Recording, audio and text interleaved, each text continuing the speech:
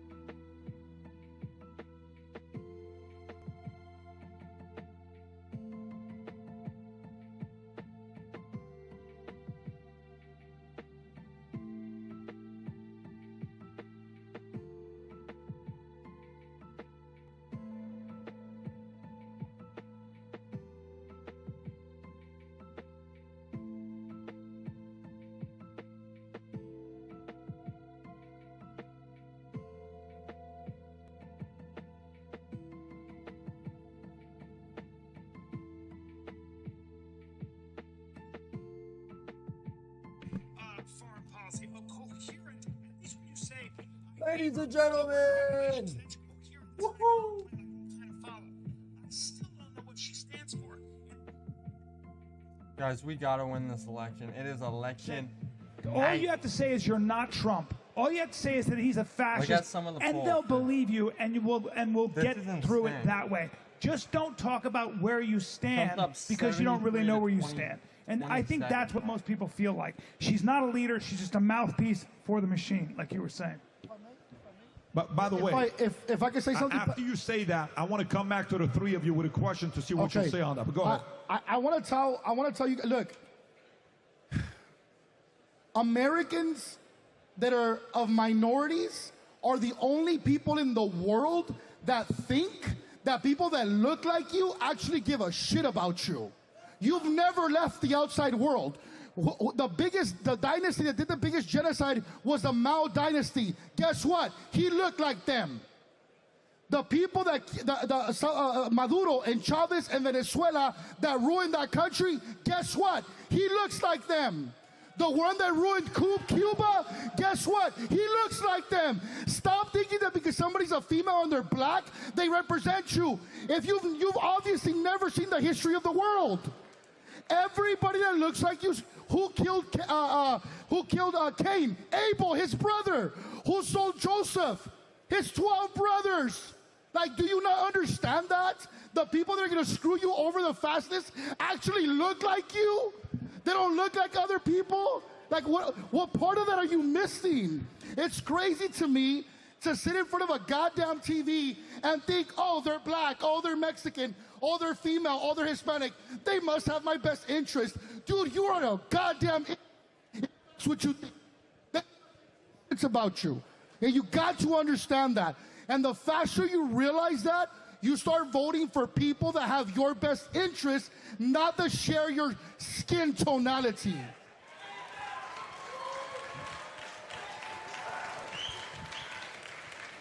By the way, Pat, who ruined Iran? Who what? Who ruined Iran? Iran. Who ruined Iran? Iran. Who ruined Iran? Yeah. Was he black? Was he Mexican? Or was he Iranian? The one that ruined Iran. Maybe I can't hear what he's Civil asking. War.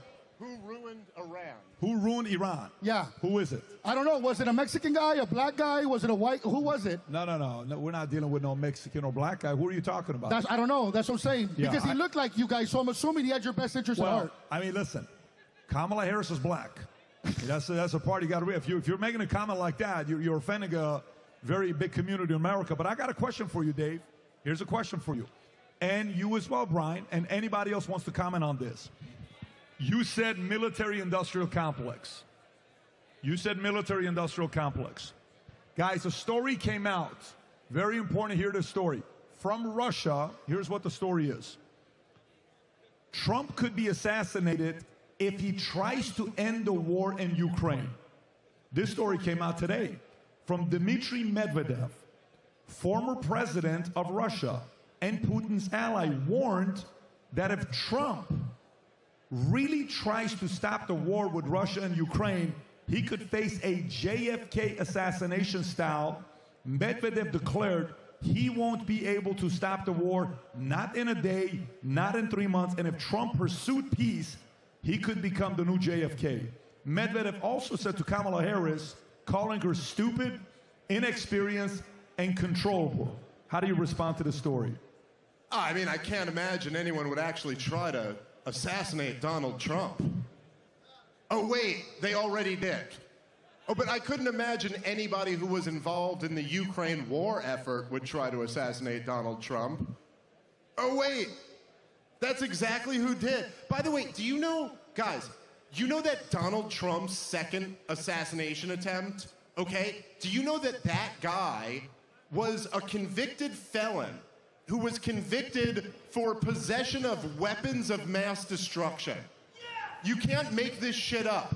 And he then went to join the Ukrainian war effort and came back to America, and this raised no red flags. Like, dude, you can't have a goddamn parking ticket and get on an international flight without something going off. And by the way, the entire corporate media has had no interest in looking into any of these stories. Nobody is even asking, was he connected to intelligence? What was this guy's background? The first assassination attempt, the one that shot him in the ear, the official story is that they couldn't get into any of his phones and he had no social media footprint. Does anybody in this room believe that there would be a young person who was so politically radicalized that they would try to assassinate a president and they weren't on social media? What are the odds of that? 0? So all I'm saying is that, yeah, this is what Medvedev is saying is just obvious. Look, JFK was a threat to the military-industrial complex, and he took a limo ride through Dallas. Nixon was somewhat of a threat to the military-industrial complex, and he was totally set up and removed with Watergate. Donald Trump represents the third great American coup. They framed him for treason for 4 years. The entire corporate media, they actually think you're so fucking stupid that you would believe that Donald Trump was a Russian spy. The most famous person in the world was working for Putin this whole time?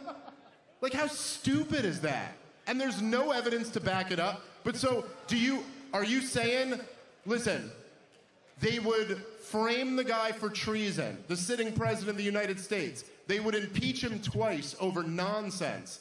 They tried to lock him up over all just bullshit. And they've already tried to assassinate him multiple times. So of course they would.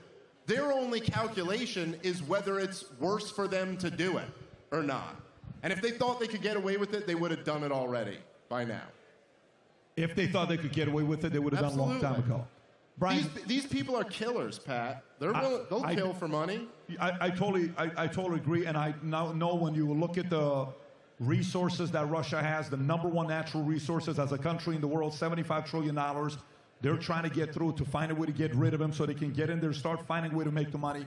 I understand that part. My question is this.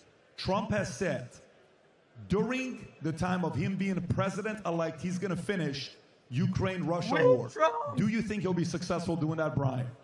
I think that he's got two things going for him as a foreign policy It president. needs to be refreshed. One is that I think he's unpredictable enough, and I think he's sly like a fox. He wants people like Putin and Kim Jong-un to think of him as a very unpredictable guy. You never know. He's not controllable. He's his own man. And I really do believe that a lot of those people think, well, I don't want to piss him off because he might just do something irrational. And I think he's aware of his impact when it comes to that. But I also think at the same time, No I way, wouldn't be dude. surprised. I'll make a prediction. No way. I wouldn't be surprised. Well, first of all, on the assassination stuff, I don't even think it's cloak and dagger stuff. I think when the left comes up with this catastrophic narrative that if he gets elected, we'll never vote again. If he gets elected, it'll be the end of our democracy. There are enough cuckoo birds out there that are terrified enough to do something drastic. We know that we have a lot of people that are not stable. So that's a pretty interesting way and pretty good way to get somebody to take a shot on him. Finally, I think I'll make a prediction. I think Trump will, it's very possible that Trump will say, hey, Putin, let's make a deal. And if the Russians balk, it's very possible that he will give Ukraine the kind of weapons that the Russians cannot afford to fight. It's going to cost the Russians a whole lot of material, money, and personnel. And he'll just keep upping the ante and go, you want to make a deal now? How about now? How about now? That's my prediction. I think he's got... people forget how significant the Abraham Accords were. They forget that this guy actually created an alliance and is responsible, probably indirectly, to an alliance between Saudi Arabia and Israel. Nobody else has been able to do that. The guy gets stuff done. So that's my take on that. Dave, do you have final thoughts on this before we transition away from this story? Well, look, I mean, if anybody has looked into the history of the Ukrainian-Russian conflict at all, I'll just say this. Vladimir Putin has wanted to make a deal the whole time. The whole time. What's his name? I always butcher his name.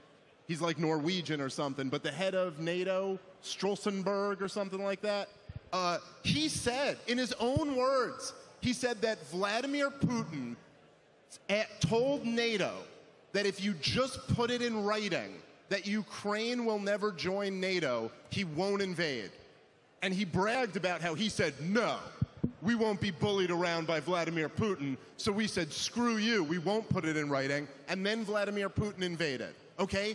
What the entire war in Ukraine is about, and I think far too few people in America actually know this, what the entire war is about is that the Russians have determined that it is their red line that Ukraine cannot be a part of NATO. Now, I know in our American head, you might hear that and go, hey, they should never get to tell us what we're allowed to do or something like that. But all I'm saying is think about it like this. Can Mexico join China's military alliance? Fuck no, they can't. There's no way we'd allow that to happen. When the communists tried to put nuclear weapons in Cuba, Jack Kennedy said he will blow up the world if they do that. Because, sorry, that was our red line. We cannot have your weaponry in Cuba a few miles off of our coast. We're taking that as a preemptive nuclear attack. And he meant it. And then he got on the phone and he made a deal, and we pulled our missiles back from Turkey, and they pulled their missiles back from Cuba, and we went on. This was Vladimir Putin's point. You can't have your military alliance in our biggest, most strategically important next-door neighbor. Now, I'm sorry, but that is reasonable. That's a reasonable request. And that doesn't mean that you love Vladimir Putin or that you're sworn loyal to him. To just say, hey, why the hell are we even expanding our military alliance to Ukraine? Who cares? And listen, Donald Trump, he always says that war never would have happened if I was president, and I would negotiate an end to this. And I got to say, I think he's right about that. I don't think the war would have happened if he was president. I think he will negotiate an end to it. I don't think he's right that Hamas wouldn't have attacked Israel if he was president. That seems kind of ridiculous to me. But he's right. If the Ukraine war could be over tomorrow if America wanted to negotiate a peace to it. Vladimir Putin's been trying to the entire time. So in other words, what you're saying is most likely Trump's going to be able to pull it off. I think, well, the question there becomes who does Donald Trump put around him? If Donald Trump puts Mike Pompeo, a.k.a. Liz Cheney's pick for defense secretary, if he puts John Bolton, a.k.a. Hillary Clinton's pick for national security advisor, then maybe not. Then maybe it doesn't happen. But if he listens to Tucker Carlson and Bobby Kennedy and Vivek Ramaswamy and all the smart people around him, then yes, he could negotiate an end to that war. Ricky, can we switch with Matt Sapala? I want to have a veteran who's a veteran here, who served in the military here. Make some noise. Thank you for your service. This next gentleman I'm bringing up, in the insurance company that we run, he and his wife have been a #1 earner in the history of the company, and he's done 3 tours himself. Former Marine. Give it up, Matt Sapala. Matt, come on up here, Matt. All right, and if we can get Ricky's mic over to Matt. How you doing, my man? So, Matt, former Marine, 3 tours. You're hearing this conversation about war. Where do you stand? What's your position on what Trump's going to do if he were to win in regards to Russia and Ukraine? PB, when you're looking at the military's ready to rock. That's our commander-in-chief. We're ready to go at a moment's notice. But when I'm looking at this situation, we're always thinking about, when we're always deployed, we're thinking about what we're fighting for. We're fighting for coming back home. We want to fight for our brothers in the foxhole. But at the same time, is it really what we're fighting for to go over there in Ukraine? And by the way, I think what's going on in North Carolina right now, I've not seen these type of numbers, but I think what people are starting to realize that this is what the government's trying to treat survivors of a hurricane versus the priority of the finances going to Ukraine and going to these proxy wars versus taking care of, and even taking care of veterans. PBD, there's so many people that have asked me, Sapala, and you know this, all the stuff I'm going through, L4 stenosis, all the different things I've gone through the military. I still have 0% disability. I've got my VA claim denied. So all these guys, and the morale of the military today, they don't want to go deploy. They want to stay here and fight here and take care home first. Dave, do you agree? Do you agree what he's saying? Look, I mean, I think there's no question. Every military guy who I talk to, every single one of them, I talk to a lot of them, they're all totally demoralized on the mission. And they know, I mean, they know better than everybody else that all of these wars, the terror wars of the last 20 years, were all nonsense. Afghanistan was horrible. Look, I mean, we got hit on 9/11 by a group of Sunni radicals, and then we went around the Middle East overthrowing regimes that had nothing to do with it, or trying to and then losing. The Taliban didn't hit us on 9/11. The special ops had taken out the Al-Qaeda camps by Christmas of 2001. And then the next 20 years we spent fighting a regime change war against the Taliban, who is essentially as guilty as a landlord who rented an apartment to a murderer. Well, like that was basically their crime. I want to show a clip of somebody Dave is a very, very big fan of. very big fan of. Rob, if you can play this clip by Liz Cheney, if you don't mind. I know Dave's a massive fan of Liz Cheney. If you have the audio's good, you can already see the reaction. Please play this clip from this incredible show called The View. Go ahead, Rob. So I have a question. Are you also a lawyer? Yeah. I am. So you could conceivably be a great AG if this was. Because, and I say this because your moral core is magnificent. Wow. And I know you probably don't want it, you don't want to think about it, but I just feel like I would feel a lot better with you leading the FBI, the CIA, the NBC, the everybody. That's just me. So I'm just saying, should it be floated? Please think about it. And under the radar, we have to get Vice President Harris elected. Yes. Really, like, well, you know, I'm being. You're putting it out there in the universe. I'm putting it in the universe Manifest. because that's how we do things. Go ahead. Pause. Okay, so Dave, big fan. Tell us why you like Liz Cheney as much as you do. Well, okay, listen, isn't that enough right there to be like, your side deserves to lose forever?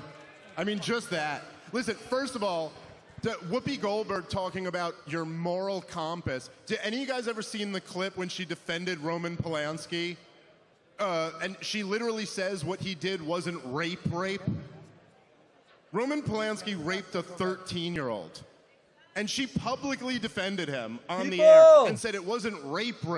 It was statutory rape. She's 13. Who's in she the was lie? 13. 13 Yeah, is okay. considered not Until it's rape. your So daughter. Whoopi, I so literally that's- missed yeah. all the people Look, when man, there were people in the chat, dude. Are you kidding me? The Cheneys are your How's everyone center of doing? your moral compass. We got the an people election. who are in the Who business wins? of murdering Who gotta win? babies.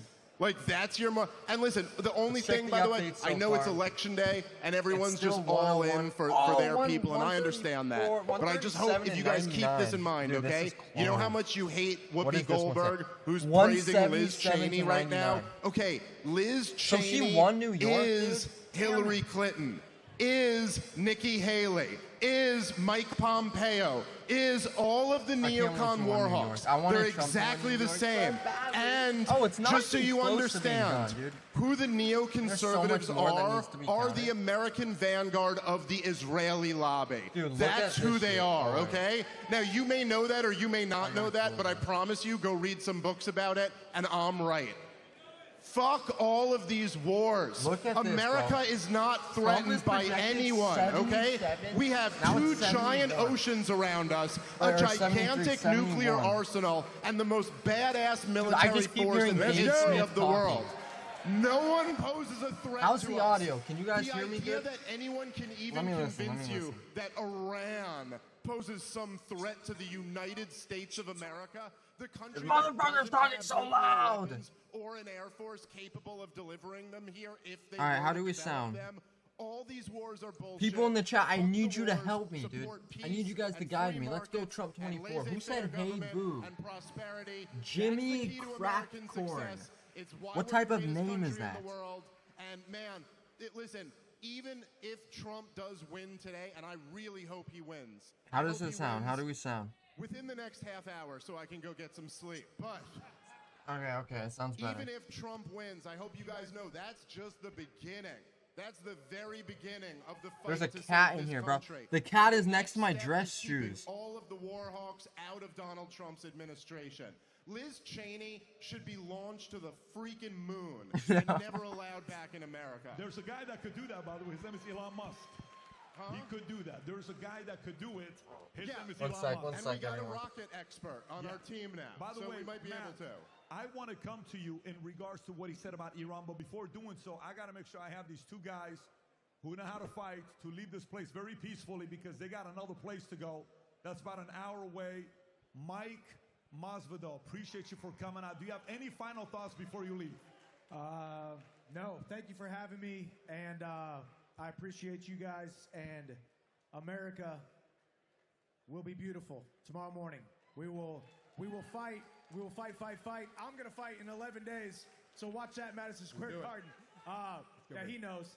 He knows. But no, it's a pleasure, man. And like I said, you know, George and I, Jorge and I, obviously we fight in an octagon, but on the same team tonight for sure. And let's go, Trump. Appreciate you guys for coming out. My man, that's it. Thank you for coming out. Brother, we'll see you. gotta Mike, for God bless everybody. I'll see you. Let's go, Trump. So, Christ is King. we'll follow up. Thank you. Making sure I'm at the right rally. So, Dude, I want Trump to win Matt, so Dave Smith badly. said Iran is not a threat. Okay? And by the way, Tom, I know you got an update. I'm going to come to you. Matter of fact, before I come to you, Tom, do you have a couple updates for us with states? Mr. Ellsworth, I got to call us in 3 times. Tom has the system. Tom, do you have an update for us? Guys, there better not be California Give us an update, blackouts, Tom. Go for it. or I'm gonna get pissed. You got it, Tom. Okay. All right. First of all, We're up big. 4 calls. If you look at We're up big. map, 4 calls in the upper Midwest. We got the wall forms. North Dakota, South Dakota, Wyoming, Let's and go! Nebraska. No surprises there, but still a victory for Trump. Dude, he only needs 70 more. He only needs 70 And we have more. some very He important only updates needs coming. 70 more. Georgia and North Carolina. These are battleground states. I turned it up so loud. First, North Carolina. He only needs 70 more, baby. Statistics are now up Oh, to North Carolina's 92% close. probability now. North Carolina's close. How do we sound? With just under a 2%. Now, remember, this was razor thin, and you can see these gray areas here. Okay, that's better now. That's the hurricane area. Dude, That's North the hurricane Carolina. area. So Tom, this does is- that say 92% probability? We're up at 92% probability with 50% of the precincts reported. Let's go. Let's go. Got it. Let's Okay. go. We need North Carolina. We go to Georgia. 50% reported. Let me check. Oh, what's I'm going on? checking the V. What? What just There, happened? that's more like it. 73. And Let's go. Let's go. 220 lead. 220,000 Yep. lead. But, yep. Trump I is wanna look doing at this. better in the urban cities by about a point and a half Load! than last time. Now it all Load! adds up. Okay, Trump is up 2. Quick historical look at Georgia. Oh, Yep. And you can see everything's he's lagging so bad. basically 3.5 points better. And not surprisingly, she's exactly 3 points not Okay, better. let's go. So that's what those two Trump battleground barely states won, did. or Biden barely won Georgia last year. That's Next crazy. coming up at 10 o'clock, we'll have the rest Okay, so of this is the, what it says so far. Rest of the mountain New states, York! Montana, New York, Idaho, why? Utah, New and York, getting into why? Arizona. There have been Why some New early York? reporting in Wisconsin, which is critical. Wisconsin is It's so very critical, early. and we're up. Very, very early. 50-50 though. 50-50 win Very probability. early That's here, terrifying. but that's a promising start.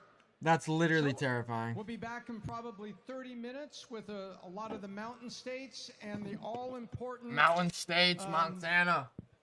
shift, because you can still see Pennsylvania, 21% Damn it! reporting, but a lot of the rural areas are not reported.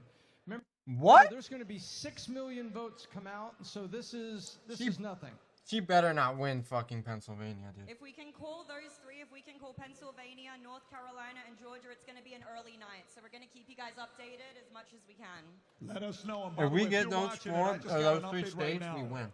Just so you guys know, we have almost 200,000 We literally win if we concurrent get people those states. watching us right now.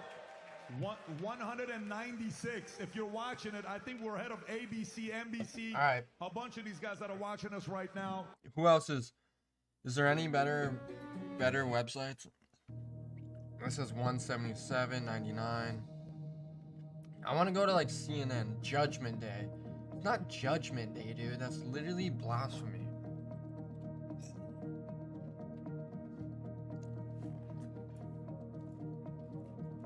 Are they live?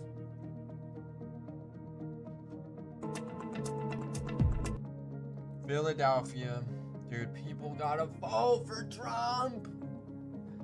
Vote for Trump. We need it. We need it.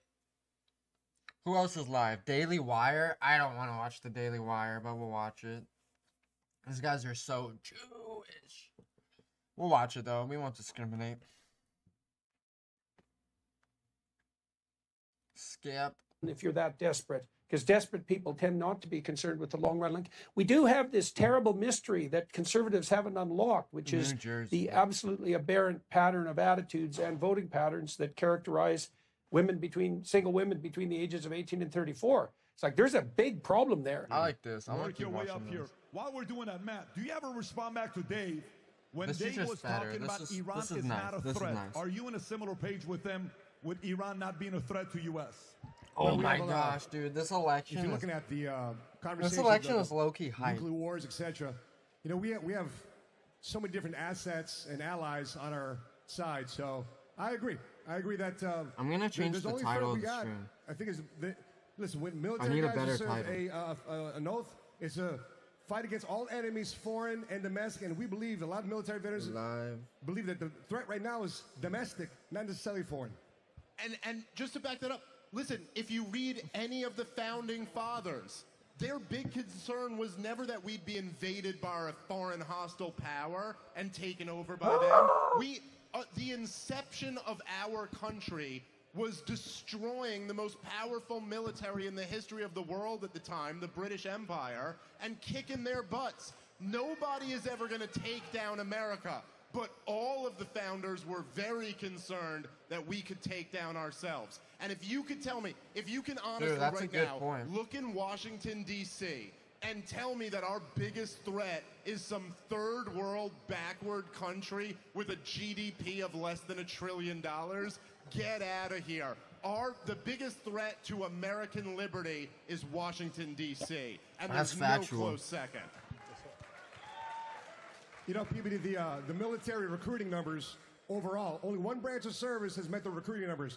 All branches of service have been down in the recruiting numbers. Why do you think? Because the thing is, the reality is they're not proud to serve America. Because they look at TikTok, they look at social media, like, really, that's the service members out there?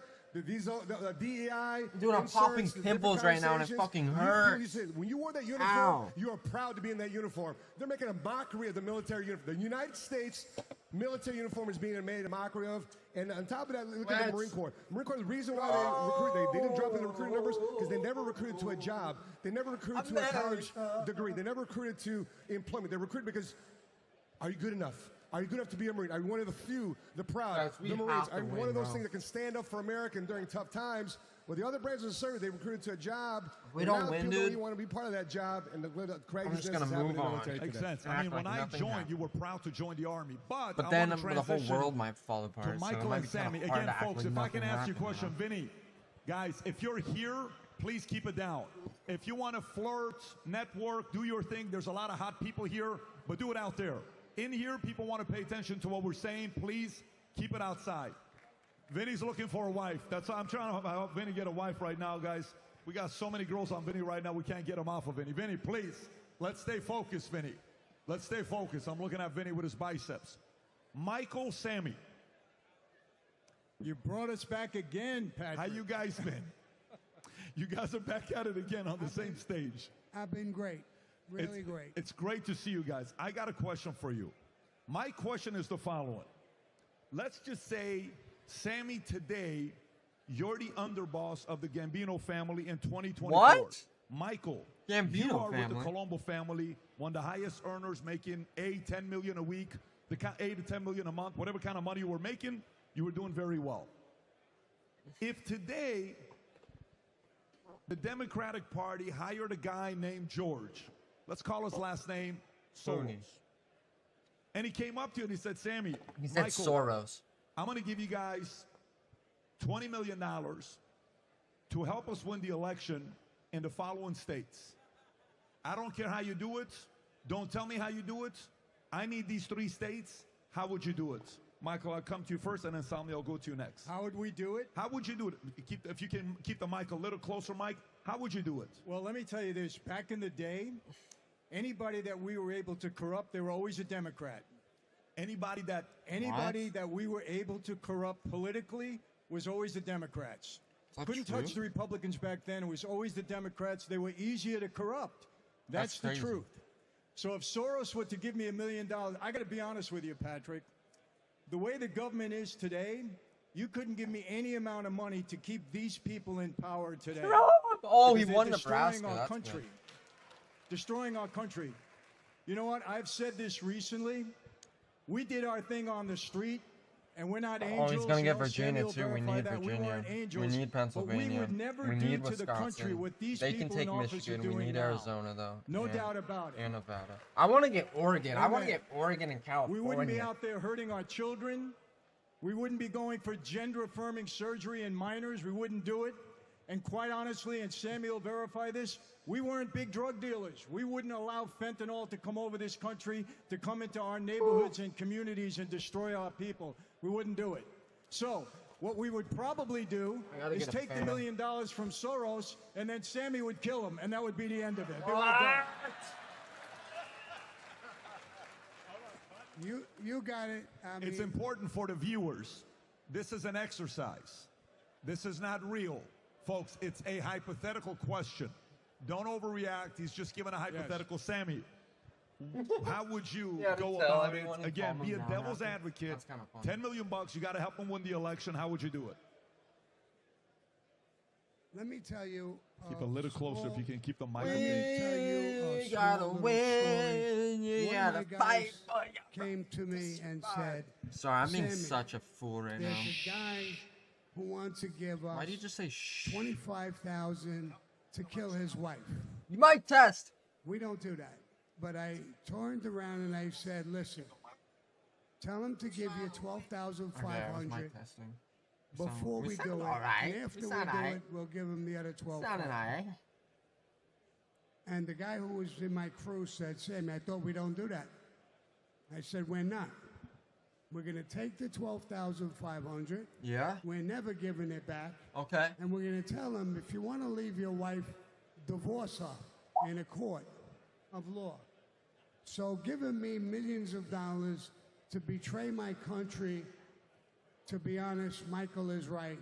I would have told him, okay, give me part of it up front, and then I'll betray the country. And he would be dead. So, you know, and I look at this election makes and no what's sense, going bro. on, talk about gangsters and stuff like that. We were totally different than Oh everybody my else. I think God. Michael could Chiefs verify on top. this. What's good? We know Noah crime. Kungerg, are you still in We've here? done Jimmy crime. Crack So when I Corn. see What's Kamala good? Harris and the Democratic Party, I know exactly what like I they need to put do a shirt and on, dude. what they're doing. We've done it on a very Do I start small rocking my scale. Bob Marley shirt? It never hurt the whole country.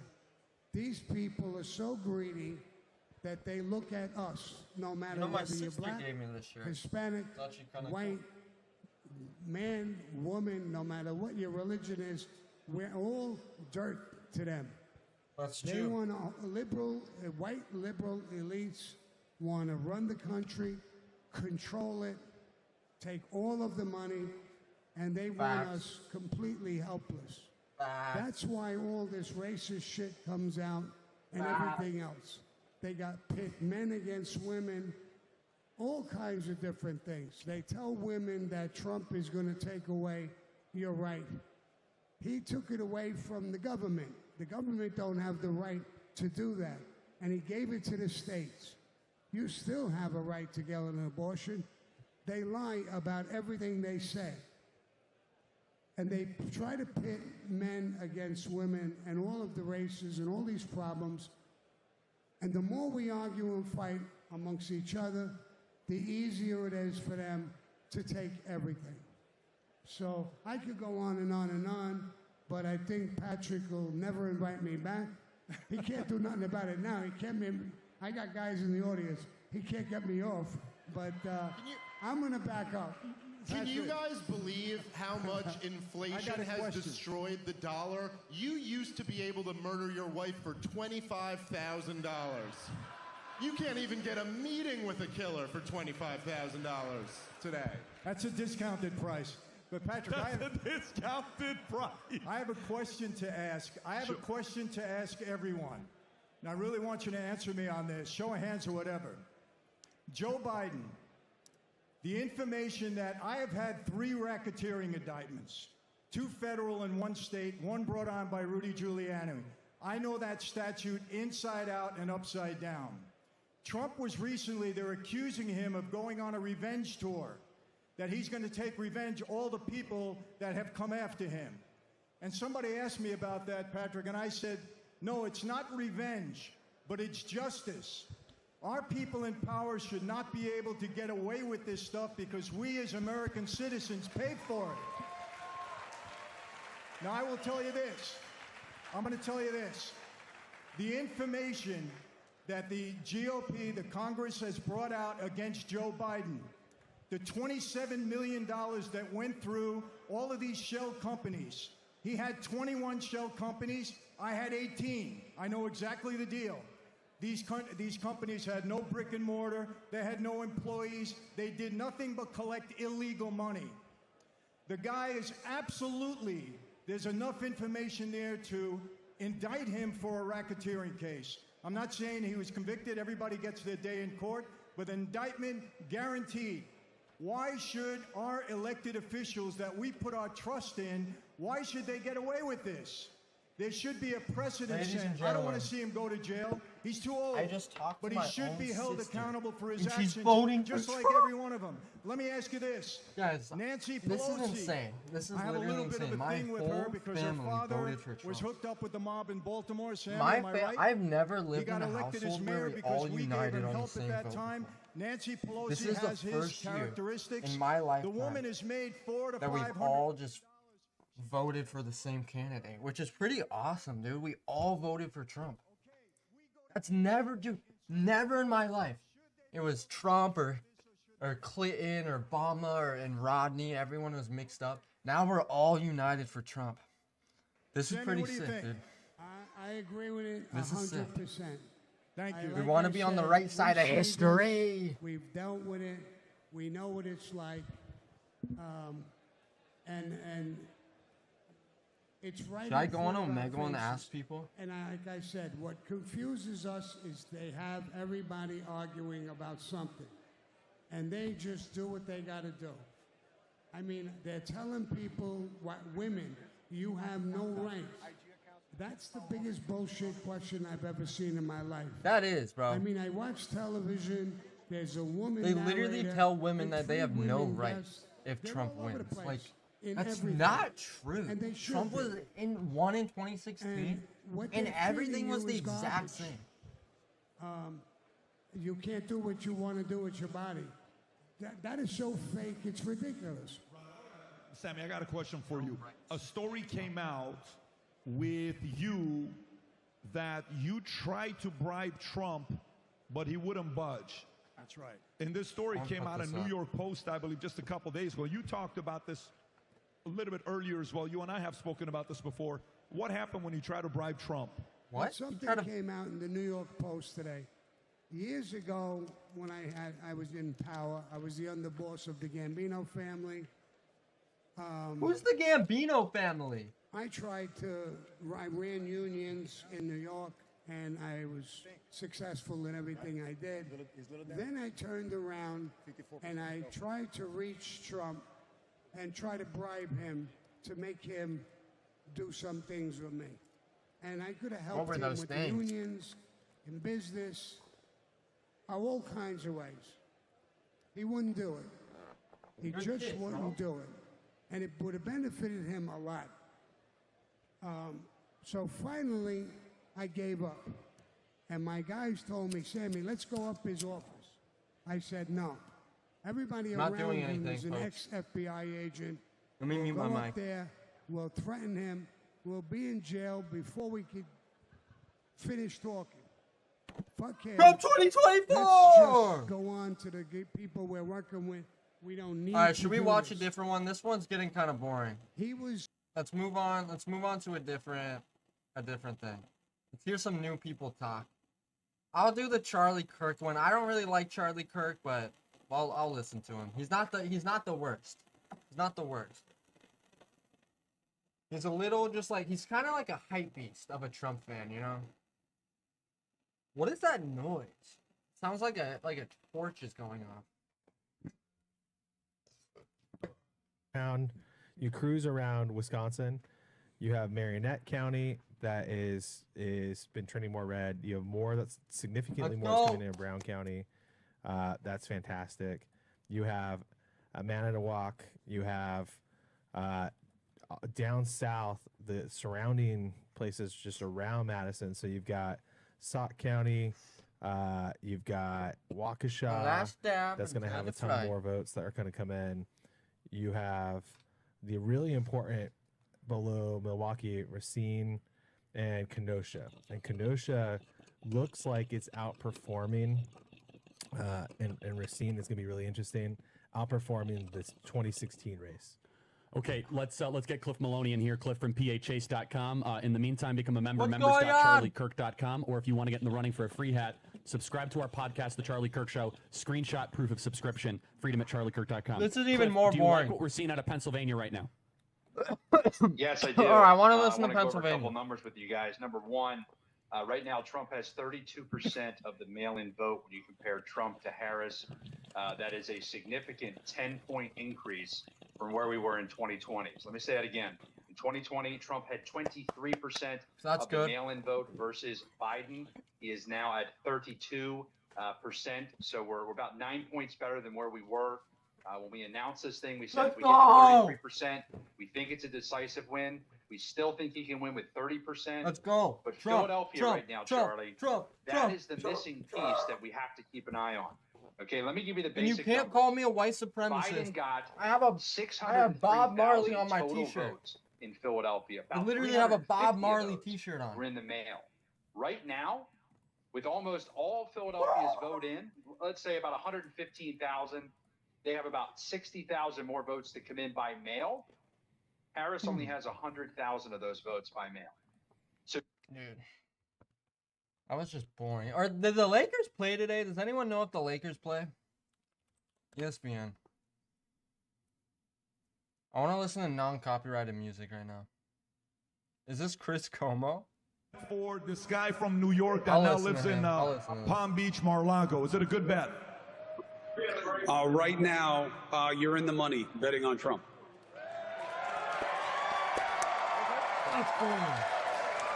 Chris, any final thoughts before we send you back to News Nation? I got to tell you, I love it here. I love the team. I'm jealous that I'm not down there with you guys. Well, we miss you, but Chris, in the flesh or on the Zoom, you look sexy as hell, buddy. Have a good time. What? It's all makeup. All makeup. Patrick, I love you. Continue the great stuff down there. You're making a movement, and it's a movement we need. Much Keep love, going. buddy. Appreciate you, Chris. Thank you. Amen. Thank Amen. you. I still don't. Alright. Alright. Let's do copyright music. Oh, say, can you see?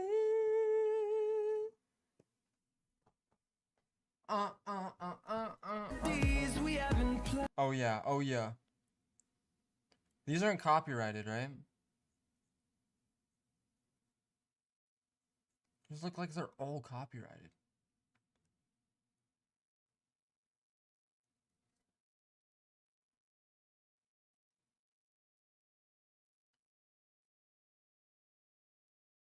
What's copyrighted and what's not copyrighted?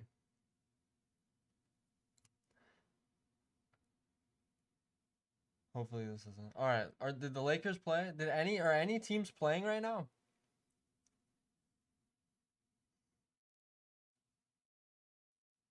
Alright, November 6th. Oh, no teams play on election day? That's weird. I didn't know that. What's on your mind? Oh gosh, I'm not playing that shit, dude. I'm not playing that shit. Alright, come on. Can I get a new poll? Can we get a new poll? I want to see some new news. Oh my god! Dude, why is this? Trump is up 76 to 23. Oh, that's insane, dude. That's a tweet, bro. I'm tweeting this. I have to tweet this. That's actually ridiculous. This might be a landslide, folks. This literally might be a landslide.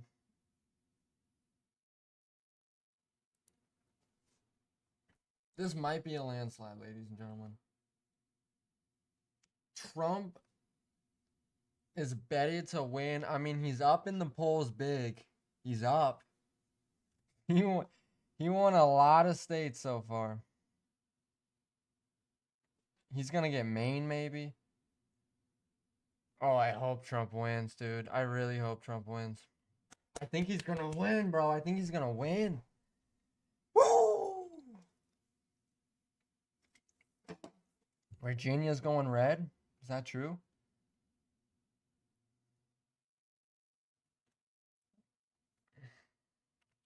Donald Trump up big. Up big on betting markets. I'll just put the betting market. I won't. Let's not be dishonest here. Let's not be dishonest. Donald Trump big on polling market, whatever this thing is called. I think that's how you spell it. Is it two? No, yeah, that's how you spell it. No, did I spell Donald wrong? Or wait, I didn't. I'm just high. I'm just high as hell. All right, chat. Comment down right now who you think is gonna win. Trump wins North Carolina. Is that true? Virginia, Utah, Montana. Trump win Iowa. We needed Iowa. Georgia, Wyoming, Texas, Nebraska, Arkansas, Louisiana, Mississippi. So Trump is winning, bro. Is Trump taking over right now? Let me get in a space. Is there any spaces right now? Let me get in the people saying. What are the people saying? Specifically with a good point was brought up about the women and how they're turning out. So Washington D.C., Illinois down -6 with black women to Trump, which is a very big thing. You expect that Kamala will be turning out women specifically in swing states, and there'd be a campaign to get them, but I'm not seeing that in the exit polls. And a big part about the exit polls, no, she's gonna win New Hampshire. Did care about, let's say, reproductive rights or abortion, whatever they want to coin it, that would be a very big thing in the exit polls. We hear about it a lot there, and we see a lot more, I guess, ground responses about what they care about. But let me watch. Is there any new updates? Dude, why are they just talking? Why is Patrick McDavid and them just fucking talking?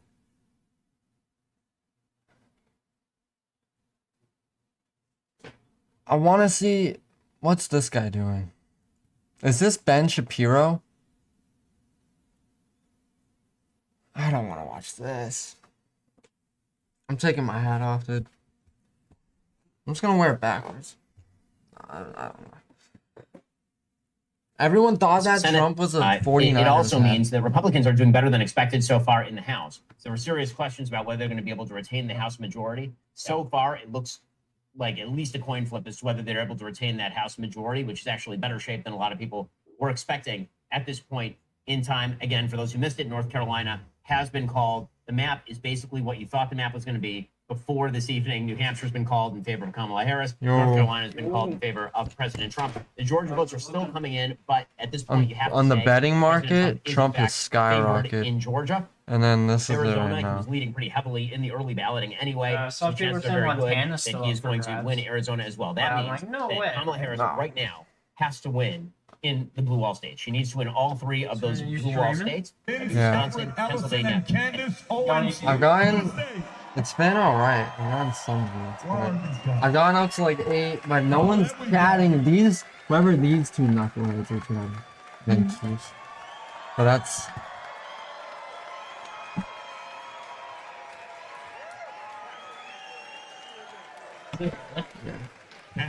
But the other two.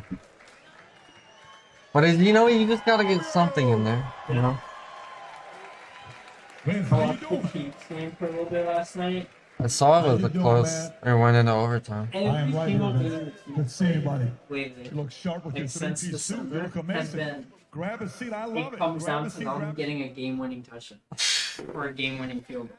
It's so stupid. I was gonna react to it, but I went to sleep. They just don't even blow out teams, or they don't even like beat teams. I mean, obviously, Yeah.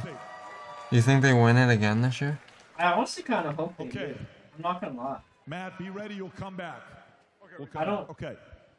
I kind of hope so, but I mean, anything.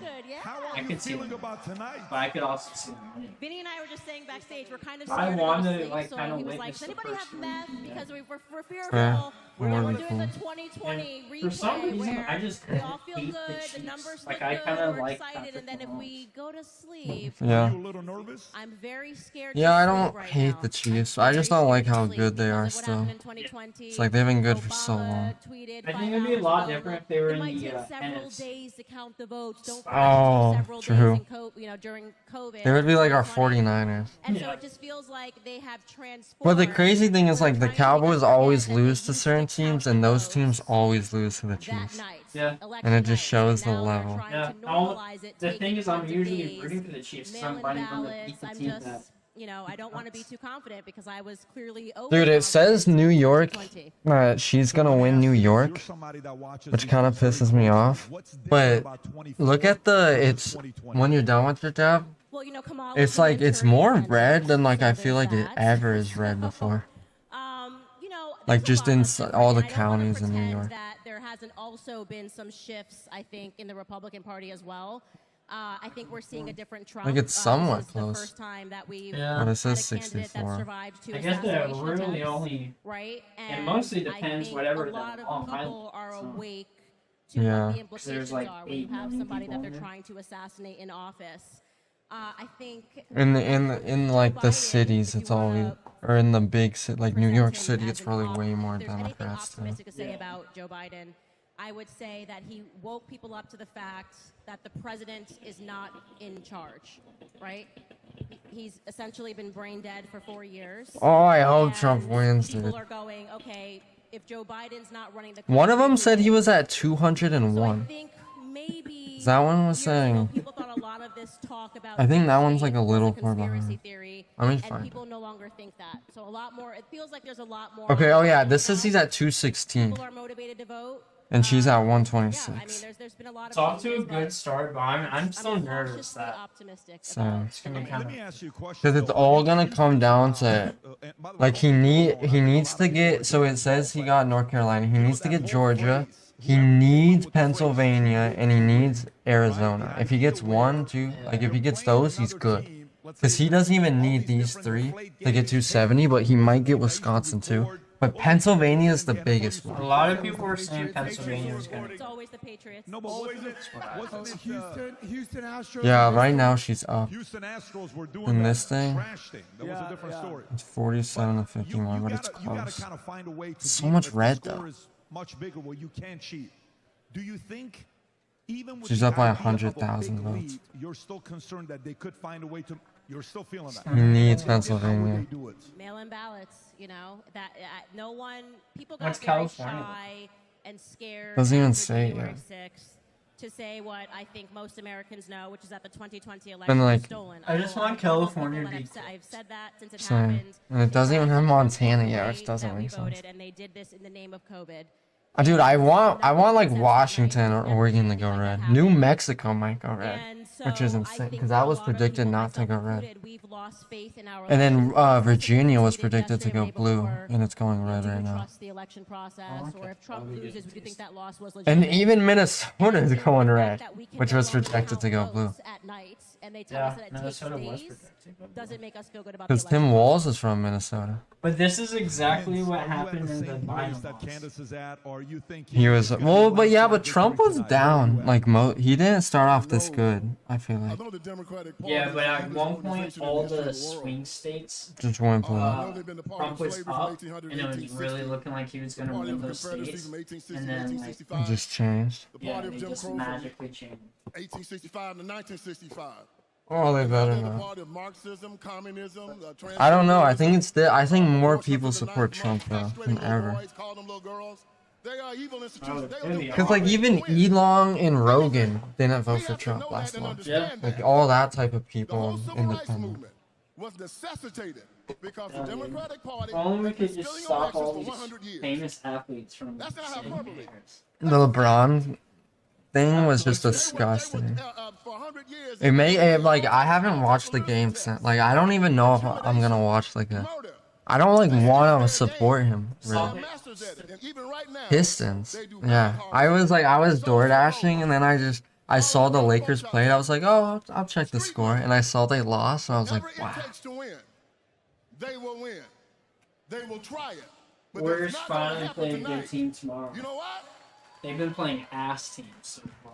Because we're ready for it. They've been playing good. Yeah. But they haven't played anyone good other than maybe the Pelicans. But the Pelicans are good.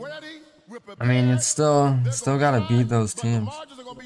But they tough. They played the Celtics, Mavs, and somebody else. The thing I would be curious, like if the Warriors do have a good record, I wonder how they would be as like a playoff team. That's what I did wonder. I was like, well, would they be like a really good playoff team this year? Really? And I don't know. It really just depends if Steph's hitting his shots. Yeah, definitely. But I don't know if he can. Like, But so same with like Buddy Hield and like yeah. and like Kuminga, Wiggins, like they have to play good too. When I was speaking, But yeah, they played the you and I were having a conversation. Celtics. My curiosity was Cavs are what undefeated. values and principles Yeah, did that's your just parents ridiculous. raise you Celtics, to produce Cavs, these types of Thunder. kids? Take us back to when you were 6 And years then the old, Mavs. 8 years old, 12 years Those old. are That's the tough. best teams in Yeah, the league. that's At a the tough dinner stretch. table with your mom and dad. If So, I have but a there'll chance be to good hear what the tests. conversations were like, what did your mom Yeah. and dad tell you to raise these two successful kids here? At least the two that I've The met. question is, when is Draymond going to tire them? Because Draymond's been playing amazing defense and getting so many. Like, he's just been hustling. Everything was that I had a father. But every like last year, he had a stretch where I swear he was not trying to get the ball. He believed in In, like, the America. middle of the season. And all of Right. our lives, he told us is one thing: that if you believe in God, Clippers suck. if you work hard, if you bring good Yeah. people to you and push bad people away, They don't seem like they're nothing really you cannot good, attain in especially this without Kawhi. All right, family let's has hope lived Trump the wins. American dream. Facts. Peace. We've lived it. But the one thing that he taught us that was very, very interesting. He said, if Jesus Christ Oh yeah. has ordained something for you, no man can stop it. No racist can stop it. No black man, no white man. He's ordained it. So he said, don't march. I like don't this. complain. I Don't like fight. this. Don't blame other people for what's going on in your life. Because that's what cowards do. Oh. And I'm not a coward. Yes, sir. So that's how we live our life.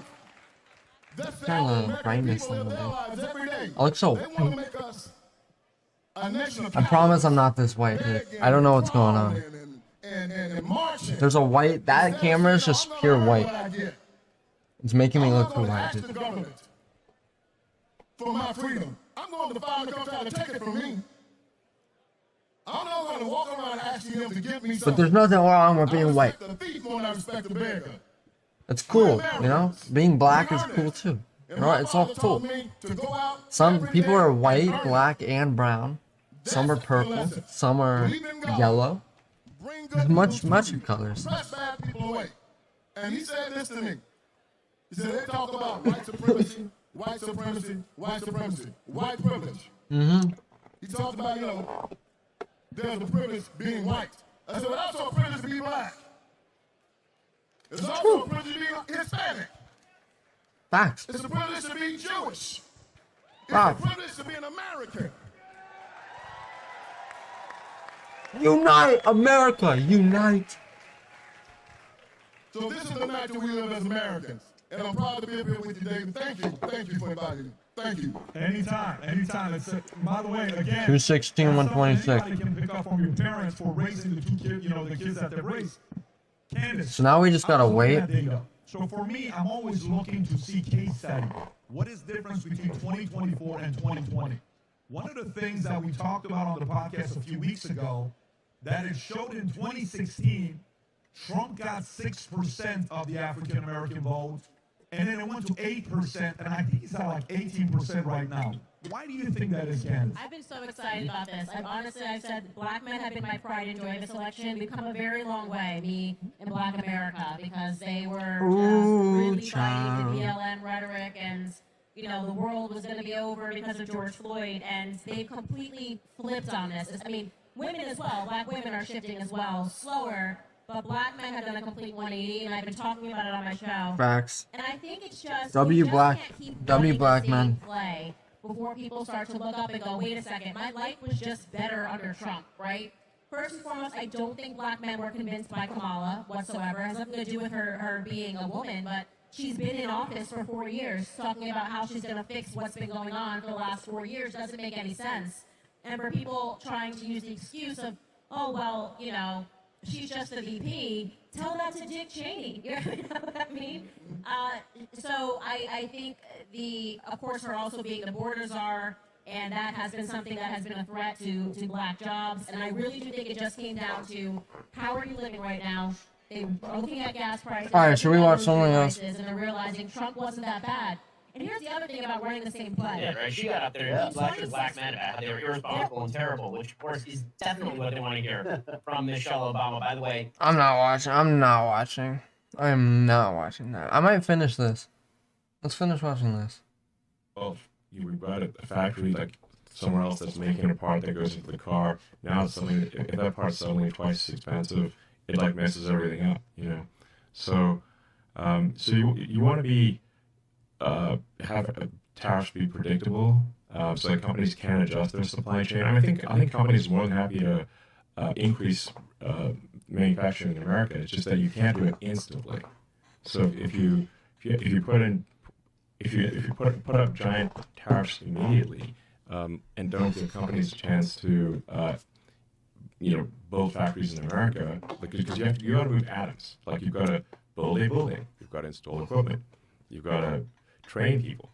Like that doesn't happen instantly, dude. So you just got you want to have for tariffs. You want to have a ramp so that companies can adjust. I don't know what to do, bro. I don't want to wait anymore. They kicked him out. Yeah, they kicked them out. Yeah, they kicked him out. Exactly. So like, the interest payments, which are already 23% of 23% of all government. Should I start playing 2K? Dude, I might start playing 2K. Is anyone live?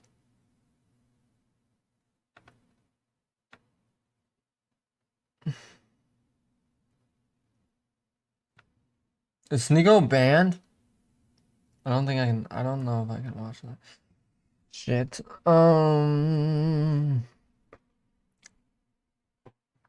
Forgot about that.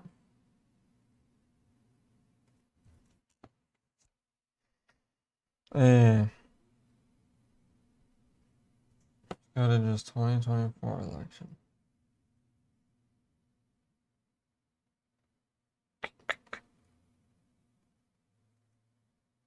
Yeah, really interesting, Mariana. Thank you so much for bringing us that information. Of course, at this point in the evening, as we've seen polls close in a number of states, it's important. Take those 7 electoral votes. Okay. And we go further to the west into Montana. 4 electoral votes. Donald Trump, the projected winner in Montana tonight.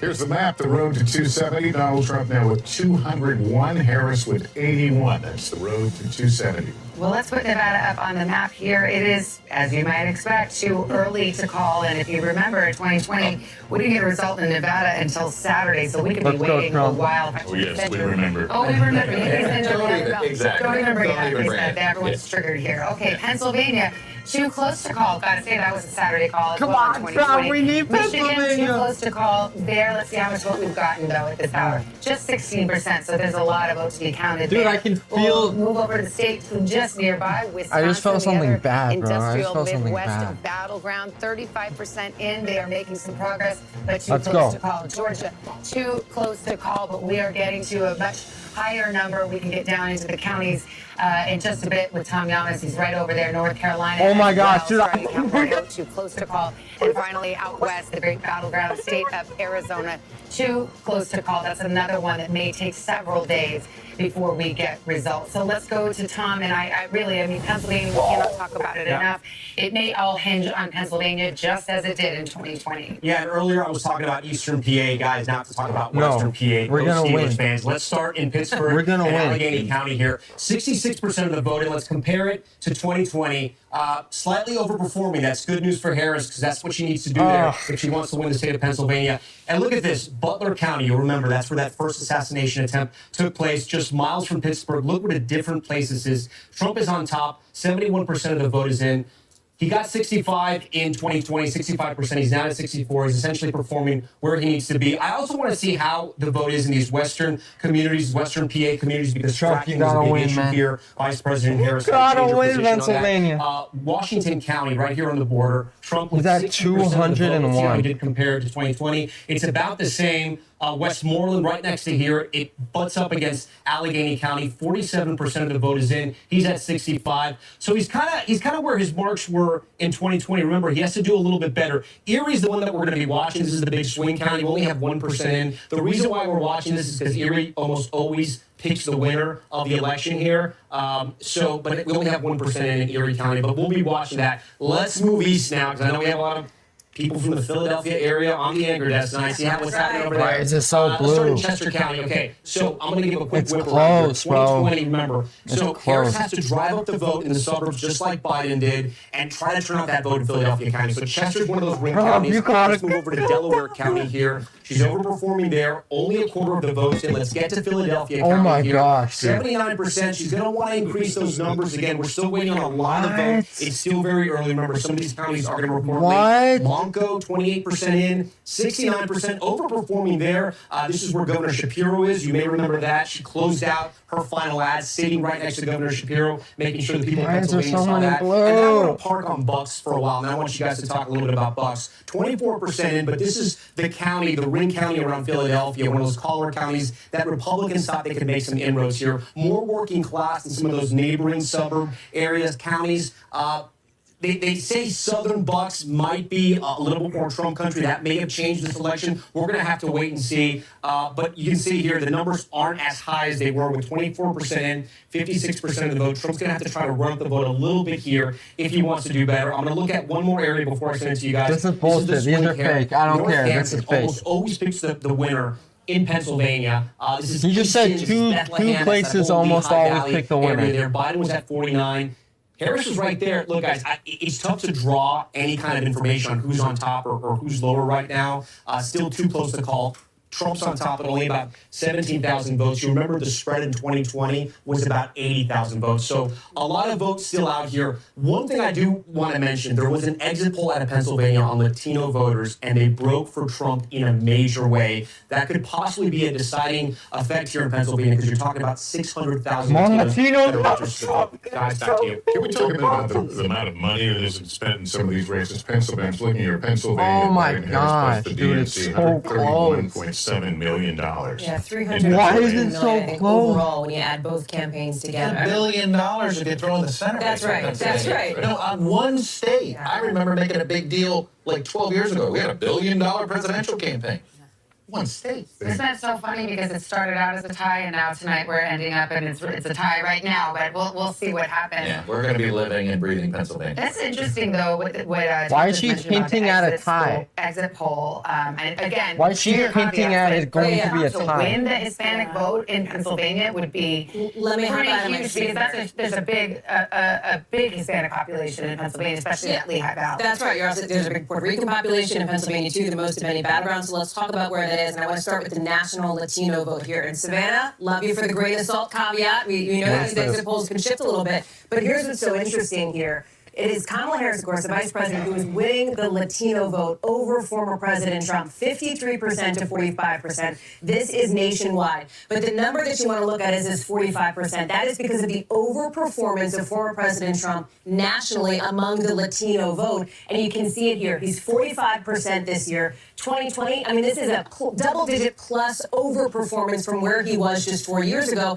And you get into some of these key battlegrounds. Tom mentioned Pennsylvania. We were just talking about Nevada, looking at my clock where the polls closed like 7 minutes ago. It is a similar story here. If we can pull up Nevada, you can see Latino voters, about 17% of the electorate there, broke for Kamala Harris, 48% to Donald Trump, 46%. But again, it's about the overperformance. He is doing better with this group than he did 4 years ago, again, by a double-digit margin over the course of 4 years. So as I walk back to the desk, I will tell you, this is something, and Chris and I know will back me up on this, as we've been talking to our sources around the Trump campaign, what did we hear again and again? That they thought they were going to overperform with Black and Latino voters, Latino men, an interesting and important story here tonight, guys. 230. Someone from our insider desk right now, Jim Messina was campaign manager for President Obama's re-election in 2012.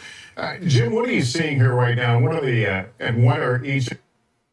He only needs 40 more. One shout out, like you know, her cousin out there is like, why don't you give us one? Not even he needs nothing. That's a billion people. She would have won. She would have won in a landslide if she just went. My friends from New Delhi. She would have won. Bro, this thing is. I'm telling you right now, Vinny. You're going to get yourself canceled. He needs 40 more electoral votes, bro. If he gets 1, 2, that's 20, 30. Playing black. If he gets these two, bro, he can win. If he gets these two, and dude, Trump can win. He can win this. He's gonna win this. Trump is going to win this election. You mean me? Because let me tell you, I just heard it and I couldn't let go of it. I couldn't believe it. I actually went through her book, and every single relative that she posts is like a fake auntie, a fake uncle, and a fake Black grandmother. Like this woman. By the end of her election, she fake grandma. Yes. What? What? Fake grandma. She posted a fake picture of a woman. I knew. I can't explain it. It was like a Black science. I just looked and I said, "This is not your grandma." It was just Black grandmas are Caribbean grandmas. My grandmother was Caribbean. They're very in your face. They love you. You're always like, "Grandma, chill." And you could just tell in the picture. I was like, I feel like this woman is the help. And then I started the investigation, learned that wasn't her grandmother, and then I got to her relatives. I mean, I wouldn't let go. I was like, you cannot. Kamala Harris is lying about her grandmother? Her uncle told me that was not the grandmother, and then a Jamaican woman came out and said that's not the grandmother. And then Kamala's campaign completely dropped all talk about being the first Black African anything. So she stopped running on that by the end of the campaign. Very scary. Candace, you do got to give her a little bit of credit. I mean, as former comedians, current comedian, to be able to do accents wherever you go. She's doing an Indian accent and a hey girl accent, like, and then she gets back to, you got to Can I just, if I could just jump in for a second, I don't feel that we sufficiently trashed Barack Obama, so I just want Let's get back to Barack Obama. Can I just talk about what a disgusting piece of shit who will burn in fucking hell? Who will burn in hell for eternity? Oh my God. The butcherer of Libya and Syria and Yemen, Barack Obama is. That every goddamn time he's campaigning for somebody else, if you're not voting for the person who he wants you to vote for, his answer is that's because you're a terrible person. Every goddamn time. If you don't support Hillary Clinton, it's because you're a sexist. If you don't support Kamala Harris, it's because you're a sexist. Michelle Obama got on stage at the DNC and goes, I know a lot of people are upset by me because when you're a Black woman, people don't like when you have a strong opinion. As if the only reason we could be upset with Michelle Obama is because she's Black and a woman. She's a woman? Listen, okay, allegedly. Allegedly. Sorry? Let's make it. Where's our allegedly shirts out there? Make sure Dude, I don't hate the Obamas because they're Black or women or a gay dude married to a trans. I have no problem with that, okay? I'm a very accepting libertarian. But my God, the goddamn nerve, the damage that guy did to this country, and not just with his horrible policies, but the fact that, listen, motherfucker, this country elected you twice. The first time by a landslide, and you have the nerve to turn around and act like this country is some white supremacist country. You two are worth over $100 million. You are amongst the most privileged Jeez, people this guy's in going society. in. The only thing Barack or Michelle should ever say about America is what a great country we've This been. guy's going in. Screw those people, man. You know what? Let me add to that. And I think Candace will agree. They did that because on their way out, Okay. they had to put black people back on the plantation. They had to make them believe that America was a racist nation. I gotta Make put them this on believe the that other. This nation was still a nation of Klan members that want to hang you from trees and white people that wanted to harm you. So Can we listen to the Black Twitter Lives Matter, Spaces? The Trayvon Martin, the Eric Garner, the Michael Browns, and they found these very, very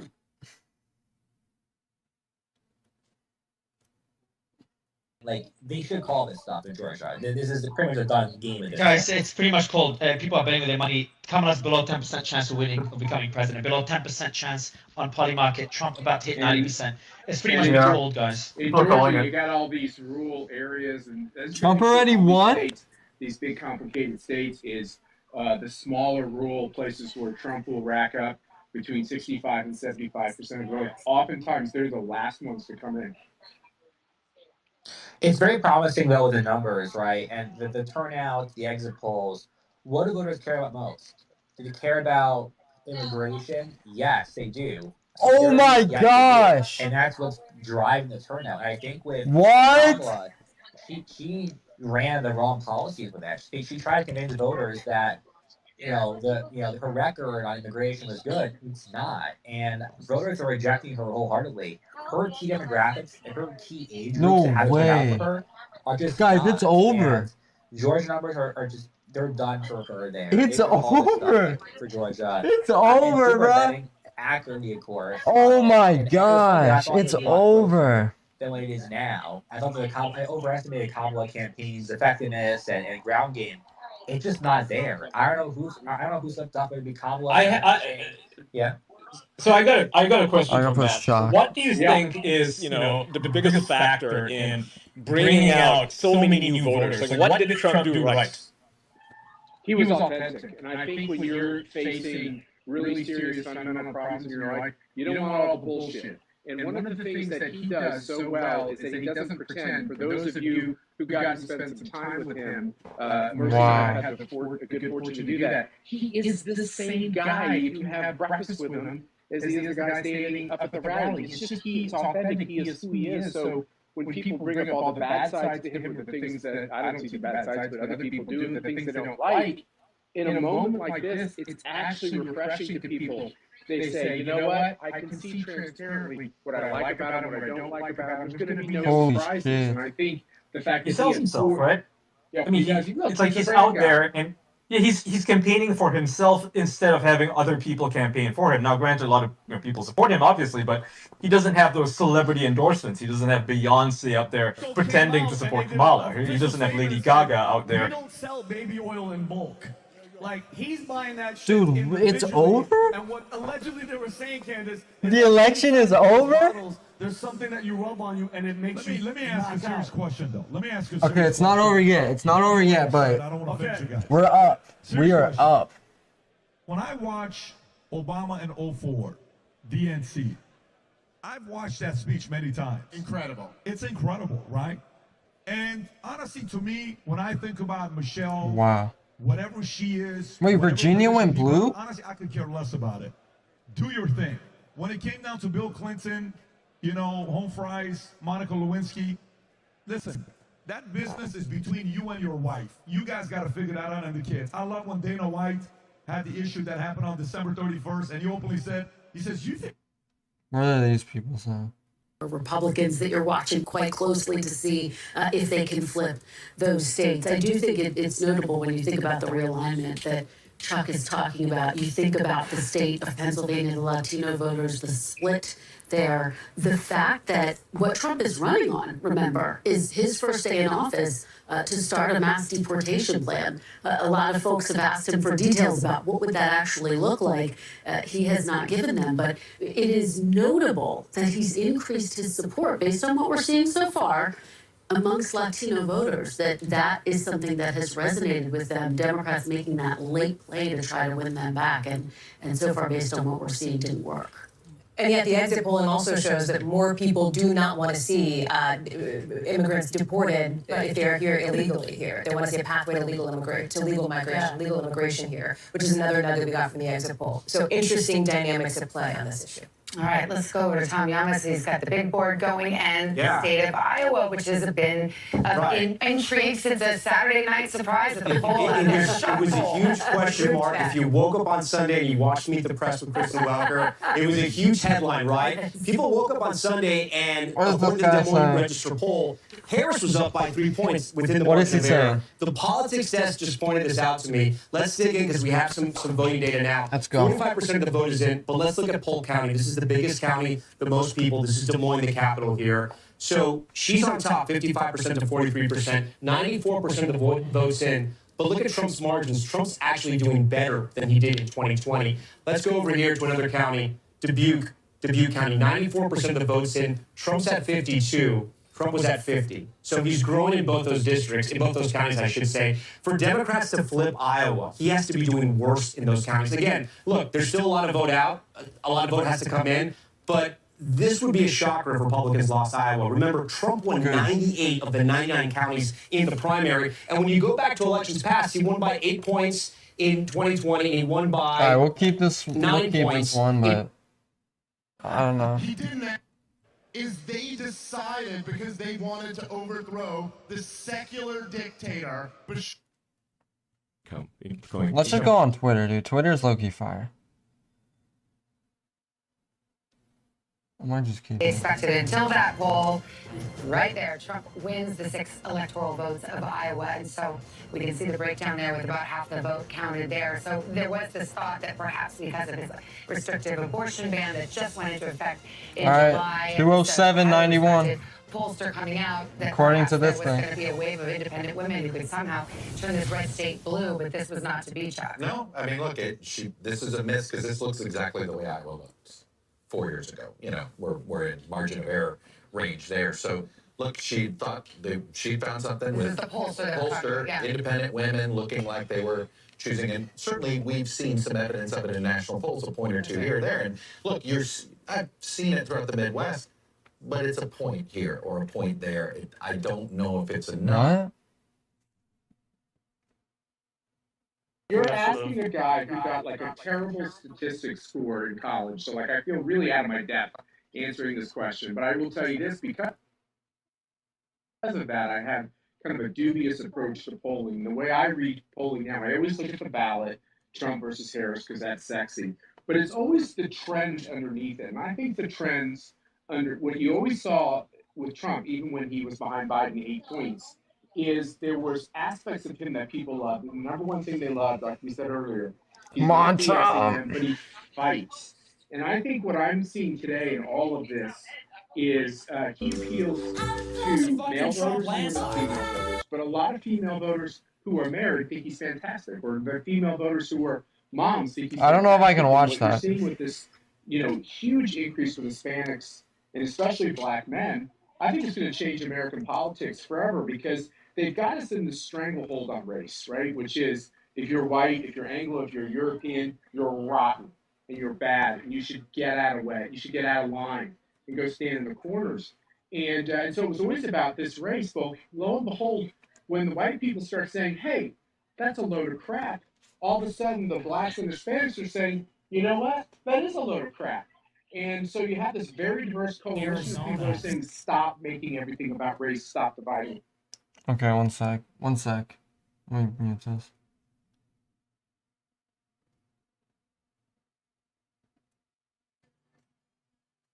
Three bitches, 3 pizzas, 3 niggas, 3 Bugattis. This is what it's all about. This is what it's all about. Your candidate winning, and then you get rich. First, your candidate wins, then you get rich. Then you sell your assets and you become rich. Dude, that's insane. He's up this much. We did it, guys. Thanks to the Groypers, we did it. We did this. In spite of the Groypers, we did this. This is great stuff. Keep it coming. Let's see. Any new developments? Wow, Barron Trump voted for father. Father, are you pleased with me? Barron said, Father, I have returned. Trump might get Wisconsin. Father. Let's go. And Pennsylvania's red. Arizona's blue. That's bullshit. That's not real. No, she better not win this. You know, Barron is riding into Mar-a-Lago on his horse. Outway, Father. This is unbelievable, guys. This is it. Somebody post that QAnon edit. Did Elon post it? 90% chance of winning. Looks like I'm out 14,000. Get shit on, bitch. You're fucking poor.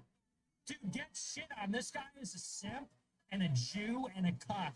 Get shit on for betting against. You never bet against Trump. Everyone laugh at this bitch right now. Everyone laugh at this bitch right now. I'm gonna.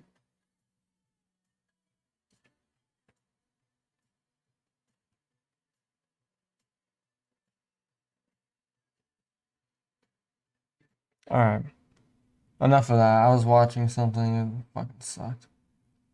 We're throwing our own fucking party. Let's go! Guys, Trump's got this shit in the bag, I think. I'm gonna show my brother real quick.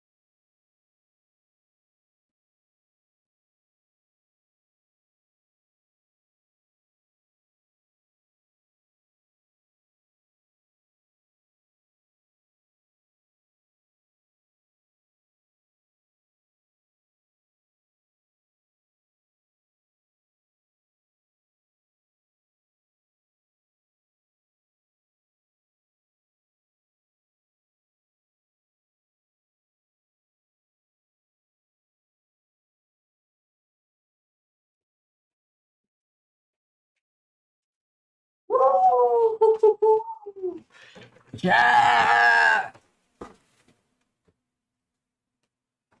Yeah, are we gonna win?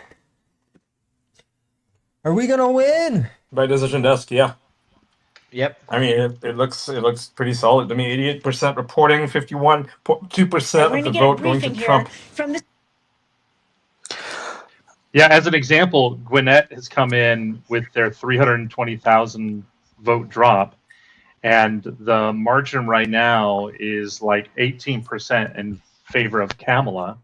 But the last time that they were there, So she might get yeah, it was about 15 to 20% for Biden. So I think actually There's Trump no way will she probably gets inch up Arizona. and do a little better in Gwinnett. And that's the whole thing. It's just it's a bunch of inches that Trump won across the board. And I think it's proven also that the turnout for these traditionally heavily blue counties This says does not that she's materialize. winning in In Pennsylvania. fact, one interesting point someone made is that it's very possible that the number we saw with the higher turnout of women was there because of the lower turnout of blacks across the board in certain counties. And so you take away both, those sexes into the mix, and now you're out with the Democrat vote, which is highly favored among white liberal women. So it's an interesting take, which is the lower turnout among low propensity demographics, other demographics that are there, actually indicated that the male-female ratio was perhaps a misleading stat that people were touting for weeks here. Thank you for that, Justin. Justin, do you think we'll get a projection, or a kind of a projection by tonight for who's next Well, president? look, if he's able to break one of the blue walls, that's the one thing that's left, and it may be that for the ratings and everything else there, they'll hold off on actually saying that, because I think they want to bring it out west. They want to see Arizona and No Nevada way. really make the mark, yay or nay. But right now, if he's got the whole southeastern seaboard, and if he's able to, That was 5 if hours he doesn't ago. take Pennsylvania, but even if he just takes one of the three states up north there, the blue wall, then it's over. And Pennsylvania will probably be a long haul. In fact, it would be a very, very good thing if Pennsylvania can just count their merry-on way through November and deal with that crap, and that Trump wins one of the blue states and Arizona and maybe Nevada, then it's over. Well, Justin, do you think that there's going to need to be any recounts in this election, or do you think everything has just been called and that's Well, on the presidential side, there won't be a recount. There might be some recounts there, but Trump's that gonna would be win the very, very popular rare vote? if they had to. We go down to the Oh my county level. gosh. We'd have to see.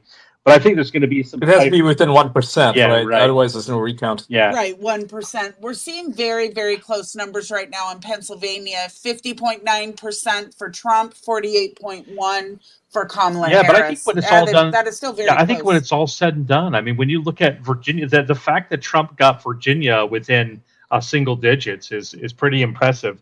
The fact that he's pulling down all these very traditionally What the high blue heck? margins down to single digits or to 10 points lower than they were meant that Pennsylvania, meant that North Carolina, meant that all these other states were going to be a lot tighter than people expected. So I think when all is said and done, the counting will stop. But I think for the country and for Trump, the best outcome would be take out one of the blue states, let Pennsylvania count till their heart's delight, until the cows come home, take Arizona and Nevada, and then it's over. So.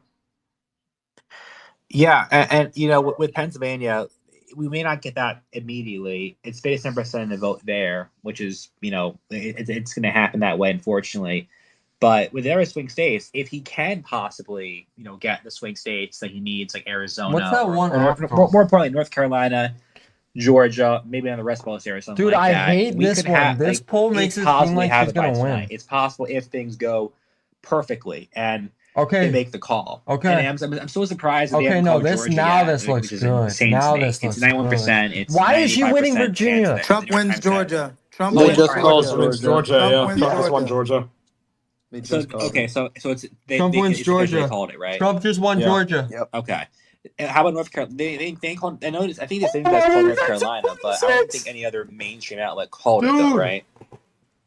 Not that I'm he's seeing, but close. he was Yeah. winning at last So close. projection. He's 24 He's away. likely to win North Carolina, and with the win in Georgia, he's going to be tough to beat tonight. Let's go. Because yeah, Let's right now there's 76% in go. North Carolina. It's 80% chance of Trump winning it. I and look at the counties and Fuck looking at Kamala. what votes Kamala needs to get. Fuck turned out, Obama. and Fuck Obama. But first Chief, of all. look at the numbers: 51% in Pennsylvania for Trump, and 48% for Kamala, and it's still really, really close Is in there a new North one? Carolina.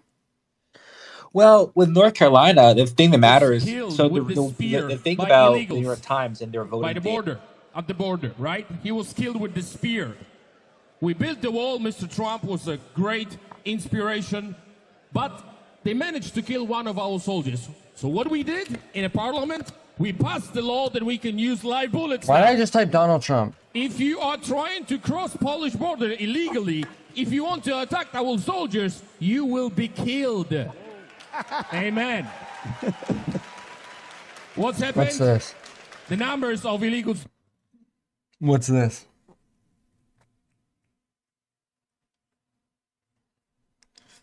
Wow, we got the win, bro. Whoever wins the state, they also give them by congressional district. From what you just reported there, projecting one of the congressional districts, it's going to be District 3. It's going to go to Trump. There are two other congressional districts, 1 and 2, that we're still watching. Let's go. Nebraska District 2, this is the big one that we've been watching. It's the swing district. The other one, Nebraska 1, usually goes red. We're still waiting on some vote there. It hasn't been called yet. But again, Nebraska 2 is the big one because if it came down to that 269 scenario, we would come here to Omaha. Nebraska District 2 is Omaha, which is Douglas County. It's also a neighboring conservative county, Saunders, and a little bit of Sarpy as well. I think we just can't call it. The difference is 22,000 votes. That's what the difference was in 2020 when Biden won the state. So Democrats are in good shape right now. It's unclear how much of the vote is out. Let me see if I can come back and see if we can get how much of the remaining vote is out in this state. We can't check it just yet.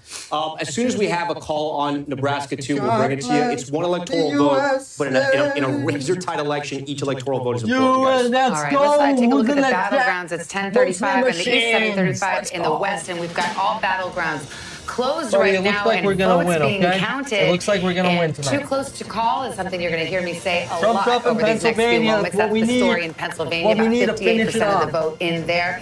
In Michigan, also too close to We're call. at Battleground state where both Michigan. candidates spent Trump's a up in ton of time Michigan, alongside too. Wisconsin He's up in as well. Michigan. Too close to call at this hour. Still counting about half the vote He's down in by there. Let's go down 0.1 south. in Sun Belt Wisconsin. path. 0.1 in Wisconsin. Georgia, It's too close. close to call. He already Biden won won it by a Georgia. hair He in already won 2020. Georgia. They're Donald late as Trump fuck. trying to get it back They're tonight. late as Too hell on that. He close already to won call. Georgia. In North Carolina, we're still calling it too early And he's gonna to win, call. yeah, So we're dude. waiting for more vote there, even though I think we got 84% this, of the bud. vote is I think in. we got In this. Arizona, too early to call too. We just had I the think we polls got closed this. there about Wrap 90 it minutes up. ago. They got to wait a Wrap little it bit up. before they can even start counting votes there. And same thing in Nevada. It's It'll be good. a Don't while wrap it there. up. And in Don't fact, wrap if you it up. mail your vote in We Nevada, gotta I win think fair you and can mail square, it. and It we could gotta be get the job land there done. as late as Friday, actually, and still be counted. Those are the rules in 210. that Oh state. my So here's the road gosh, to it's so 270, close. and it's It's being so filled out close, along the dude. familiar lines that we've all It's become literally so familiar with over these last couple of presidential cycles. He needs with those 60 big more on question this marks. TV. Tom, let's go to But the Pennsylvania other one, because I think let me this show is, you guys. Let me we've show you often guys said the this other one. will be the ball game, and we're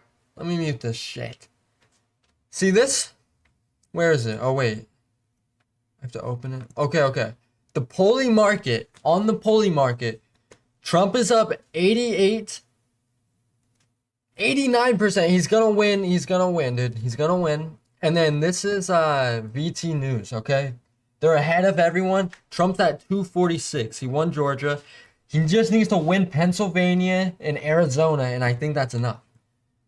He needs 24 more. So he could just win Pennsylvania and New Mexico and win, or Pennsylvania and Nevada and win. He's good. Even Alaska, he could win with Alaska, Nevada. Never mind. No, I don't even know what I'm talking about. But he's going to win. I think we got this. What are the Win. spaces saying? Like I was saying earlier, this may all move out west, in which case I'll be up. It's only 7:30 here, but you guys will be up late. Yeah, dude, no, that That's lame. What is this? What the hell is this shit? Let me just watch this. This is the best one, dude. Is that he's overperforming. He won this county in 2016 and Bro, I wanna 2020, hear and Trump's tonight he's victory speech overperforming. tonight. Again, some of that vote is still out, but we're watching that. Finally, I want to look at Scranton right here. Okay, I wanna Lackawanna hear the County. victory speech Republicans tonight. thought they maybe had a chance in Scranton at least to peel away some of the votes there. Again, this is where What Joe do you think Biden was was from. that? People wondered if he got the friends and What's family good? discount there with What's voters. good? She's underperforming tonight, Chat, everyone 51% right now. comment Biden was right at now. Who are 53. you voting for? In a state Kamala where or it could be Donald determined Trump? by Who are you voting 40,000 votes, 80,000 votes, every little bit matters. If they're looking at the map right now and you're a Republican, you're probably feeling a little bit better. But again, I just want to say it's still so early in the night and there's still a lot of vote out. Philadelphia County, Dude, just this because guy's this was just brought up capping, on bro. the We set already earlier, won. 62% of the vote We is already in. won. Biden was at 81. She's at 77. A lot of the vote is still out. But again, Yeah, she a lot wants of to be in votes the still same out. high Yeah, watermarks yeah. for Biden is, guys. Yeah, Mark Lauder was just here. You know, you Can we Steph, speed Vice it up? I President want this Pence, to and be you're over with obviously a already. longtime Republican operative. You think there's not enough vote for her to make up that margin? Well, there's still a lot out there. I'm just Yeah. saying all of these things start to add up. It's like death by 1,000 cuts. And so if you drop 40,000 votes in this state, maybe 6,000 or county, this 6,000 in another. Next thing you know, you run out of options. I'll leave it to the brilliant minds and the decision Even this desk to guy figure thinks out that it's over. when that happens. I'm not nearly that good at math. How to but, stop by the Young it's starting Turks to channel look to a see little if more Turk was encouraging. melting? And when Oh you see my the gosh. Latino vote come in, when you see some of the Let me closing go of the by. gap Let with me the watch young it. voters, it's starting Let's to troll Young add. Turks. Well, let me just jump in on that Patrolling because there Young are several Turks. places, and we're starting to now at this point in the night get some trends Oh, this across is my- battlegrounds when it this comes is to my exit polling with thumbnail. all the necessary caveats that you have heard by now. And there's a few places where former President Trump is making improvements from his Okay, what's Young Turks doing? Is this it? What is he Karen, doing? they got slaughtered in Dade County in ways that they hadn't in Dade Bro, I County. hate this Florida guy. is a I literally deep hate red Young state now. Turks. It's not just a red state. So it is, and it's remarkable. What's the chat that- saying? What's the chat well, saying? I will say this too. You know, They we turned did off the not chat. see much presence at all from the There's National no chat. Democratic Did Party they here. turn They off have the essentially chat? written off this I'm state. dumbing and it down, dude. maybe that's for the better at this They point because turned off we've the had chat, an dude. influx They are of salty. 1 million They're salty. Republicans into the state of Florida since the 2020 election. It has moved so far. Dude, I think we just gotta do a victory speech, dude. I think I gotta do a victory speech. Let me put motivational music. We'll go back to You this. think about that decision that she made. Should we watch to Young have Turks chat? Yes or no? Walz as her running mate. As Chat, opposed- tell me what we should do. Tell me what we should watch. There's so much shit out there. We have to do copyright free? Copyright free. Chat, what do you want to watch? Or else I'm gonna be the commander on the ship. Here we go. Here we go.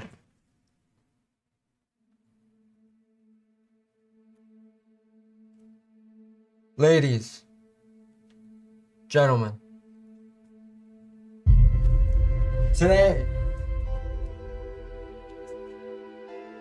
today we receive victory, our so long awaited victory. We fought for, we earned, and they took it away. They took it away from the Americans of all colors in this nation. And they thought they could get away with it?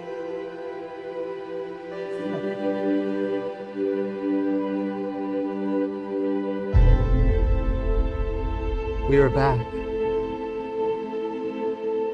Okay, I just lost all my viewers. Alright. Never mind, we're not doing that. Never mind. Okay, let's just feeling that God there damn it. was such a good ground game compared to what the Trump And to be team clear, was we doing. haven't called those. No, we haven't. But I'm looking internally at the numbers, Sure. and they're not as hopeful as I would like them to be. I still think we have a path, obviously, in the blue wall states. And I don't think anybody knows how Nevada is going to turn out. And I think that is another one. We could have 4 states that determine the presidency that are all decided by less than a half a point. Yeah, okay. Thanks for that. That's so 2024, Senator. How's that? Let's go to NBC He's News got a lot correspondent there. Al. it does not surprise me. I kind of feel at all. bad because she got laughed at. That seems about right for Trump and the Republicans to kind of come through here and make a clean sweep. So, Farron, look, I know what the problem is. So I was very uncertain about this election. It turns out I was right to be uncertain. I think everybody was full of crap. There's no landslide in either direction. Everybody was in their delusional bubble. I know the problem for Democrats in Florida isn't that they haven't spent enough money, to be honest, or time. The problem is they're the establishment. Samuel! And people hate the establishment. Good, Samuel. But it's never going to get through their thick chat. heads. I had But 20 I'll save viewers. that I for did a a little bit later in the show. Let me turn this shit But down. Florida Can you even is hear me? worse. I did a motivational super speech and the whole close chat left when I to did it. now Dude. I had red to 22 deep red. people and they all left. So something I didn't have. extra happened in Florida. So what is it that drove Florida to be so much more red than the other states in terms of the trends? I gotta get the blue. It's The the blue on my influx shoulder. of new people. We have had a lot of people Young that Turks. have come into the state. Not just 1 million new Young Turks. Republican Party registrants, but also hundreds of thousands of Republicans here's the from chat. other areas, which all happened Hold post-COVID. this Because they L. really seem to like the idea that Ron DeSantis L. let people die instead of protecting them during the height of the pandemic. Okay, shut up. Zipping there. Those are from 156 different What? precincts. Each precinct has at least 2 memory cards that have the vote count from today on them. They go in here, I they get just processed, joined, and they my go friend. out to the public. So they're still deep in that process right now. Samuel! What do you mean you joined? You just joined the stream? What's poppin'? I'm glad you're in the stream, my brother. A lot of us are bouncing around different channels, guys. Oh, I see. Oh, okay. We got the viewers back of it. We got the viewers back. Okay. Outlets being Let's go, reviewed. let's So go, remember, let's the thing go. that we were watching in this Mostly county was what would the Machine margins be 88. like, because it leans Thank you, my Democrat. We friend. expected Democrats to carry Samuel. this county, but ultimately, Boys, back in who do you think are 2020, gonna Donald win? Trump got Who 40% do you think's of the gonna vote. win this election? You think Trump's got it in the back? You think we got it? Percentage points. They could cut in to Harris's margins, and then if they also did well in Republican strongholds, could potentially carry the state. What we're seeing in turnout is turnout so far has exceeded the turnout numbers in 2020, and right now, based on what has been gonna entered, close it. Trump is holding at about 40%. So right now, those extra percentage points haven't come. Could that change? Yes, Yeah, we'll that's check Tom Young Twitter. is We'll blaming check everything legal on that. Twitter. Over here, though, is where they're going through some of the different election material, and they've also I'll mute this. Game, set, and match. I am so happy. It looks like we're gonna win, bro. Wisconsin. This guy said Wisconsin's going red. Trump is okay. It looks like he's gonna win, bro. It looks like he's gonna win Wisconsin. We needed that. Folks, if you're Alliance, shut up. Shut up. I was 11 when Donald Trump came for his president. Now I'm casting a ballot against him. I think I was 11 too, and now I'm casting a ballot for him because I can finally vote. Donald Trump just won Florida. This presidency is his. Guys, it's looking like... Why are people saying cheating? Why is cheating trending?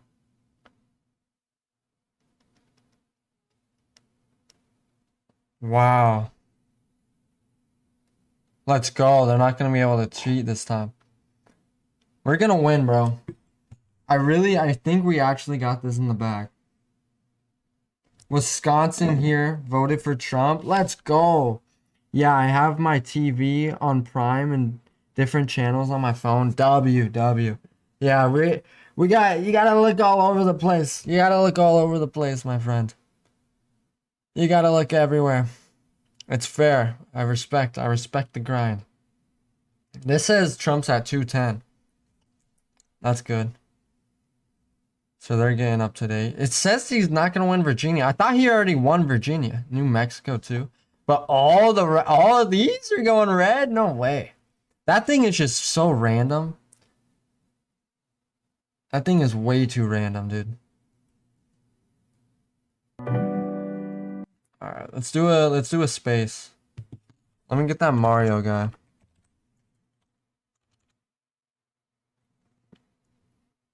Did he end the space? Oh. Now, there could be, of course, one of those like 3M, Oh, yeah. the 3M ballot drops or whatever. That's possible, but from the data we're seeing right now, the number. Hey, Chief Trumpster, you'll be happy to know that Ted Cruz is the declared winner in Texas. Wow. Yeah, Ted that Cruz won. is so funny because they all the time. Ted Cruz won in Texas. There is a large shift or a push to make Texas blue. That has been the case for quite some while, for a little bit of time.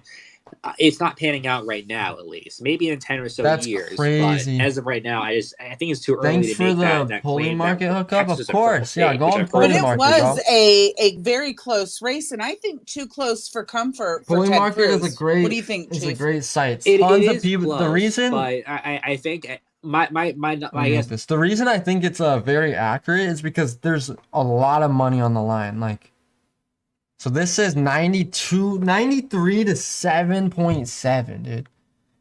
He's gonna win all the red states, dude. Wow. Michigan, Pennsylvania, Georgia, Arizona, Wisconsin, and Nevada. Projected to win all of these by a ton. And he's gonna win the popular vote. Like, that's insane. And you can see right here, $1.4 billion voted on Trump. Kamala Harris, 900 million. So there's a billion. That's a billion, right? Not a million. Yeah, that's $1 billion. That's literally 1.4 billion betted on Trump. So that's a lot of money. With a tough It's not map to a fake Very website. tough I voted map for to Trump in defend, Nebraska. I voted bracing for for myself potential for losses. city And again, council because there was Republicans no don't need many announcement pickups. campaign They for the need, first two of that seats. word of the town I If live in. Samuel, Vice I did President the Harris exact wins same thing. The White House, they really need one seat. If Samuel, Donald I Trump literally wins. did the So same right thing, now dude. we are looking What the fuck? Just put it this way, right? If What the Republicans hell? don't end up winning I control of the literally Senate did based the on how this exact map looks, same thing. it would be For a shocker. I Right? didn't That's do it. a I did huge it for city storyline of the night. I mean, it's a big clerk, storyline either not, way because control not of the Senate council. matters for a lot of the reasons that we've talked about. But that's how the map has been looking, and so we're waiting on these two outstanding states. And they're already part of the way there. They already West have to Virginia, speak up. Trump In predicted to win West We Virginia. cannot stress enough if That's Vice why I'm saying, President dude, Harris what were to is- win the White oh, wait, House, he it was would be gonna win incredibly West Virginia. challenging for It's her Virginia. to get judicial Never mind. nominees confirmed, to get her cabinet. See, this one confirmed is for the just Republican behind. So here we are. We're nearing the top of the hour, but we're still no calls in any of the battleground states. Are you surprised we are where we are right now? No, because as Claire McCaskill has said so accurately, what we are seeing has been reflected in the polls. The polls maybe As were we right. Leading up to this evening, it looks like the polls were right. This is a 50-50 race, and so this is going to go down to the wire in all of these battlegrounds. Close race means a long time. We can put it that way, right? I mean, I think A that's generally the 50-50 vibe. race. We'll see how This it is goes. what I think they're everybody's saying. looking towards Pennsylvania just in chatting with All some right. Well, let's check back into the presidential race. I don't think and it's a we'll take look at the 50-50 road race to at all. 270.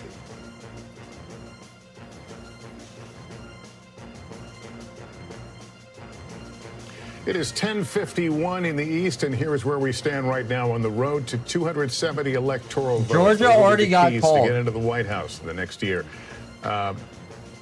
Right now, we want to go to Peter Alexander. I mean, at look, Harris popular headquarters to vote. really Trump's gonna win the gauge popular vote, temperature of guys. the room. It's Peter? they're just trying to get their ratings higher. I think it's Well, we're over. outside and it's allowed. I literally think it's over. It's one thing. Sorry, I didn't hear Trump that question. being able to handle the conflict where there was a division in the conservative movement, where some people are. What's this?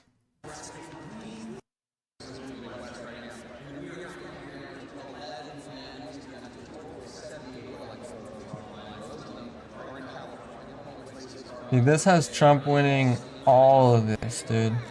He's already gonna win. If he gets all that, he wins. I think we got it, folks. I think we got it in the bag. I think we got this one.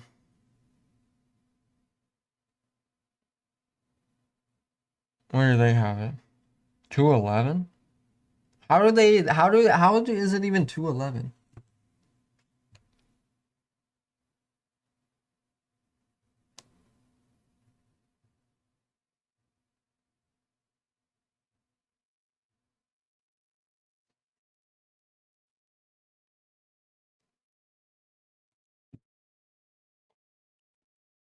How the hell is the race close? Storm clues. Caleb Williams to Dallas. What? Caleb Williams is on Dallas? What?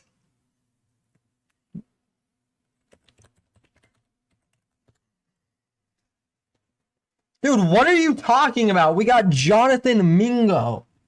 What? How the hell is it close? Dude, I don't think it's close. Lowell trying to trigger Bears and Cowboys fans? Why did I say Tigger? I did not say the N-word. I did not say the N-word. I said t. Who's Jonathan Mingo? Who is that? He played on the Panthers? Okay, I don't want to look at NFL news, dude. That's just going to make me depressed. I don't want to look at the NFL. No, it's not true. Okay, yeah, I don't know why I looked that up. I might have autism. Joe Rogan, Tim Dillon, let's go. You know what? Let's watch some of this, dude. Let's watch some of this. Or should I save this for my plane ride? I might have to save this. I might have to save this for the plane, dude. I'm not gonna lie. I think I'm gonna save it for the plane. I don't even know. How do you save YouTube videos? Does anyone know if that's even possible? Can you save YouTube videos? We don't have numbers from Nevada so yet. bad? But at this point, if all voting were to stop, Donald Trump would win 306 electoral votes. Kamala Harris would win 226. So, this is going to be... Donald Trump is going to do better than he did in 2016 at this point. He's going to do better than in 2016. Kamala Harris is going to be the worst performing Democrat since Michael Dukakis in 1988. What? Right, but for now, North Carolina, Georgia, those are the two swing states we've called so far. I do think we will be able to call Arizona relatively soon. People want me to look at Polymarket again, so just give me 1 second there. Yeah, Polymarket is insane. Donald Trump is at 92%. I was looking at Polymarket, dude. I want to see the other one, too. I think there's another, oh my gosh, he's at 94 she's at 5%, dude. She's not even at 6%. Kusher betting odds. I think it's like Kush. Or Clashy.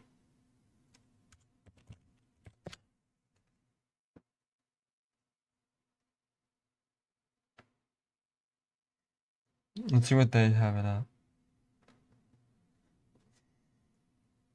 That's insane, dude. Who will win? Oh my gosh. Trump's at 90%. Dude, this is a landslide. Sorry. Well, I was going to say, I mean, right now when you look at it. This is the biggest landslide in U.S. history that I've been alive for. It looks bad. I mean, anybody who's just tuning in or just now starting to look at results, I don't see how you do have optimism at this point.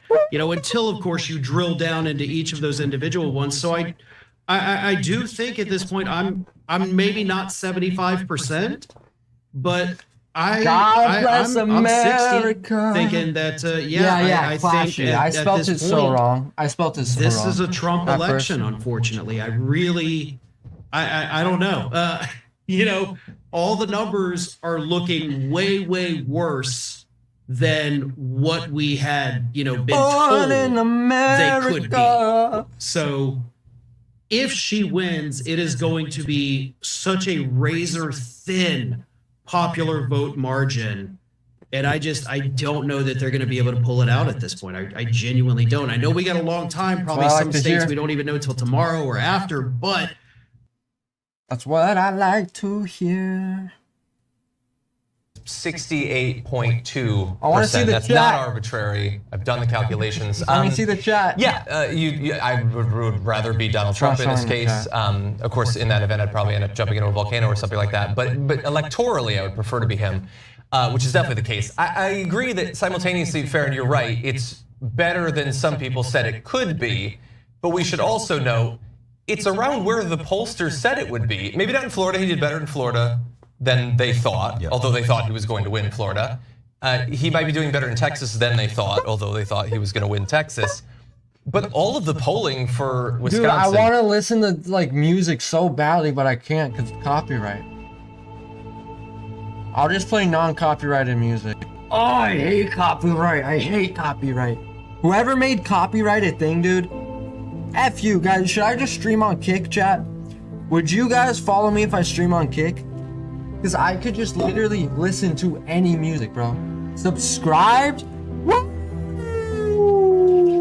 Sub, let's go! Check it. I make a bunch of football videos if you want to see my channel. It's just straight. I'm a Dallas Cowboys fan, and we're the worst team in the NFL. So it's a rough year, but I make reaction videos. So yeah. Yeah. How's the music? See what this guy's saying. Oh my gosh. Charlotte areas, she's underperforming in the metro areas, which is where she needs to overperform.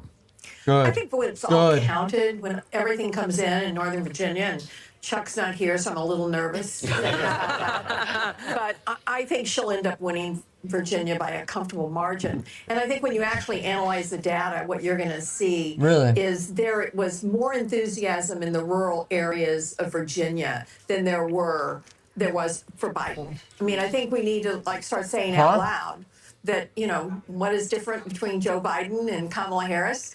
Everybody thinks they're exactly the same on policies, but one is a woman of color and the other is a white man that everybody was really comfortable with, that were moderates and knew him and had known him for decades. So I think you're seeing more Trump support in some of the areas where Biden could cut in, and you're not, but Virginia's going to be fine. She's going to win Virginia. But you might see that maybe in like a Lackawanna County or something in Pennsylvania, that same dynamic that you're talking about. Yeah. We shall see. Okay. Electoral. We want to pause just a moment. We've got a lot more to get to. Top of the hour, we're going to have the big poll closings in California. Got an election alert. Poll closing in about 20 seconds or now. So there'll be some biggies out there to talk about. Yeah, you see California, I know Oregon, Washington, those will all be closing here in about 10 seconds.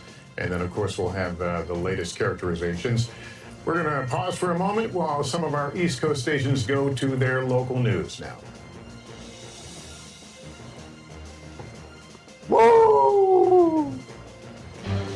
Whoa, go Packers, go! You're a Packers fan? At the top of the hour, 11 o'clock hour, Harry, the That's East crazy. NBC News can project that Kamala That's Harris crazy, will you're a win Packers in the fan. state That's of literally my California, most viewed 54 video is when the electoral Cowboys votes. lost to the Packers. In the state of Idaho, enjoy that. NBC News projects Donald Trump will win and take those But 4 yeah, I know electoral the roller votes in coaster ride Idaho. up and down season. Here's the map. where Yeah, it I mean, moves, I don't in even road to care, 270, honestly, Donald dude. Trump Like, with 214, Harris now the with NFL has never been good 145, as a so Cowboys fan. things certainly And the becoming a little more NBA is pretty interesting as the boring, evening too. I used to like the Okay, NBA a for the lot. 11 o'clock Now it's just like, poll I don't even closings, we like have a couple of sports. uncalled I don't even races, like Oregon watching and sports. I do Wisconsin, like we just watching called sports, but California. I don't care Now as let's go to much our anymore, battlegrounds. you know? Pennsylvania too close to Election, I call care at 11 a lot o'clock more Eastern, 8 about o'clock because it in the actually West. kind of Same affects my story life in a lot more Michigan, than too sports. close to call But at yeah. this hour, with about a third of the vote counted there. In Wisconsin, it is too close to call. You knew it would be a tight election. The polls all showed yeah, it, and yeah, that's yeah, certainly yeah. being borne out tonight. 60% of the vote in there. In Georgia, it is too close to call. Getting closer to that final number there, but the margins are just too close to make a call in that presidential race. Same thing in North Carolina. In fact, it's too early to call. We are still awaiting vote there. In Arizona, let's go out west. We've got 2 battlegrounds out west. We've got Arizona and Nevada. Polls closed there about a couple of hours ago. Well, 2 Man, hours for Arizona. I got a flight to Last catch hour at for 6 Nevada. a.m. in the Both morning. of these too early to call. And Tom Yamas over at the board. And we talk about Arizona. We haven't given its due tonight at Maricopa County. And don't forget, I have to the get great there at county of Pima 5:20. County, home to Tucson, Arizona. And give I some literally credit have to get there Arizona. at 50% of the 5:20. vote is in. I mean, they're doing their job. No there, so unnecessary congrats to them. wars. Maricopa County, Facts, this is the big dude. swing county that we're going to be watching Facts. here. This is going to be about 60% of the vote in the state of Facts. Arizona. So important. Trump's if down you in win AZ? Arizona, you got to win What? Maricopa. You can see Trump won it in 2016. Biden won it in 2020. Tonight with 50% in. It's just Kamala this Harris is on county, top but- right now.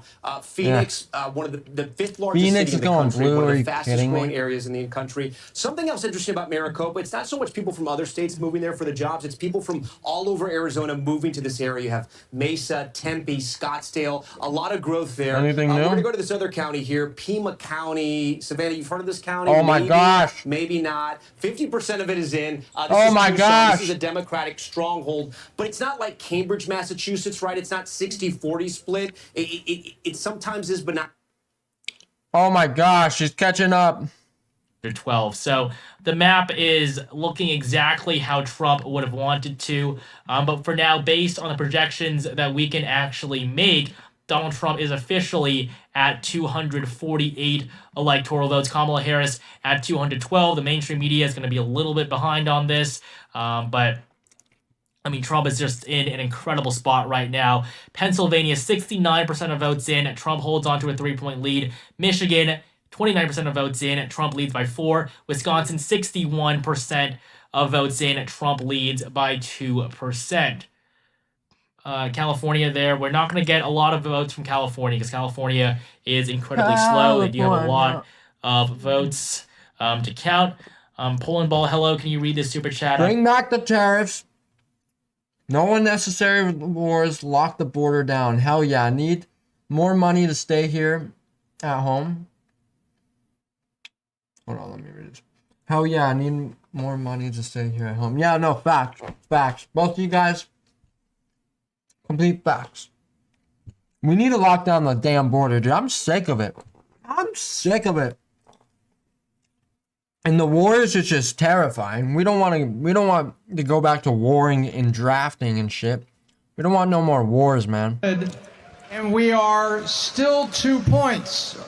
Okay. So a little over 2 points in Okay. Pennsylvania at 67%, so that's feeling pretty good.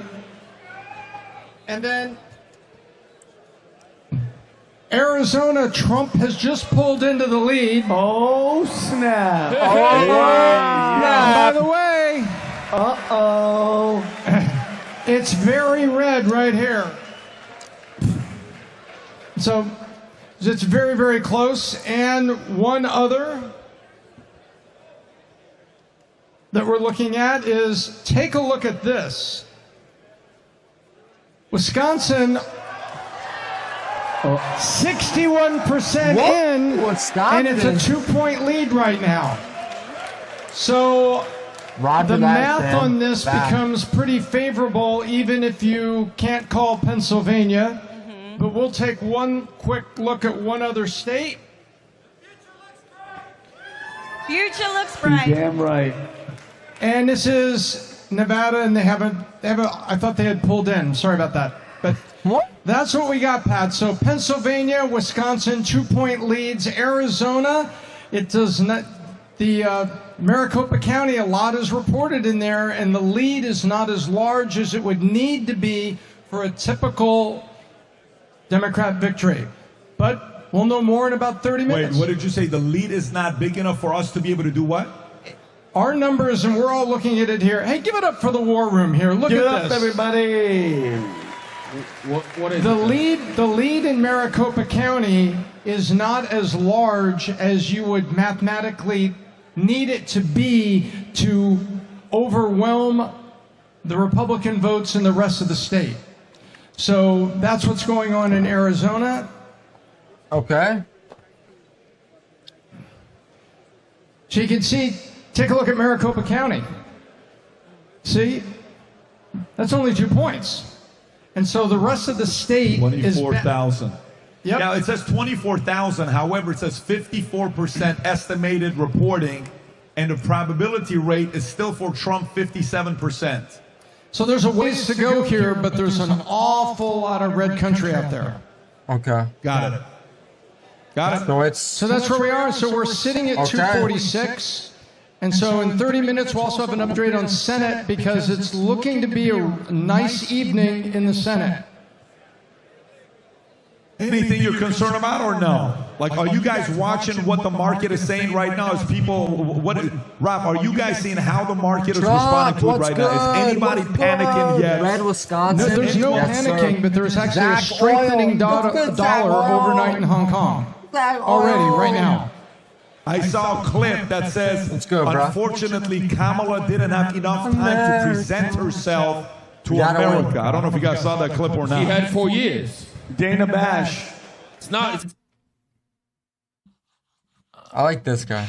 Yeah, so I mean, looking at the map here, we're not seeing too many big updates right now. Arizona's lean Republican, and it's almost guaranteed to go red. On the Senate level, though, I do not believe that Carrie Lake is going to win.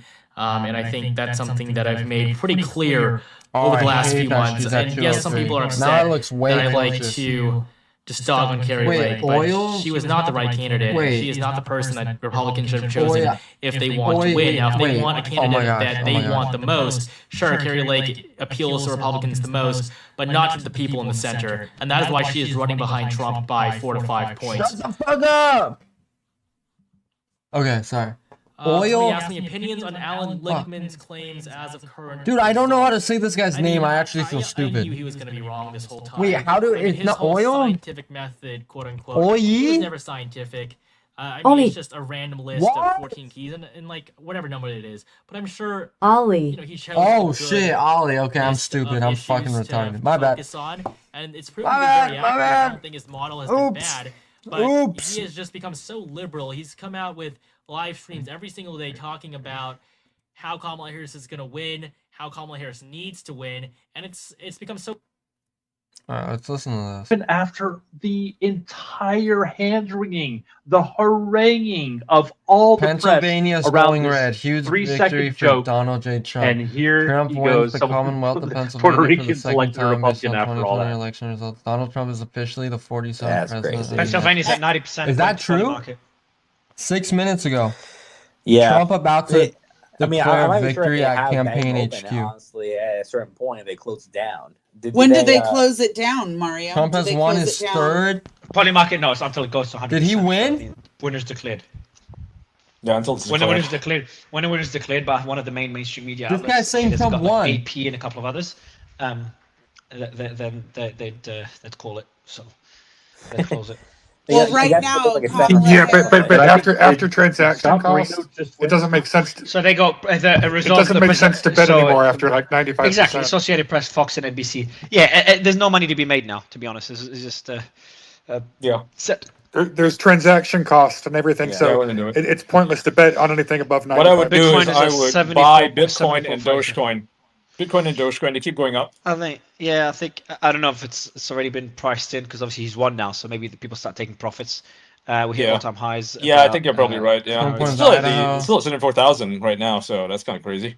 74.6 thousand. Yeah. But yes, a lot of people are predicting a Bitcoin could go down, could go up. Some people are saying even if Trump won, it's already been Yeah. priced in. We don't know.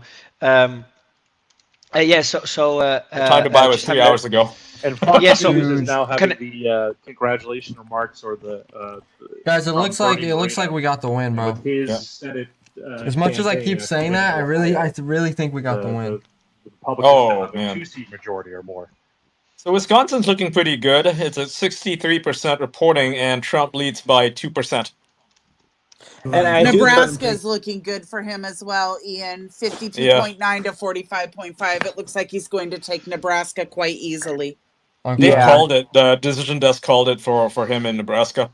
Yeah, if we're seeing the current trend, there's no way that it just goes the other way. Yeah, I mean, but also Yep. just too. So the big thing I'm looking at also is the map that has state by state with the counties with the trends, whether they go more plus red or plus blue, and all of them are just across the board directionally going red, like all across. Everything's red. Holy shit. It's Minnesota it's is going it's red. Minnesota is going red right now, according to CNN. Guys, this is That's such. insane. Let's talk about how significant this is right now, okay? You've heard Kamala Harris call Donald Trump the greatest threat to democracy. He was impeached twice, indicted 4 times, convicted in New York. He was found liable in multiple civil suits with unprecedented civil penalties. They tried to kill him twice. He literally took a bullet in his. This guy's gonna fucking win. Who they investigated for a year and a half in 2016 for fake Russian collusion. And now, tonight, the country has never been more red. This is a full-scale rejection of the divisive politics and policies of the far left in this country. And if Democrats want to save their party after tonight, they better listen to people like Tulsi Gabbard and RFK. Because if not, there will not be a Democrat party anymore. Justin, would you agree? Absolutely. It is going to be a serious reckoning. I mean, look, they gambled in a big way got rid of the big man and brought in the tiny woman to try to win this thing, and it didn't work out. I think one of the things that they will really regret is that they kept her, shielded down for so long. So people really didn't get to know her. I mean, I was on the Romney campaign. In the history of this country, he probably lost in certain areas 1%, 2%, 3% for people who just didn't know his name. That's why 2016 was such a unique election where Trump and Clinton had 100% name recognition across the country.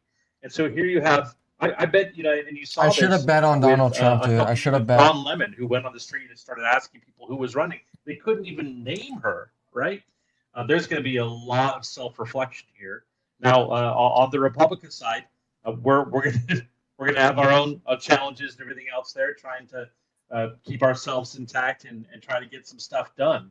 And I hope, for example, what we saw in the first, Trump administration was a bit of chaos, but there were certain decisions that were made and certain compromises that worked really well. Trump and Mitch were at each other's throats for the first 6 months I can't of believe his it. I can't believe we did it. presidency. And then they had a meeting, and they said, look, if we can just work can't believe together, we did it. we can get a We lot need the popular of people vote, approved. dude. We're And gonna they- win the popular vote. Look, They confirmed. look at Polling 200 Market's plus odds on the judges up popular and down vote. the federal bunch of 83% three Supreme chance Court justices. Donald Trump gets You it. may Dude, hate it Mitch gave her McConnell, 72% that. chance yesterday. And Trump did that. And now because Trump's Trump at agreed 80 to for lay popular hands vote. off. After 6 months in office, Trump didn't mention a thing on Twitter about Mitch because he wanted him to be successful, and they were. They're going to have to be those type of In incredible Pennsylvania, compromises polling market, Trump's at to 91. make people feel like, hey, we can get crap done. 88% on New York Times as well. No, And we have an interesting stat as well that this was the most expensive election in history. 16 billion has been spent. What the hell? And An 16 unbelievable billion? number. Go ahead, Chief. And I can guarantee there is a massive outspending from Democrats compared to There Republicans. is, yeah. 100%, yeah. Because Google alone. Yeah, I think last They have year 83 billionaires, dude. Of course. Yeah, and it Yep. shows again. There's a question about why. 442, In 240. terms of the strategy from Kamala and talking about the voters and people getting smeared and called racist and all of that. The funny thing was Kamala was opposed to the joy and all of that, the party of joy, but yet. Funny enough, they repeat the exact same mistakes from 2016 where Hillary called us all the basket of deplorables. Then, you have the trash comment, you have the garbage comment, and you have these smears from and comparisons to people being Nazis for attending a Trump rally in New York City at MSG. It was that was insane. And I think that by them labeling so many Americans as a blankist or a You can blank find 2 or 3 or seats to pick up in the 2026 midterms. But if it gets to 53 or 54, right, which is very possible tonight. I mean, they've got Montana, Held which Texas, Republicans they are held- favored. yeah. They've already held their 2 vulnerable seats. Nebraska's sitting out there, and it's really is a coin flip race right now. That's a unique situation. But they could get to 53 or 54, which could put the Senate out of reach for Democrats for 4 years. So at this point tonight, it's about whether Democrats can hold enough of their seats this cycle so they actually have a shot at winning back the Senate, can be competitive. Don't in win the 2026. Senate, Sherrod Brown Democrats. way outspent Bernie Moreno in Ohio too. Just dumped a ton of money pro. What's this guy saying? Because I do think that we will. It'll take a long time, I believe, but I'm going to stay with you guys here until the very end. And we've been doing this for 4 years. I'm not just about to give up now. Somebody said, "Is this going to be closer than 2020?" No, this election is not going to be closer than 2020. Right now, Trump is not only on track to win more electoral votes than Joe Biden won in 2020, but he's also on track to win by larger margins. If you look at the 2020 map, Joe Biden won the election because he carried Wisconsin, Georgia, and Arizona. If he lost these 3 states, all states he won by less than 3/4 of a percentage point, he would have lost the election entirely. Today, Trump is going to win Georgia, Arizona, and North Carolina by at least 2 to 3 points. He's also probably going to win Wisconsin, Michigan, and Pennsylvania by 1 percentage point or more. So it's not going to be closer than it was in 2020. It'll be similar, but there is a clear shift to the right across the country. Donald Trump is performing much better than he did last time in every single state. There's really no state so far that Kamala Harris has outperformed the incumbent president in. I think part of Joe Biden will be happy because he does have a big ego, and he will, say that I told you so to all the Democrats. But of course, this is bad for his legacy, as his vice president couldn't get elected after him. Somebody said, you're much more reasonable than Let's Talk Elections. I mean, yeah, I think... Yeah, this guy's good. Let's watch Young So Turks. Brown could close it, but he's got his work to do there, and that would be a decisive loss for the Democrats in a Senate race in a very, very red state now, Ohio. They're not going to win Nebraska. Someone who is a stalwart of the Democratic Party and probably, along with Bernie Sanders, the biggest union supporter in the Senate right now. And I think everyone should bear in mind, I mean, Trump is currently leading there by 12 points. Yeah. And he's won he's won it 3 times in a row. And so obviously a very tough state. Yeah. So look, there's a reason why they didn't call it yet, and that reason is what Michael just explained to you. Giant population centers that lean Democrat have not fully come in yet, but it would be very surprising if Brown made up that big a difference with only 9% left report. We do. So at least the New York Times is calling North Carolina for Trump. So that's 2 calls. It's over. North Carolina for Trump. North Carolina's gone. That is an enormous moment in this election. Enormous. She must hold the blue wall. Which we knew coming in. No, she's not going to get the blue Carolina, wall. Should say She's wins not North going to get the blue Again, wall. This is not a pickup or a switch, but it's a state that the Democrats thought that they had a great deal of hope in this election, and they came closer than they have in a while. But it is a red state with, a lot of people thought that Mark Robinson, the flawed candidate for governor there, was the Republican candidate for governor there, would have taken down the top of the ticket. Taken down Donald Trump. It didn't work. I've never gotten this many viewers in my stream before. Day after day. But he declare victory I usually early? am more Would he chatter, rule so I'm out not the gonna possibility lie. I'm not gonna declaring lie. victory early? We all remember him I'm doing not having that the most exactly that in most 2020 friendly when so much chat of the here. vote remained to be counted. He has refused to take an early declaration of victory off the table, and it's our understanding now that conversations are underway for him to make some kind of address here tonight, regardless of where we are on the path to 270 votes. All right, Garrett, thank you so much. And we're joined now by podcast host John Lovett and Dan Pfeiffer, both White House veterans. I believe we have them right now. Who's this Not yet. guy? We're going to go to, if they're coming up. We're going to go to Peter Alexander. Peter first. Alexander, for get the view from the Harris headquarters. It sounds like Donald Trump is talking about coming out and saying something. What are you hearing from the Harris campaign?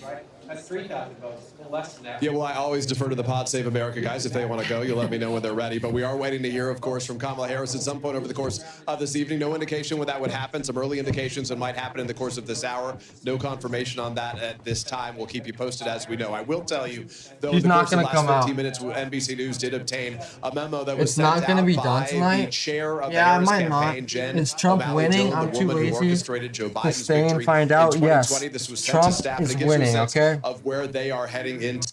Trump is winning on every single betting odd. Trump is winning by like an insane amount. An insane amount. Okay, he's up 94 to 5%.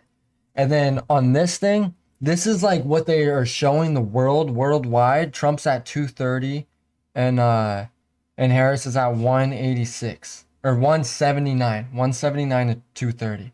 So Trump is on par, and he's winning Pennsylvania. He might win this whole wall, the whole Great Lakes, and Minnesota, which he wasn't gonna win Minnesota. He might win all of that and Arizona, and he already won Georgia. It looks like it's over, folks. Like, I'm not gonna lie to you. It looks like, and there's a chance we might get it tonight. I'm not even kidding. There is a chance we might get it tonight, but I bet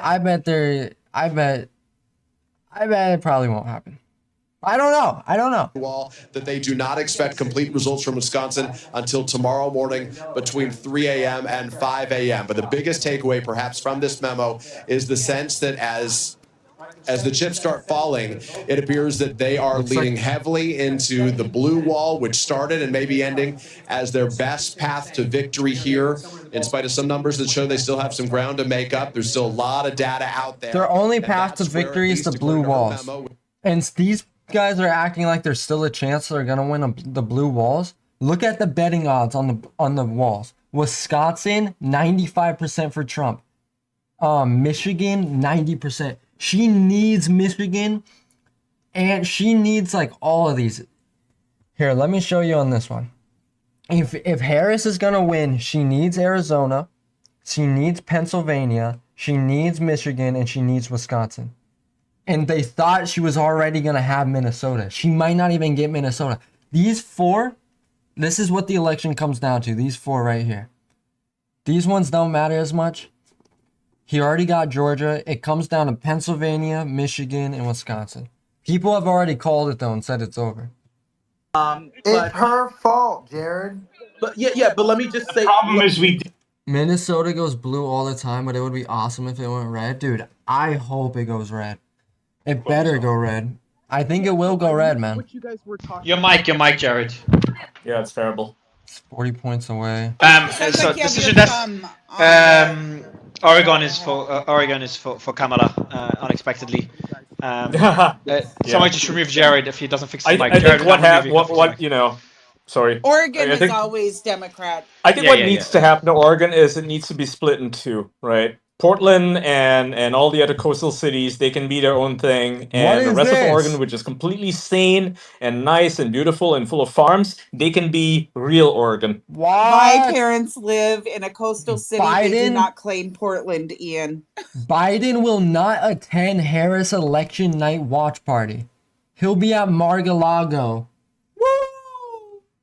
He probably won't be at Mar-a-Lago. That's a joke. That would be the best. But that's actually that would be smart. Yeah, California should do the same thing, honestly, because it's really not fair. Yeah, when the fucking Bay Area is so full of crazy people, right, and the rest of the state is actually pretty fucking sane. Like right across the bay, you got Tiburon, and they're pretty fucking right wing. So we're checking John F. What Kennedy. the hell? You know, so I saw a very interesting report from CNN talking about this. So tweet. nearly all the mail-in ballots for Pennsylvania have been accounted for. This is CNN. Oh wait! I gotta watch the QAnon thing. So if that's true, if all the mail-in are already accounted for, we expect the majority of the mail-ins to be Democrats. The rest are going to be in-person.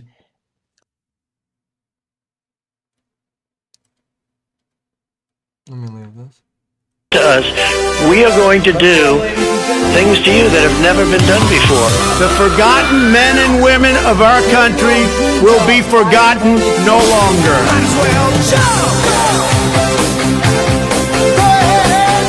2024 is our final battle. They stole our jobs and they plundered our wealth. The future does not belong to globalists. The future belongs to patriots. The activation word, Ronald McDonald. We will drive out the globalists. All patriots go. We will cast out the communists. America will start winning again. Winning like never before. We will bring back our jobs. We will bring back our borders. And we will bring back our dreams. Oh my gosh, that was insane. So did Jill. Dude, Jill Biden did not vote for Trump. Dude, Elon Post this has 62 million views. Why did Elon post about Q? And this guy just put a smiley face.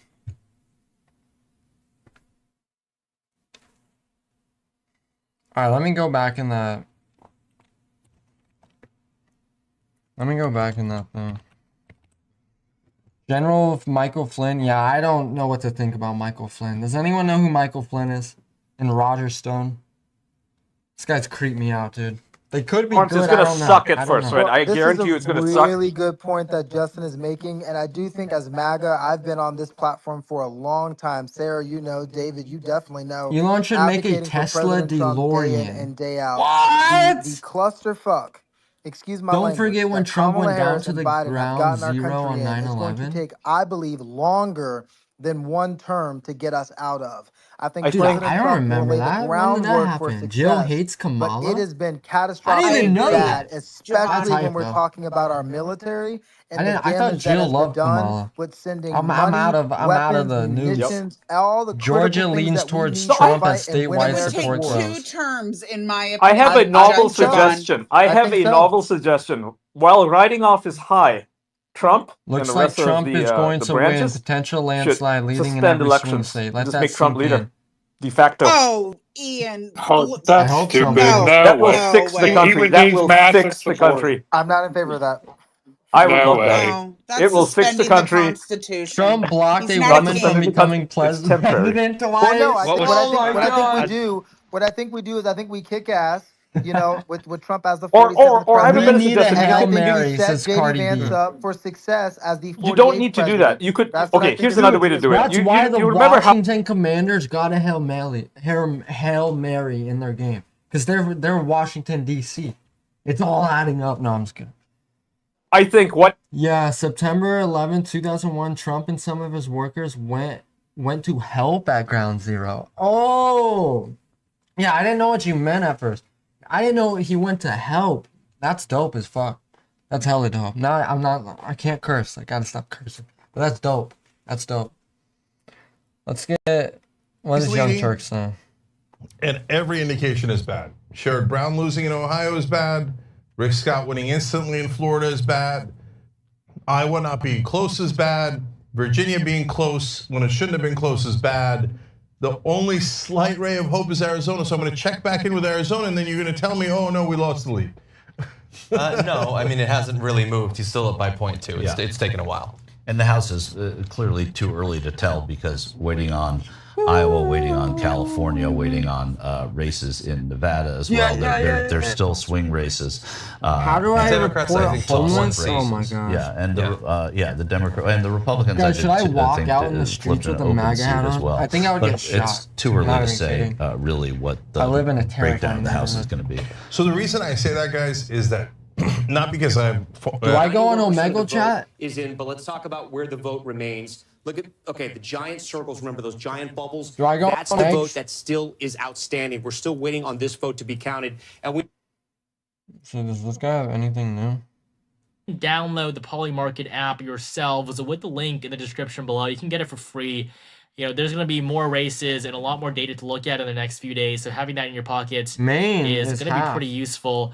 Tom, thank you for your support. Trump is now at a 96% chance of winning. I think the Polymarket site is, you know, being overused right now, which is why the images aren't even loading. But 94-5.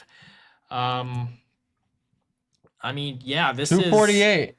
We're at this is pretty 248. terrible We for got Democrats. I part would of Maine. say this is the worst election defeat for the Democrats. I mean, obviously since 2016. I mean, that was the biggest surprise. I mean, Lizzie Woodson says, "Do We're we so know what close, time the dude. election We are winner so close to winning. will be announced?" It really just depends. I would say it comes down to the Midwest. It really depends when projections is can be this? made in these states, and it's clear. Yeah, I think Trump's everybody winning a lot knows of that Trump states. is going to win. Kamala Harris knows that he's not going to. Kamala Harris knows that she's lost, but it will take some time. They're going to want to, you know, obviously Kamala isn't going to want to upset her supporters and give up so quickly. So they're She's just going to wait a great. little bit, but I think a speech will be coming out tonight. And the phone call, of course. NCA Edgar Medina, you want me to say your name? So big shout out to you. Thank you for NCA the support. advisor and Trump's personal JA, lawyer, shout not out an my friend FBI director. Tyler Who? Savely. Shout out to Tyler. Who, Samuel? Who put me on to you, so I appreciate that. Who? Who is? All right, Ron and Who's Jerry, Trump's thank you lawyer? for keeping us well informed. Thank you for your support. Brody says, "How old are you? Very good job. Glad I found out so I don't have to watch mainstream news." I will say this is the first time that I have voted, so that gives you a hint. Dax, Zim, what will you do after the election? Just focusing on the midterms. There's still a lot of elections going on, a lot of politics to cover. 2026, we have a much more interesting Senate map than we did this time. And the Senate map for 2024 was pretty boring. And then, of course, 2028 will start to heat up a lot quicker than people expect. Nobody. And how interesting that even Kamala Harris and the Democrats are distancing themselves from this gender ideology. So it shouldn't be a surprise that most of us are going, hey guys, on Twitter this is a little much. It's a little much. People are. See, this is the thing about this guy. Is I don't know if I can trust this guy because this guy said Trump already won the election. This man took a bullet for this country. What did they say? That it was staged. They are mental. Normal people would not ever say in this moment that was staged, like millimeters. Was the Trump assassination staged? And people are fed up with fake news media. I don't think the it nice was. Picture, white thief. How do you even fake that? How do you fake like shooting someone's ear? Unless it was like fake blood or something. Joe Rogan. Because he does say when he says so much, he's like the fake blood. Or no, he doesn't say fake blood. He says the ear is the bloodiest part in the whole body. It bleeds a lot. So sometimes I get suspicious and I'm like, was it fake blood? Like what? But I think it was real. People watching this. I think it was real. It better be real, or else I have no idea what the hell is going on. And saying what we've all felt. Crazy. Who are you writing this to anymore? You're writing these pieces to yourselves. You elites, you meet in the Hamptons, you have your little meetings, you have people on stage talk about fake news and how you're going to address the epidemic of fake news. Nobody cares what you say Nobody's anymore. reading. By the way, all of you, the point you're making, you can make some noise. Absolutely make some noise for this. But I want to add to this. By the way, watch this. I was saying Lex's tweet. Rob, can you go back to Lex's tweet? So few things we're learning. Case study for 2028. Lex says, looks like Trump is going to win potential landslide. Oh, yeah. Leading in every swing state. We don't know that yet. However, let that sink in. P.S. Long form podcast. I hope to see politicians from both sides do 2 to 3 hour genuine human conversations moving forward. The one he did with Lex was actually one of my favorite ones because they talked about it was only 45 minutes, but I thought it was great.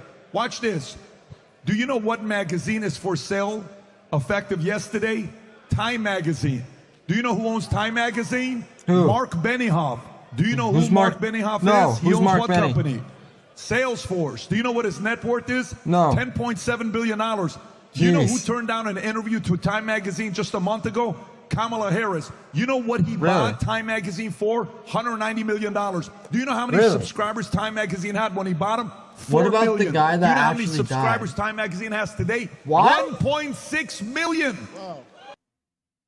Dazuea. What? Who died? What about the guy that died? What guy? He says, I'm not endorsing Kamala. Overnight loses 200,000 subscribers, bunch of employees. LA Times loses employees.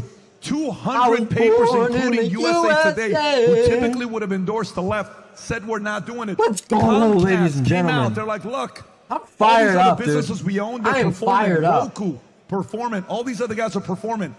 Does anybody I think we're wanna gonna buy get the win, dude. MSNBC? And I just saw the And it was ratings like, on my live. No. It's not bad ratings on the Does live, anybody dude. wanna buy Ratings CNN? are pretty good here. No, For my we don't first want to stream. buy them.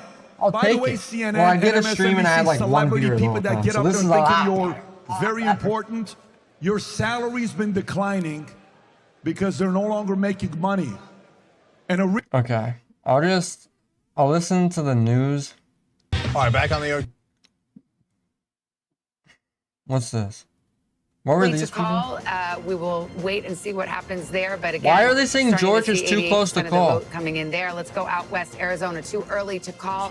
Polls closed about 2.5 hours ago there. Looks like we have a projected winner. This just came in right now. Okay, North Carolina, Donald Trump is the Huge. projected winner. You see the margin there, Huge. 136,000. So Donald Trump improved on his margin by back of the envelope math, 50,000 votes there in North Carolina. That's going to be a real disappointment for the Kamala Harris campaign. They had hoped that if North Carolina We're could so be clawed close, back dude. into the blue column, perhaps So that would see, open they're up finally at other 230. paths. They're so behind. Early states, Georgia. We've been at and North 248 for a Carolina, long time. Because they were the first to close, we were able to rate them as been here leaning for a Republican. while, And man, so, for a you know, just as while. the hours go on and more votes come in, we'll have. I want to watch the Knicks stream, but But you know what I think is troubling them I don't more think is I'm that allowed she seems to. to be underperforming in areas that they thought she would do well. Certainly among women, certainly among the reproductive rights, certainly among some of the. yeah, black no one voters. believes That's why the I think fucking people are bullshit so reproductive concerned at this particular rights. point.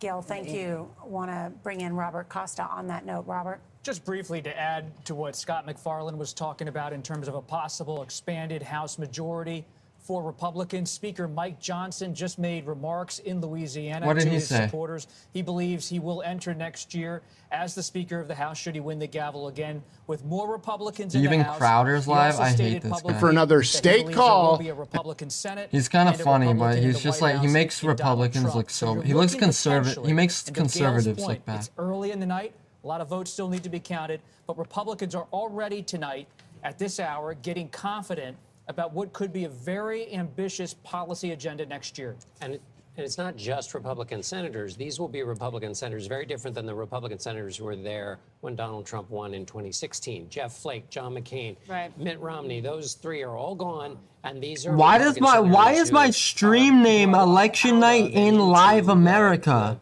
the Trump politics. I'm a fucking it'd be different if retard. Donald Trump wins Can I in even say Washington. that? I didn't mean to say that. I'm sorry, YouTube. I'm We are sorry. pleased to be joined now by I didn't mean to South say Carolina that. Congressman Jim Clyburn. And Oh my gosh, Congressman why Clyburn, is good my to see you. name? Thank you for being with us. Why did I spell it so wrong?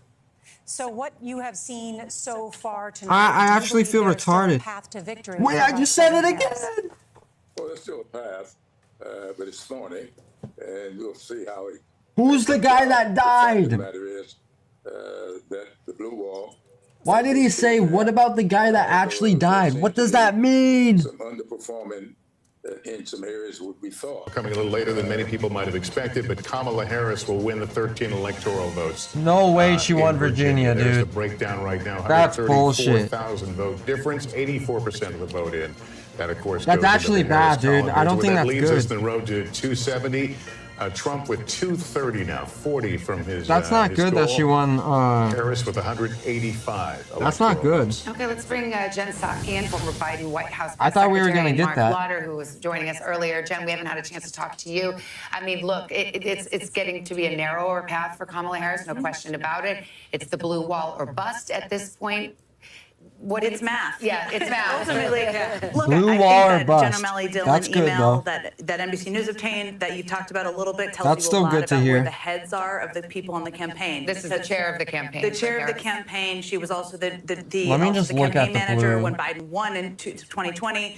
And basically, they did It's not Michigan, talk about it. dude. I If know Trump NBC wins has not made a Michigan, call he on Georgia, wins. but they did not mention If he wins Georgia's not a Michigan, part of he that wins. email. Now there's North Carolina. You just made a call on that. It's about the blue wall states, and she warns that Arizona and Nevada will take some time. What does become challenging, I think, as part of the purpose of an email like that is also This to already buck has up the 400 troops views. How is that inside, even the possible? team who's been working so hard for months. That's part of it, and also to send that note to supporters.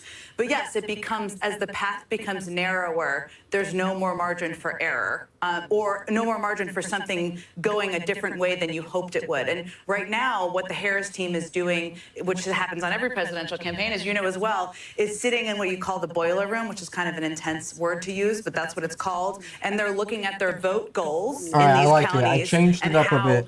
the outcome aligns. And you look at everything from did they get what they needed in the big cities? In Philly, there are some cities that haven't fully come in. Trump is they're gonna waiting go for those. live? But also what the margins are for Trump, which are fuck? higher, as you've been reporting, and we've been talking about over at MSNBC, in some of the rural counties, meaning he's getting more votes there that they need to make up for in the cities. So it's a numbers game in each of these states. But too. even in reliably. Is watching with eagle eyes. Yeah, Jake, remember what I told you a few hours ago that it was going to be seen as a gut check for the Trump campaign?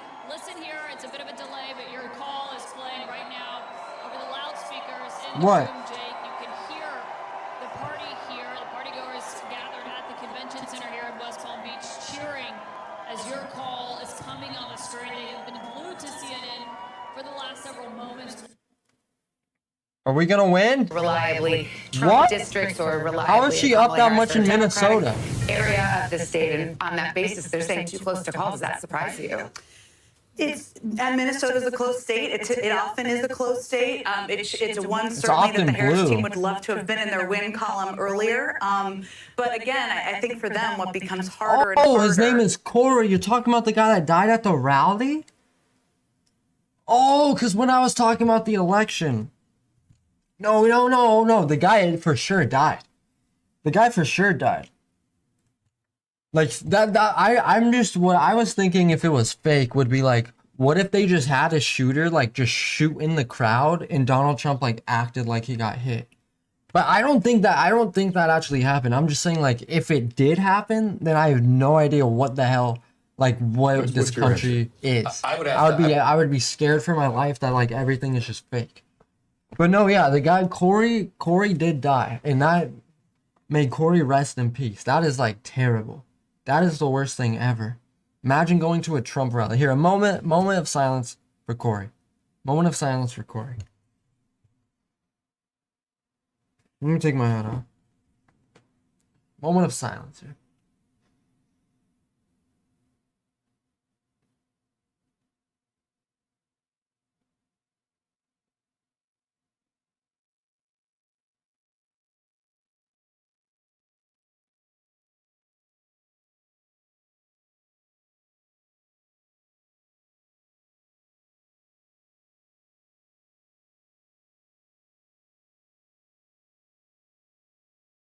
Oh yeah. Did a quick prayer, quick moment of silence for Corey. Firefighters across the world. Good stuff. Good stuff, people. Good stuff. Let's go back on Twitter, I think. Democrats, their goal was to keep the margins small enough so that they have a chance in 2016. What? Like they have a chance at maybe picking up 2 seats in 2026. But if the Republicans get to 53-47 or even 54-46 with Wisconsin, which could still flip to Republicans, then the Senate's out of reach for 4 years because there aren't that many opportunities in 2026 for Democrats to even pick up seats. So, stuff like Pennsylvania flipping is huge for the Senate. It means Trump has 4 years of federal judge nominations that are just going to sail through. So it's huge for the U.S. Supreme Court. Okay, so it looks like what's gonna happen is Michigan is gonna go blue. They tried to tease us a bit, or Minnesota. They tried to tease us a bit there. It looks like Minnesota's going blue. Where is it? Minnesota's gonna go blue. New Mexico's gonna go blue. Virginia's gonna go blue. But Pennsylvania, Wisconsin, and Michigan are all going to go red. Georgia's red, and Arizona's going to go red. It is 15. She is climbing a little bit, but it looks like it is going to be a little closer than what we thought at first. Is going to give the United States, for like you said, a very long-term conservative majority in this country. And I do believe that it will inevitably unify the country.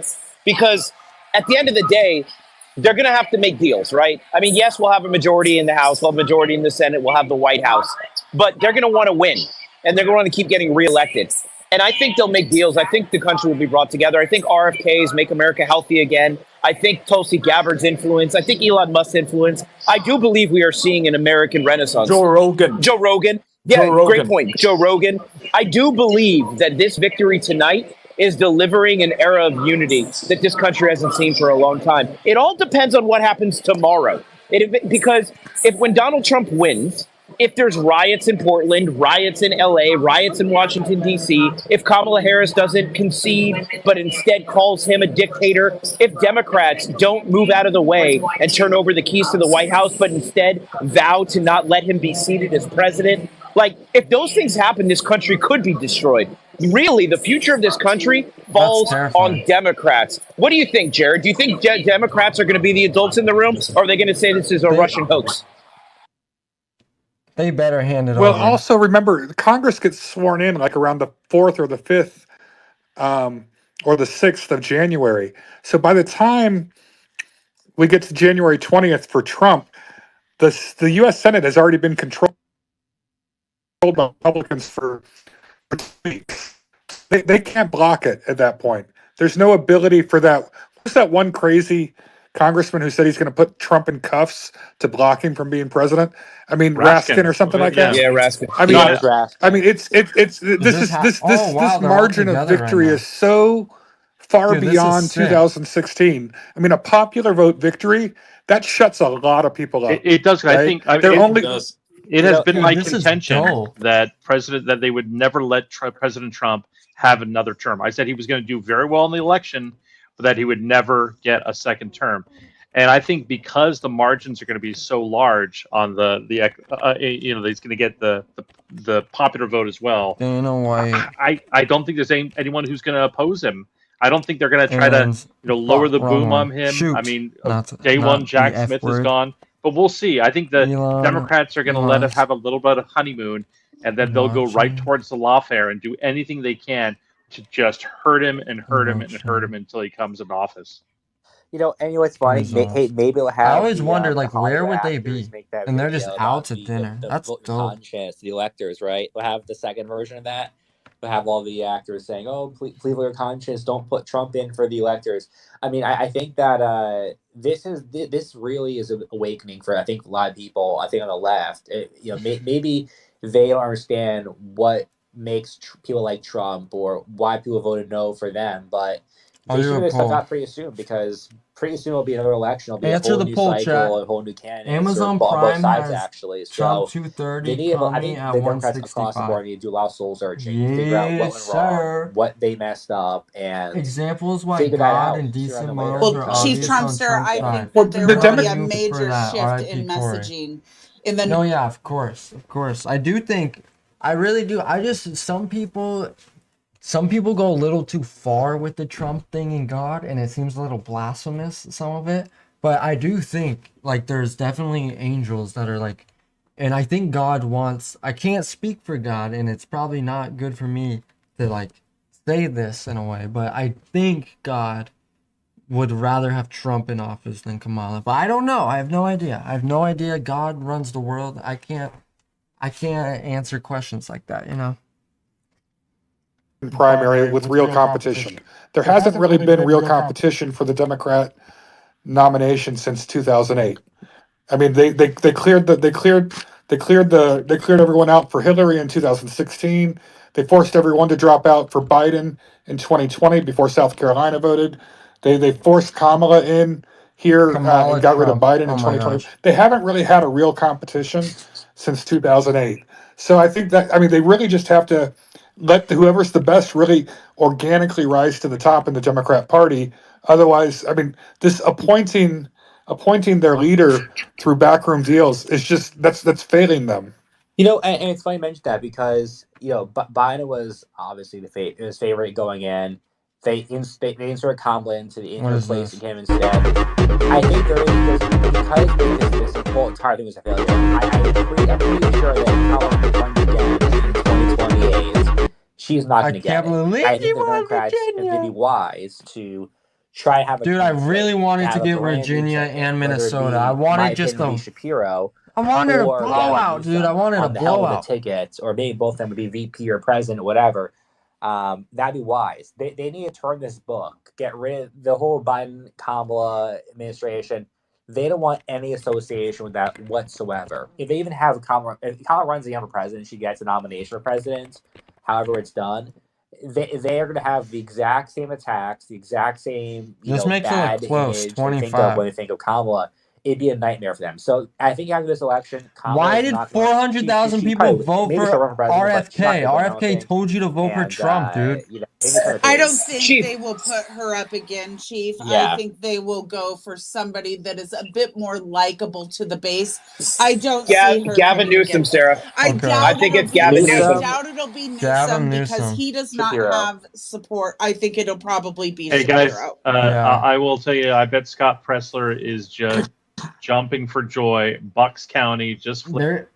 There's still a lot of vote to come in. Oh fuck yeah! But that's a great thing. That was an A+2. We wanted to get it to an R+1 at the very least. Looks like they may do it after all, which is kind of cool. I wanted to bring in. I know that you've been waiting a while. I wanted to bring in Oh, he left. Okay, so I'll go to you, Dr. Joseph. Go ahead, please. Living in America. I think I was watching NBC. Republican here, 66%, I believe, in Mecklenburg and Charlotte, 62, 60. Look at all these freaks. CNN can make a projection. CNN projects that Washington State, as expected, will go to Kamala Harris. Washington State with its 12 electoral votes to the Democrat Vice President Kamala Harris. Let's look at the electoral map right now. All right, still, it's We'll see been what like happens this here. for a while. Someone wants to be first as They're not even counting Georgia yet. But it's pretty much 248 to 203. So we got a bigger lead than what it says on the polls. Virginia, 7 out of 10 voted for Donald Trump. Every single county is red. Trump is leading here by 42%. This is his largest margin in West Virginia. I believe it's even outdoing how he performed in 2016. Yeah, we're about pretty close to that. And then in Wyoming, Donald Trump is leading by 48%. So another incredible performance. Deason Garner says, I'm a full-time lawyer and part-time podcaster. I watch your channel to prepare for my show. When I listen to you, I get nostalgia of news from 30 years ago. You don't pull any punches. Is Destiny live? 57%.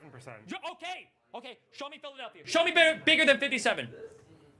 Wait a second. Fuck! No, that's not. He's Trump. Okay, that's good. Show me number 2. Show me number 2. Was number 2 a good one, or is that one we skipped? It's good. Is that number 2? Okay. Yeah. Okay, and then show me number 3. It's donated $50. Look at this freak, dude. I hate Destiny. I hate Destiny. Oh, I would love to see him lose. I wouldn't love it, but I wouldn't mind it. We don't need him. It doesn't tip. Where It's less votes as well. X, it's just chill. It's close. Okay, fuck It's York. less Okay. It's close. It's close. isn't It's it? still close. Well, It's close. okay. Yeah, it's currently 85% win probability for Trump and 50% for Harris. Show me the top 2 again. This Let me is do more math. 204, Let's do more yeah. math. Show me the top 2. Show me the top 2. For what? Top two, outstanding Pennsylvania. Let's add them up. Let's count how many votes we got. We need 200K all day. We do. Okay, bring me up number 1. Bring me up number 1. First county. We need 200K. That's all we need, baby.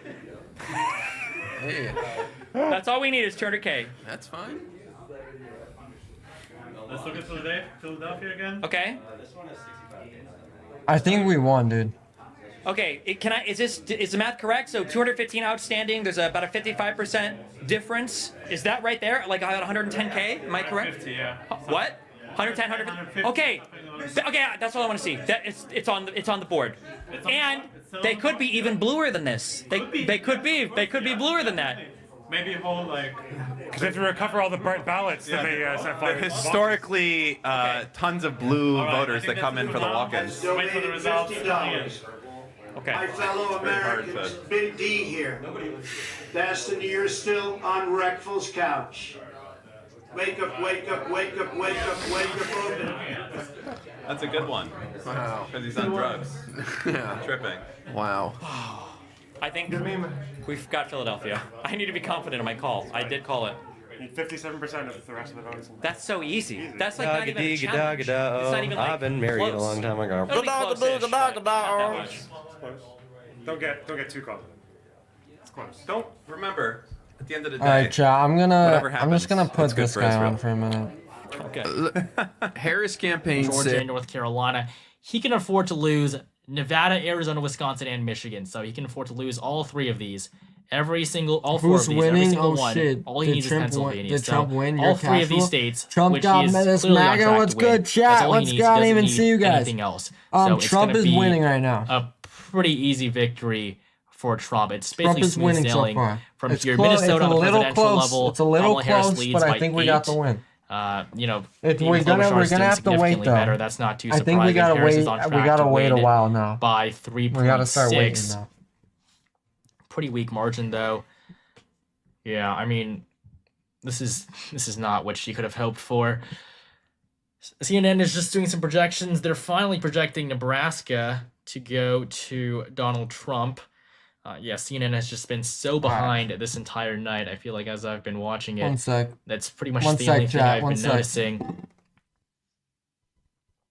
We still do not have results out of Nevada yet, though. But I mean, I guess that's just something that, well, that's just something that we just have to get used to. Although I think at this point, Nevada is looking very good for Republicans. I mean, looking at the betting markets, Trump has a 79% chance of winning. But in the end of the day, though, it's not going to matter. Nevada is not going to change the result. Robert says, your neighbor from the Great White North watching here. Thank you for keeping this election focused on the numbers and not opinions. Great content. Congratulations from the Republicans of Canada. Yeah, I appreciate it. I appreciate you supporting me all the way from Canada. I was actually born in Canada, so I have Canadian citizenship. So it's pretty cool. Republicans right now are at Democrats right now are at just a 3.4% chance of winning. I mean, it really couldn't be any lower. I mean, look at this map. Look at Wisconsin, Michigan, Pennsylvania, all in the darkest shade of red. I don't think anyone would have expected this just a few days ago. Trevor wants me to shout out my gay friend Trevor, so I guess shout out to you, Trevor. Thank you for the super chat. Are you going to make a video about the results after the election? Yes, I'll definitely be comparing, my prediction, the ultimate results, talking about what happened, because I think Democrats have a lot of work to do. They haven't been in this bad of a position. I wouldn't even say 2016 was as bad as 2024 is right now. I would say Democrats in general, in terms of being able to rebuild and come back, they haven't been in as poor of a position as they're in right now. Going all the way back to the Reagan era, I mean 1984, I guess I can just show you the map here. 1984, this was probably the last time that Democrats were in this bad of a position. Now, obviously, this is a big victory for Republicans here, but the country was also a lot less polarized, so getting something like this was easier. I would say that today, even compared to 2016, Democrats, they really don't know what they're going to do now at this point, because Kamala Harris didn't just barely lose. It's not like she got unlucky. Maybe if she held one more campaign event in Pennsylvania, she could have won. I mean, she lost it, and it just wasn't even close. And so with them losing their Democratic senators in Wisconsin, Michigan, and Pennsylvania, it's basically impossible for them to win the Senate at any point. Trump's probably going to hold on to a trifecta throughout the entirety of his second term. This means that he'll be able to get whatever he wants done for the next few years. They'll have they might even be able to, get Democrats on their side. They only need 5 now if they're at 55. It's just not going to be close at all. Yeah, I think Trump has really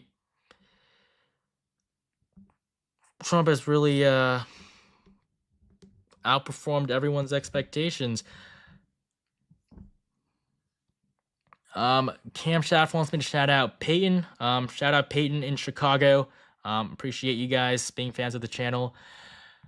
Harris campaign released a statement reaffirming their confidence in the blue wall. Mail-in ballots are still being counted. Really, has the Harris campaign released a statement? I'll take a look at that.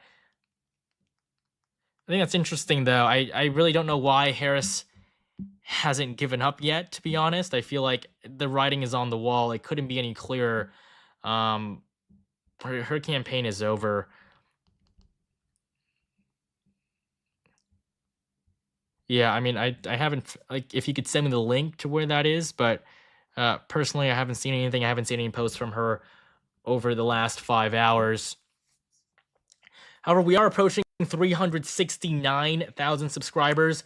We're now actually just 31 away from 400,000. So if you guys could hit that subscribe button right now, all at once, we can shoot up to maybe 375. We'll get to 400 hopefully. But again, thank you guys so much for your support throughout the night. Really appreciate it more than anything. But if we could all subscribe right now, see that number go up, if we all did it, we'd get to 400 basically instantly. But we do actually have a poll closing in Hawaii. It is now 12 a.m. It's midnight on the East Coast. Obviously not midnight in Hawaii, but voting has just ended. We have just one final poll closing after this, And no surprises here, of course. Donald Trump is going to lose Hawaii. Sorry, don't know why I said it like that. But Kamala Harris will carry Hawaii, and it's 4 electoral votes. This is obviously one of the most expected calls of the night, although it'll be interesting to see the margin, because we've already seen Democrats crash and burn in New York and New Jersey. Kamala Harris is also doing poorly in Illinois. This is probably going to be one of the worst margins ever for a Democrat in the last few decades. And so New York, New Jersey, it's looking bad. Hawaii, I will be interested to see, because even though this is one of the top 5 most liberal states in the country, it generally has been shifting to the right every single election cycle. But we also have another projection to make here, actually. That is the one in Nebraska. Incumbent Republican Senator Deb Fischer is on track to win her re-election. She was one of the most vulnerable incumbents on the map for Republicans. I honestly am not her biggest fan. She has not run a good campaign against Dan Osborne. I mean, I don't agree with Osborne on a lot of issues, but I would say that as an independent, he's run a good candidacy. Getting close to the incumbent senator, I think that's definitely something to be proud of. I think Republicans dropped the ball here, especially with Deb Fischer. They had to put in a lot of money there in the very end, but ultimately things have gone well for them. But Nebraska should not have been this close by any means. And so on our Senate map, we can give Republicans another seat. They are now at 51, and so it's official. Republicans have taken control of the U.S. Senate. They're going to probably be in control for the foreseeable future. It's a big majority they're going to have by the time the night is over. I can mark out the flips for you too. So far, we have West Virginia, Ohio, and well, that's it for now, but we will have a few more in just a few hours. Montana is going to come very soon. Tim Sheehy is no doubt going to unseat John Tester. Coming back to the New York Times map, we can see a lot more of it has been filled in. Arizona, no updates there. But Pennsylvania, we're at 84%. I would feel pretty comfortable with making a call here sometime the next hour, so make sure you stay tuned for that.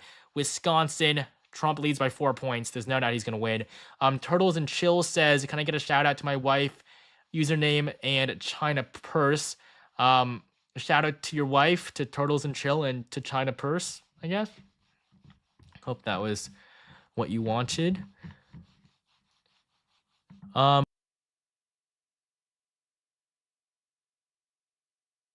So we got to wait and see. The big ones we're watching in Wisconsin, as you know, Savannah, Dane County, University of Wisconsin here, the fastest growing area of the state. 75%. She's slightly underperforming there. Again, she has to turn out in these cities because, like the other battleground states, I should say, unlike the other battleground states, there are not large minority groups in Wisconsin. It's the widest of all the battleground states. And then Milwaukee, again, we're going to wait till late to get all the vote in Milwaukee. She's at 66%. 4 years ago, Joe Biden won Milwaukee, and he won the state of Wisconsin with 69%. She's going to have to turn up that vote and hope her voters show up. Guys? Yeah. We got a lot of vote to count there, though, in Wisconsin. You could call it the battle of the bellwethers, if that's what you're looking at here. I also think Bucks County, I will take my Bucks County native privilege as somebody who grew up there. It's an interesting one because you've got lower Bucks, central Bucks, upper Bucks, and it looks different in some of those areas. You also have Sorry, plenty of it's Starbucks. after midnight. It happens. Here it comes. Yeah. I love it. I know. Get the M&Ms ready, too. Yes.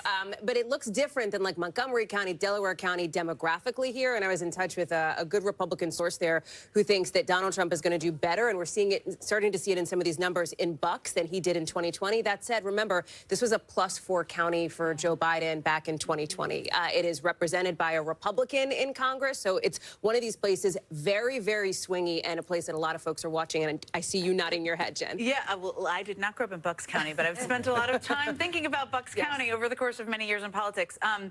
You know, looking at county, as Tom was going through it, one of the things that we're seeing over and over again is that she's underperforming where Biden was in 2020. It doesn't mean that's where Biden would have performed, where he's still the nominee, but it does, and that's not just in Pennsylvania, where you're seeing it in Wisconsin, you're seeing it in other places.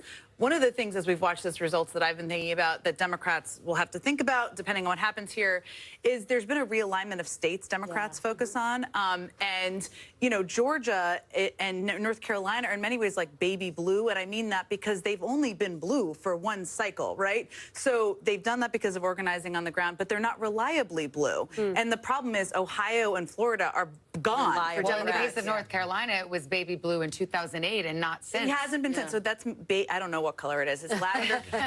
So yes, exactly. So I think one of the things that they will need to think about, regardless of the outcome, is where the states are that they're going to play. They would love to have Texas, of course. Texas didn't turn out for them to work out. Maybe it wouldn't for 8 years. But with states off the map, it's like, is it Georgia and North Carolina? Are there places they need to invest? That's one of the challenges, too, I think. I'm getting an increasing number of texts from Democratic sources who are looking at these returns come in, the fact that she's not meeting her benchmarks in these various counties where she needs to, who are really starting to take that reflective tone of Democrats and thinking about the next election cycle need to think about how to better meet voters where they are. Again, we still have a lot of vote to come in. We still have to see what happens with the blue wall. But the fact that this is such a fight for them, the fact that this is a tied race, it's also taking a step back. Voters saying so far, at least, they like Trump. Well, it's so interesting, too, because I remember in our earlier days in politics, after Republicans lost to Barack Obama, there was the famous autopsy commissioned by the head of the RNC that said and gave some tough love to Republicans, saying, listen, this country is changing demographically. And if you don't get a piece of that pie, you're going nowhere. Well, how interesting that we actually are seeing tonight Donald Trump getting more of the Latino vote. We'll see if he, got a better share of the black vote. I don't think we've seen that in the exit polls yet, but you're starting to see that. Yeah, that is true. And I also, though, will say it wasn't a policy campaign, right? There weren't policy proposals that were dueling. To me, it seems much more cultural, what you're seeing. Well, isn't that the note for Democrats? That is a harder thing to grapple with. That's my point. It takes a lot of deep soul searching. We don't know what the outcome is going to be. But if you look again to the breakdown, college versus non-college educated, rural versus urban, those are big.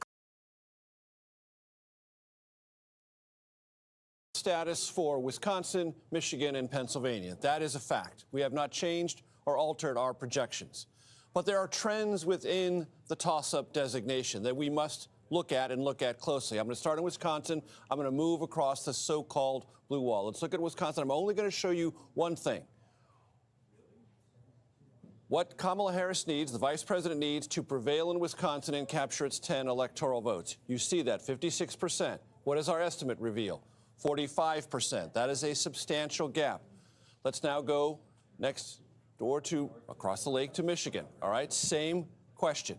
What does Kamala Harris need? And we're talking about this in the sense that this is what her campaign manager, Jen O'Malley Dillon, has said is the place that this is a still winnable race. 52% in Michigan, outstanding vote. What is our CBS News estimate of the outstanding vote that she was likely to capture? 48%. That's a 4% gap. It is not catastrophic, but it is not a positive directional indicator. Let's go to Pennsylvania. Again, the same basic question. What does the vice president need, and what do we project?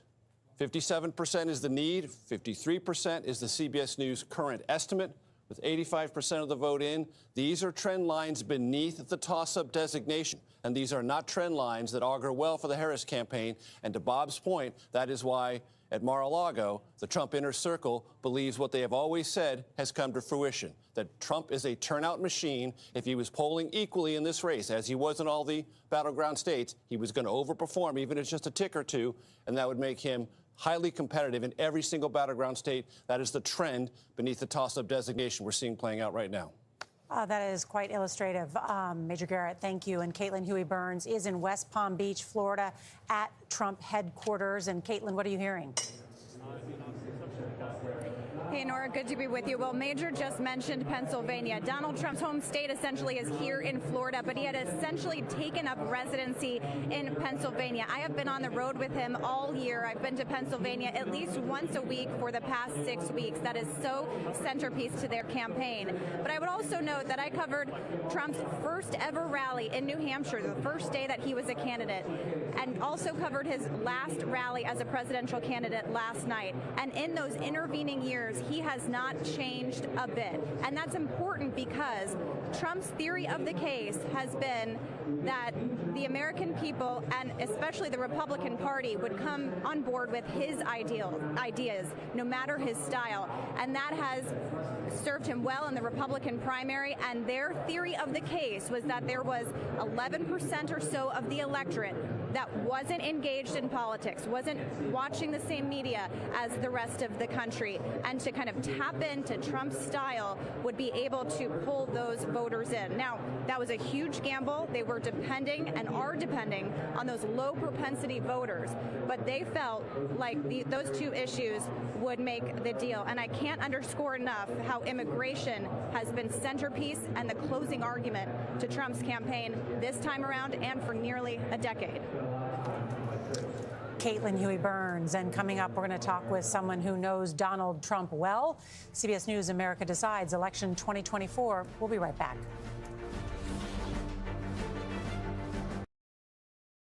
But it's so funny. It's ironic because like in 2020 they called Arizona in so early when people were actually in line voting in Arizona. They called the thing just out of the blue, and now they're so tepid about it. They're not calling it right now. That's. Do you think they're being too conservative? Yeah, they are. They should be calling it. That they need to be calling some of these so that we can have a final result. They're revealing their bias right now, right? I mean, I hope that people realize that Fox News is not the conservative news network that people seem to think that it is. It's not. It's just as bad as all the others. Well, I wanted to bring. Go ahead, Justin. One little news.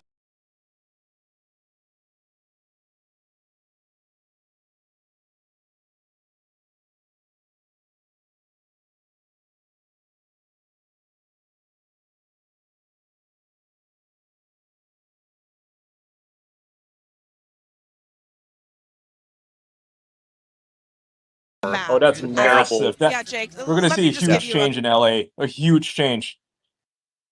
Gut check here about what we are hearing here as we've been sitting here reporting from the Harris headquarters. And I think the operative word right now is silence. There's not a lot being said because the Harris team appears to be searching for bright spots in the map as these results very, very slowly come in. Searching for bright spots and also very aware of the warning signs throughout the electorate in Virginia, in Iowa, in other places. I am told that Milwaukee and Detroit and Philadelphia, that is what the Harris campaign tonight is holding out hope for, more votes to come in.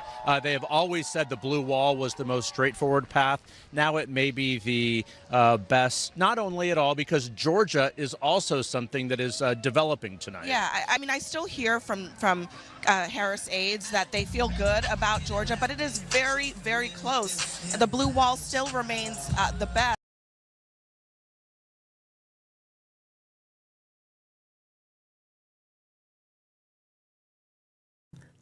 Have made Trump win Pennsylvania. It very well could be that.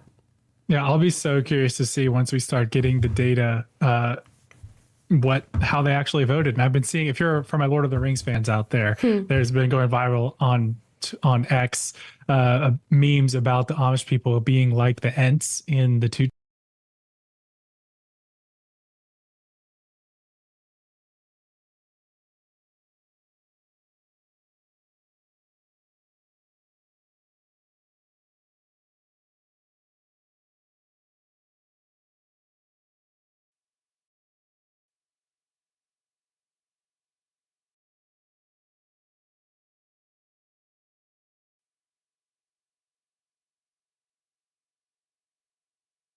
Huge change. The media needs to adapt. It needs to become unbiased. Otherwise, it's done.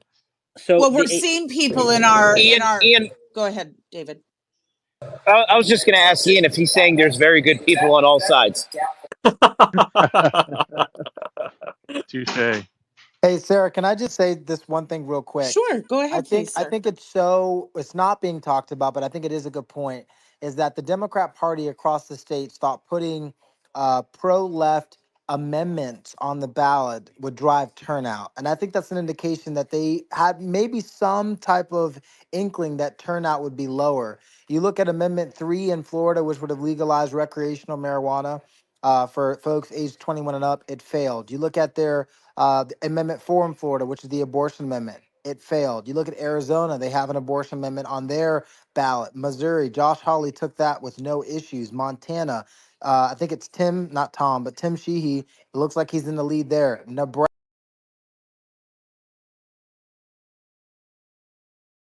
Here, bigger there. But yeah, I mean, that is pretty normal, I would say. Maine has 2 districts. Yes. 1 vote for each district and 2 for pop. Yeah. All right. Apparently Georgia has been called by a lot of the news networks. That's what people are saying in chat here. We've actually just hit 4 million views on this stream. Over 4 million people have clicked on it over the last 6 hours. I mean, that's just incredible.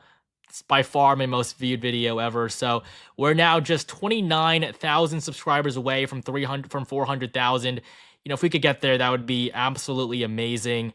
We started at 287, I believe, when the stream started, so it's already been incredible. But if we could get to 400, I mean, I would appreciate that so much. We've been covering this race for 4 years nonstop, daily videos for 3 to 4 months. We're going to be here for quite a few hours. So if you guys could all help me out, all click that subscribe button at the same time. We'll see how high it goes. You know, if we all subscribed right now, we'd hit 400 basically instantly. But, you know, again, thank you guys so much for your support. Something else I guess I will just make the projection now at this point with Minnesota. Minnesota is going to go in favor of Kamala Harris. This was, of course, highly expected, but still, her margin has been abysmal. I mean, it is so much worse than what anyone could have expected. Nobody thought that Harris would do this poorly in Minnesota, but somehow, you know, that's just how this is playing out. So I can just get this out in just a moment here. Minnesota is going to go in favor of Kamala Harris. 10 electoral votes for the vice president. She's going to win Tim Walz's home state. It's going to be close, but she will come out on top. I mean, Tim Walz has, I guess, proven to be quite a useless running mate. He absolutely has not done what he needed to do. He's been a huge disappointment. And I think for a long time, Democrats are going to question his choice because he was not even talked about as a contender until the very end. We all thought that it was going to be Josh Shapiro for a super long time. I mean, him being a Jew was a big reason why he wasn't able to win it. So, I mean, yeah, there were just huge issues there. But ultimately, Harris is still going to win Minnesota. It's 10 electoral votes, and this leaves us with just 5 states. They're all going to be battlegrounds, so all of the non-battlegrounds have been filled in, along with Alaska's also left blanks right now, just because polls haven't closed, but we are going to make a projection there in just 41 minutes. I think Trump can actually win it by a solid margin now, considering how well he's doing everywhere else. Jason says, what would be a good ticket for 2028 for the Democrats to come back from this defeat? I mean, I would say they actually had some good candidates for Harris's running mate, you know, when she was choosing a few months back. I would say Tim Walz definitely was not the most natural choice. They want someone from Wisconsin, Michigan, and Pennsylvania.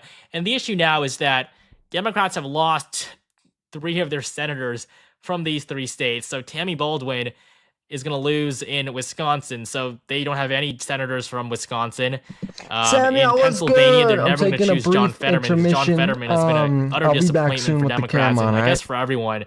So Pennsylvania, nobody there. Michigan, I guess, you have Gary Peters, who is the most uninspiring candidate in history. So they preferably would want someone in the Midwest, considering the losses there today. And so I would say Gretchen Whitmer and Josh Shapiro are probably the 2 best bets right now for Democrats. For some reason, I just reloaded this screen. So give me 1 second. Let me get it back set up. But yeah, Gretchen Whitmer, Josh Shapiro in Pennsylvania and Michigan. Those are probably the two people that are going to be talked about the most. We also have Tony Evers in Wisconsin. He outperformed expectations when he won his re-election as governor, but the fact that most people thought he was going to lose definitely is not the best thing when it comes to instilling confidence, in your candidates. So I would say that's one route they could go, because without the 3 upper Midwestern states, they have no chance of winning elections. It's going to be incredibly difficult. But down south in the Sun Belt, Democrats have a lot of potential there as well. I mean, Georgia, North Carolina, Arizona, these are states where Democrats generally are making gains, just not this time around. The midterms were pretty good for them, but it's going to be hard. I think Democrats are not going to do very well in the next few election cycles, whether it's the midterms or, it's a general election. They're really starting to struggle. I think people are saying that they called New Mexico. Yeah, so I guess New Mexico is blue now, finally. That was pretty obvious. We've known this whole time. Are there any results out of Nevada yet? Because I think that's something I'd definitely be interested in seeing. I'm just going to get the map filled in again for you guys here. We still only have a few states remaining. Out of the swing states, North Carolina, Georgia have been called, and then the remaining ones are still a little too early to call. Nevada, we still don't have results from there yet. Pennsylvania, apparently the gap is shrinking. I guess we'll look at that. 87,000. Trump leads by 3 points. The gap is going to shrink. Trump is going to win the state by 2 points. He's currently up by 3. So yeah, that's totally expected. I'm not surprised by that at all. Somebody says, you've done a fantastic job and I appreciate your coverage. You're extremely talented at this. I especially enjoy the subtle roasts. Well, I'm glad you're enjoying the content so far. Whoever said I'm making Maine red again, it's just because the electoral votes here are split. So you see, this is Maine, but this down here is also part of Maine. So that's why it looks like that on the map. But I assure you, Maine is blue. It's definitely going to Kamala Harris. I just saw my fiance but, off I to guess work. it's small and totally Damn, understand bro. if you're unable to see Tony it that well. Why do you think JD Vance is GOP's best option for Evers is a 2028? clown? Who is I wouldn't say that that? I I don't think even know who he's the that best is. option. I think he's a good option.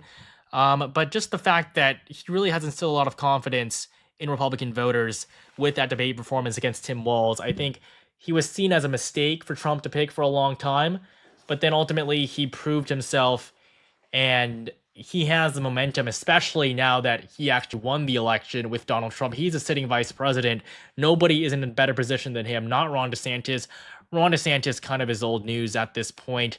I think people have given him a chance and they haven't liked what they saw. And so 2028, we're not going to, I expect he would run again. He definitely wants to be president, but it doesn't look like it's happening for him. He'll, of course, remain a big name in Republican politics, but as the nominee, I do doubt it. What are your thoughts on the reports in the last 5 hours about mysterious pipes breaking power outages in swing states?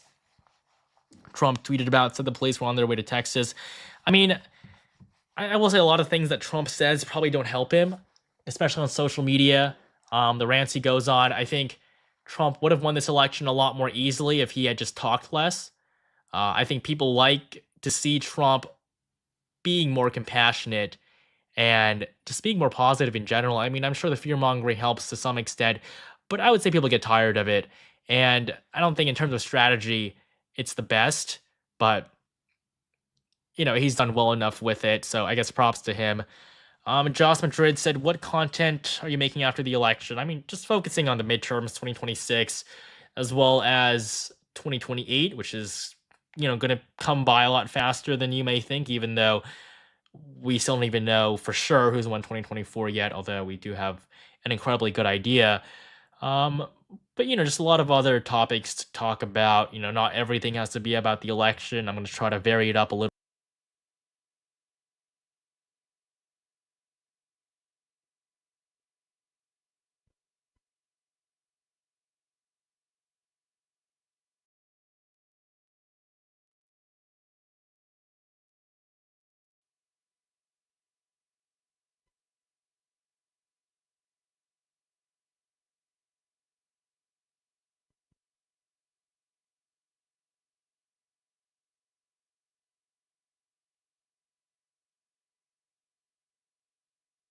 And we've got the Democrats. Most of them look like people on the deck of the Titanic is singing, but some are still dancing. Let's fade that back up and go back to Harrison. They're not going to call it yet, but she doesn't have the votes now. Oh, that's the Trump campaign. Sorry. Oh, so there's the Trump campaign. Let's see what's happening with the Democrats. Sorry, I couldn't see the red hats. I'm blind. Yeah, forget the Titanic. Here's your Democrat headquarters. The bleachers have already cleared out. They've pretty much accepted defeat. They're going home. So it's kind of strange. It's like, I mean, we'll see if they have any ounce of integrity left. If they just all of a sudden say, "Oh, we flipped Pennsylvania, we flipped Georgia," even these Democrat voters would sit there and kind of have to double take at that. But I mean, all the trends are good. He's already reached critical mass in Pennsylvania and Georgia and Nebraska. That's 270. I mean, it's just, we're dealing with the same thing from 2020. Trump comes out, declares victory, and you know what? And it not just declare victory. Trump has to announce to the American people, the mainstream media is dead, including Fox News. Our elections are completely rigged. It needs to be this watershed, cultural, political, philosophical movement where we just break from the establishment entirely. We run the country now. We declare victory now. We leave you behind. You are irrelevant. You are invalidated. Because Owen already went over the political numbers and crunched them, and Crowder's got a bunch of experts in there as well, and they looked at it. They're not going to call it yet, but she doesn't have the votes now, and things are collapsing fast, and states that weren't even in play are now in play.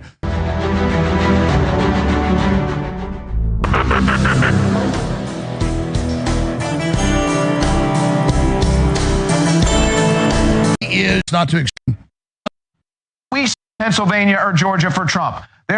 Things are at play. There is no reason why these two states have not been called for Donald Trump at midnight now, past midnight. Numbers on the screen. With ladies and gentlemen, and their key. We're not going to. Transphobes, homophobic, Nazis is verifiably insane. And that's why I asked Jared earlier if he would call the 51% Stein will defeat Republican Lieutenant Governor Mark Robinson. Nazi supporters. Is that the logic that we're going to go on? If they continue that rhetoric, they'll lose another election like that because they can't even admit the fact that we're not Nazi supporters. We're actually just support our country. Donald Trump. Yeah, fuck Donald Trump. Javon, that's an excellent point. I mean, I'm sitting in a room right now. If Hillary Clinton said Madison Square Garden was like a Nazi rally, I can't imagine what she would call this room right now. And but it's funny because this is a diverse room. I'm looking around. It's not.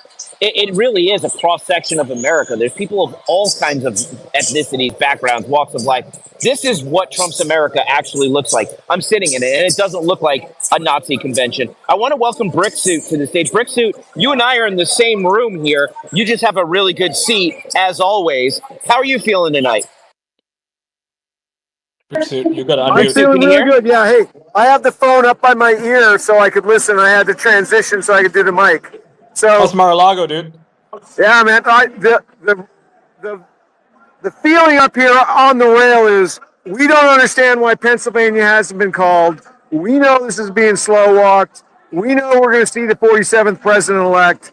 And, I totally concur with what was just said about this is a repudiation of the Democrats' policies of what they're trying to do. But I don't really hope that they go. I hope they double down on it, honestly. I hope they go into oblivion with it. And if they, they're in a rough spot because what do? They're going to have to chop off one wing to try and make their party healthy again. It's going to be really tough. And no mercy for them. No mercy. President Trump has done just an incredible job of putting a coalition together based upon actual beliefs rather than gender characteristics or something like that. It's going to be amazing to see the energy up here. I mean, we're waiting, but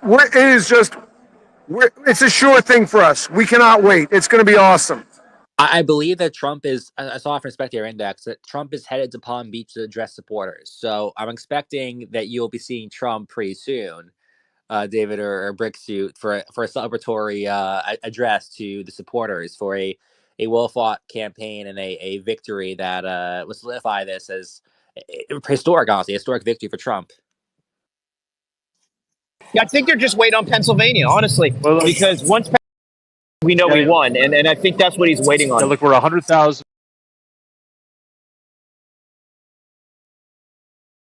These across 10 different states tonight, and at least so far we can make calls for 4 different states, and it's worth noting here the places where the abortion referendums have actually gone through and passed are places where abortion rights are not in jeopardy, places like Colorado where abortion is easily on the ballot there and has managed to pass. The first one, New York, again, obviously you can still get an abortion in New York, but there was part of a package of anti-discrimination laws to try to shore up these rights. Again, these are constitutional amendments.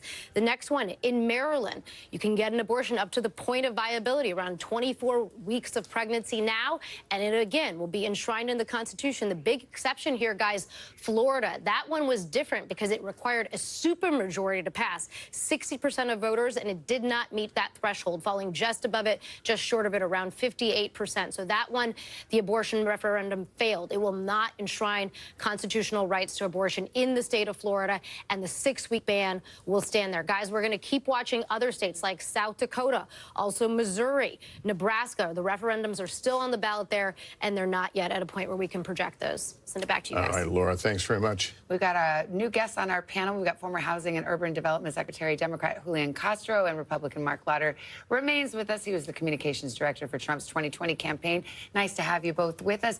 Congressman, I have to ask you about the Latino vote, because we're looking at an exit poll that shows Latino men broke for Trump by 10 points. They went for Biden by 23. That's a 33-point swing. How do you make sense of that? Yeah, I think all of us are trying to make sense of that. Look, you know, this is one exit poll, so I'm not prepared to draw complete conclusions from this, but I think it's safe to say, right? We've seen enough evidence that there was a significant shift among Latinos. I attribute that to several things. I think that you were talking about divides earlier, right? There's this, in this Trump era, the rural-urban divide, also around educational background. I think that's true in the Latino community, too. If you notice, particularly in these places that are more small town and rural, he has picked up significant Latino support. I think we're seeing that in places like Pennsylvania. In addition to that, from what I could gather, the economic message really resonated. You have to remember, this is a working class community by and large, and all of those messages he stuck to about we had the greatest economy and, you know, look how bad inflation is and so forth. I think that played well this year.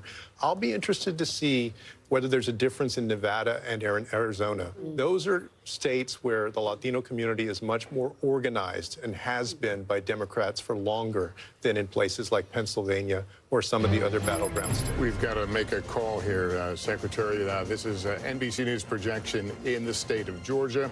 NBC News projects that Donald Trump will win in Georgia when all the votes are counted.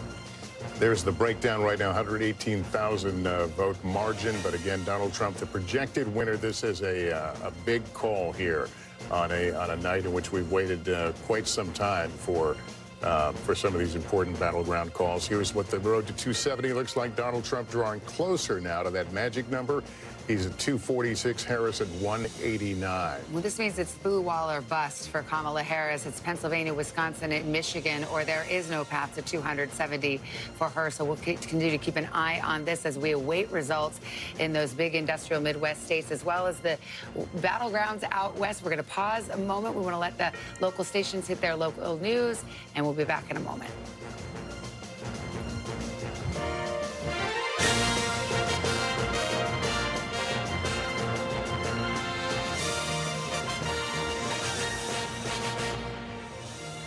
And welcome back. That news is sinking in that Georgia will go into the Donald Trump column here tonight.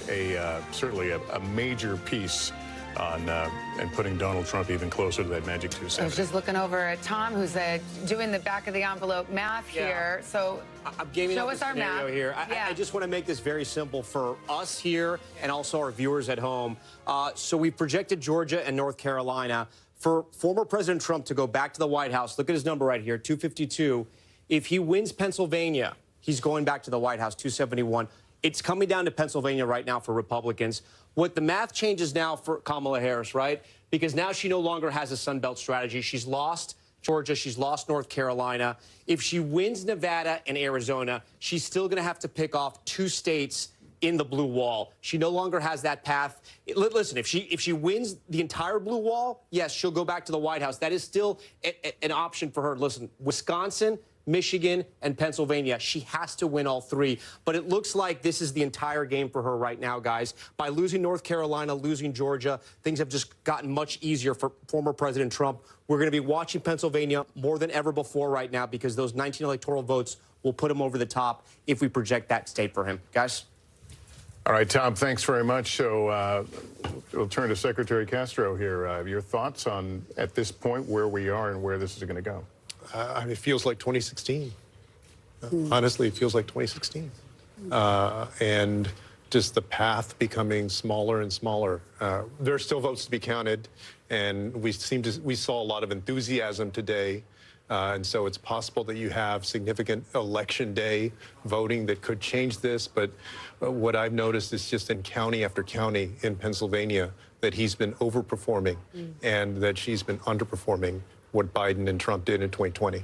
And that's, you know, for Democrats has to be worrisome. What do you attribute that to?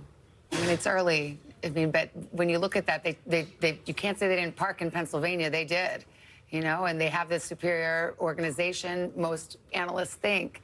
What do you think was the difference maker? You know, I think she was put in a very difficult position by President Biden.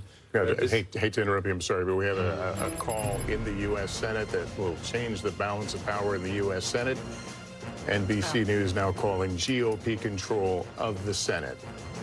That's with the victory of Deb Fischer, the incumbent in Nebraska, who was given quite the run for her money from an independent there, Dan Osborne, who said he wouldn't caucus with either side. But it went down to the wire. But in the end, the Nebraska Senate goes back to the Republicans, and that gives a leg up to Republicans and the gains they need to take control of the Senate.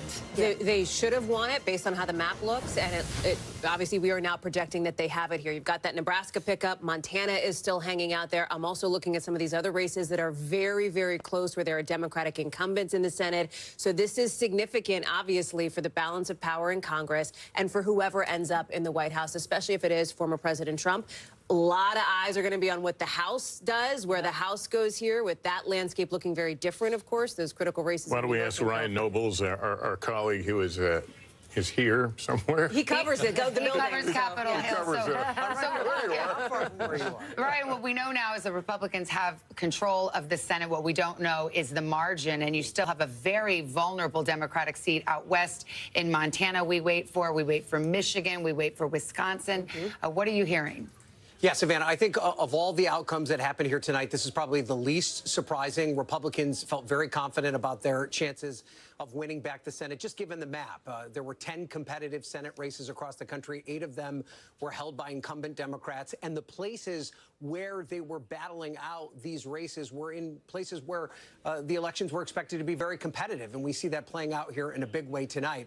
I do think perhaps the most interesting dynamic that's now playing out at this hour is that where Senate Republicans were confident of winning the majority, but they were very much talking to us about the idea of 50+1. They just wanted 51 seats to make sure that they would have the Senate Majority Leader, that they could control the legislation that came on and off the Senate floor. They're now talking about perhaps significant margins.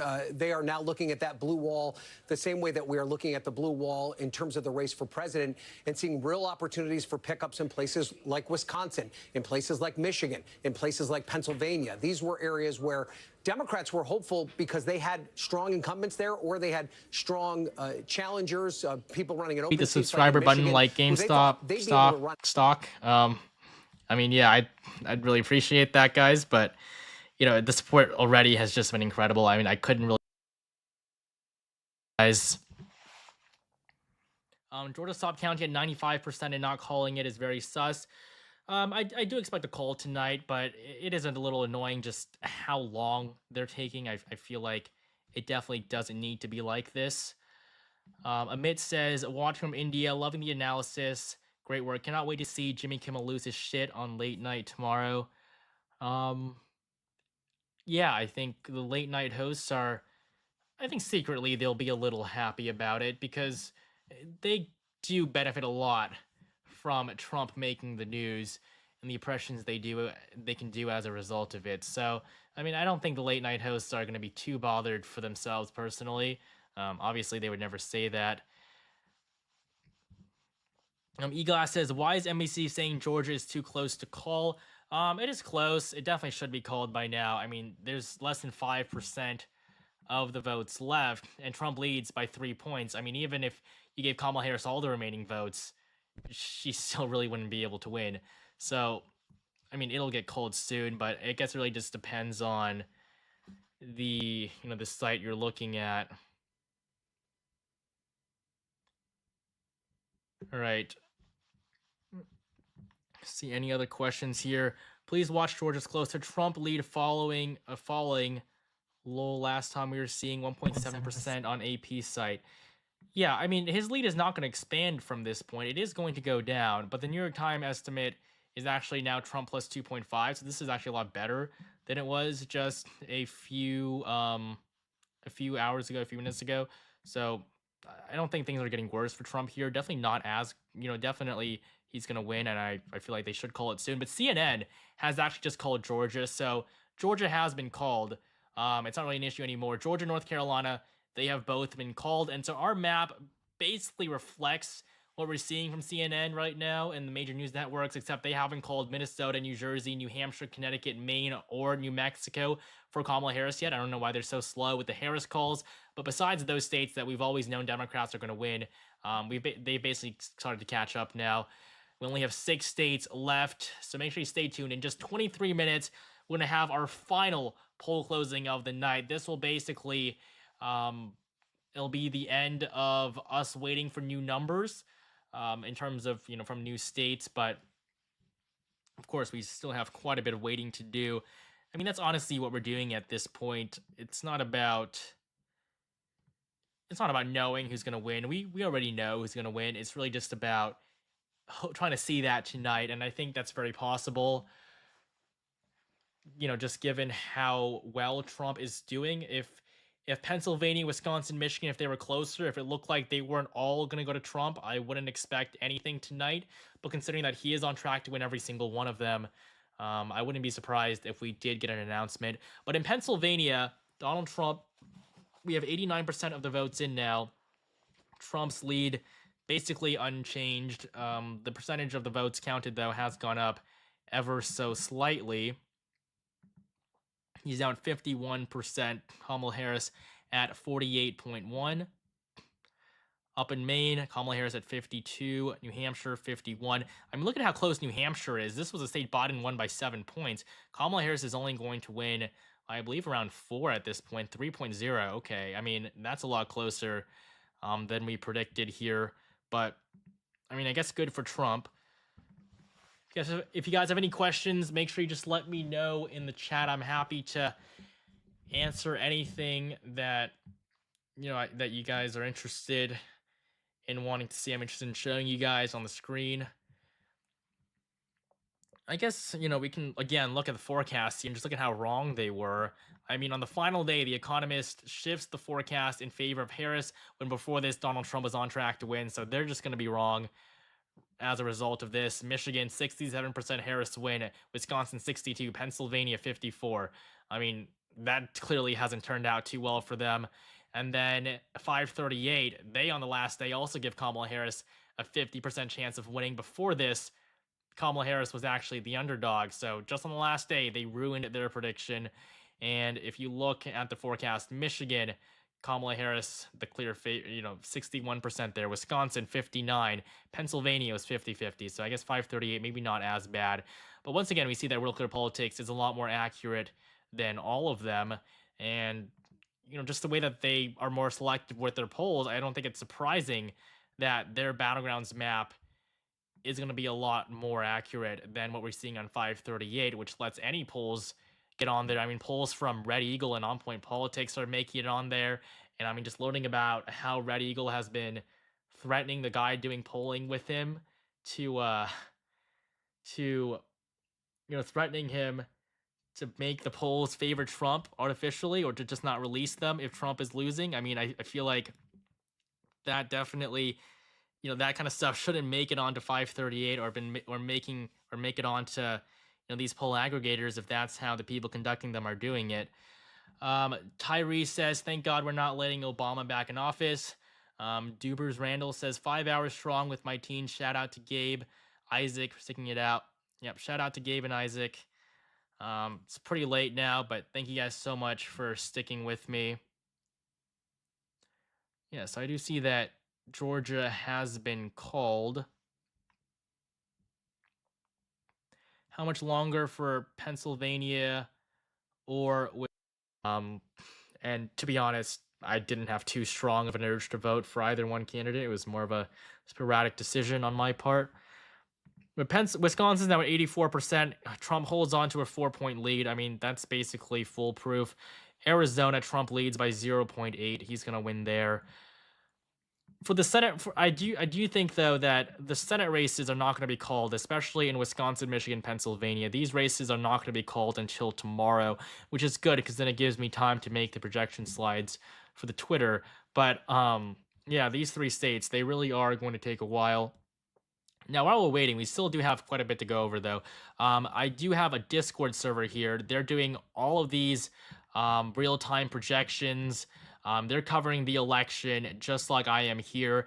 And so if you guys could join that, we're at 5,000 members. We'll try to overtake the Let's Talk Election server. They're at, I think, 7,000 members. So if you guys could all join my Discord server at discord.gg/elections, that would be incredible. I mean, here, I guess I can even I can show you guys the link here to discord.gg/elections to join my Discord server. If you guys could do that, I'd really appreciate that as well.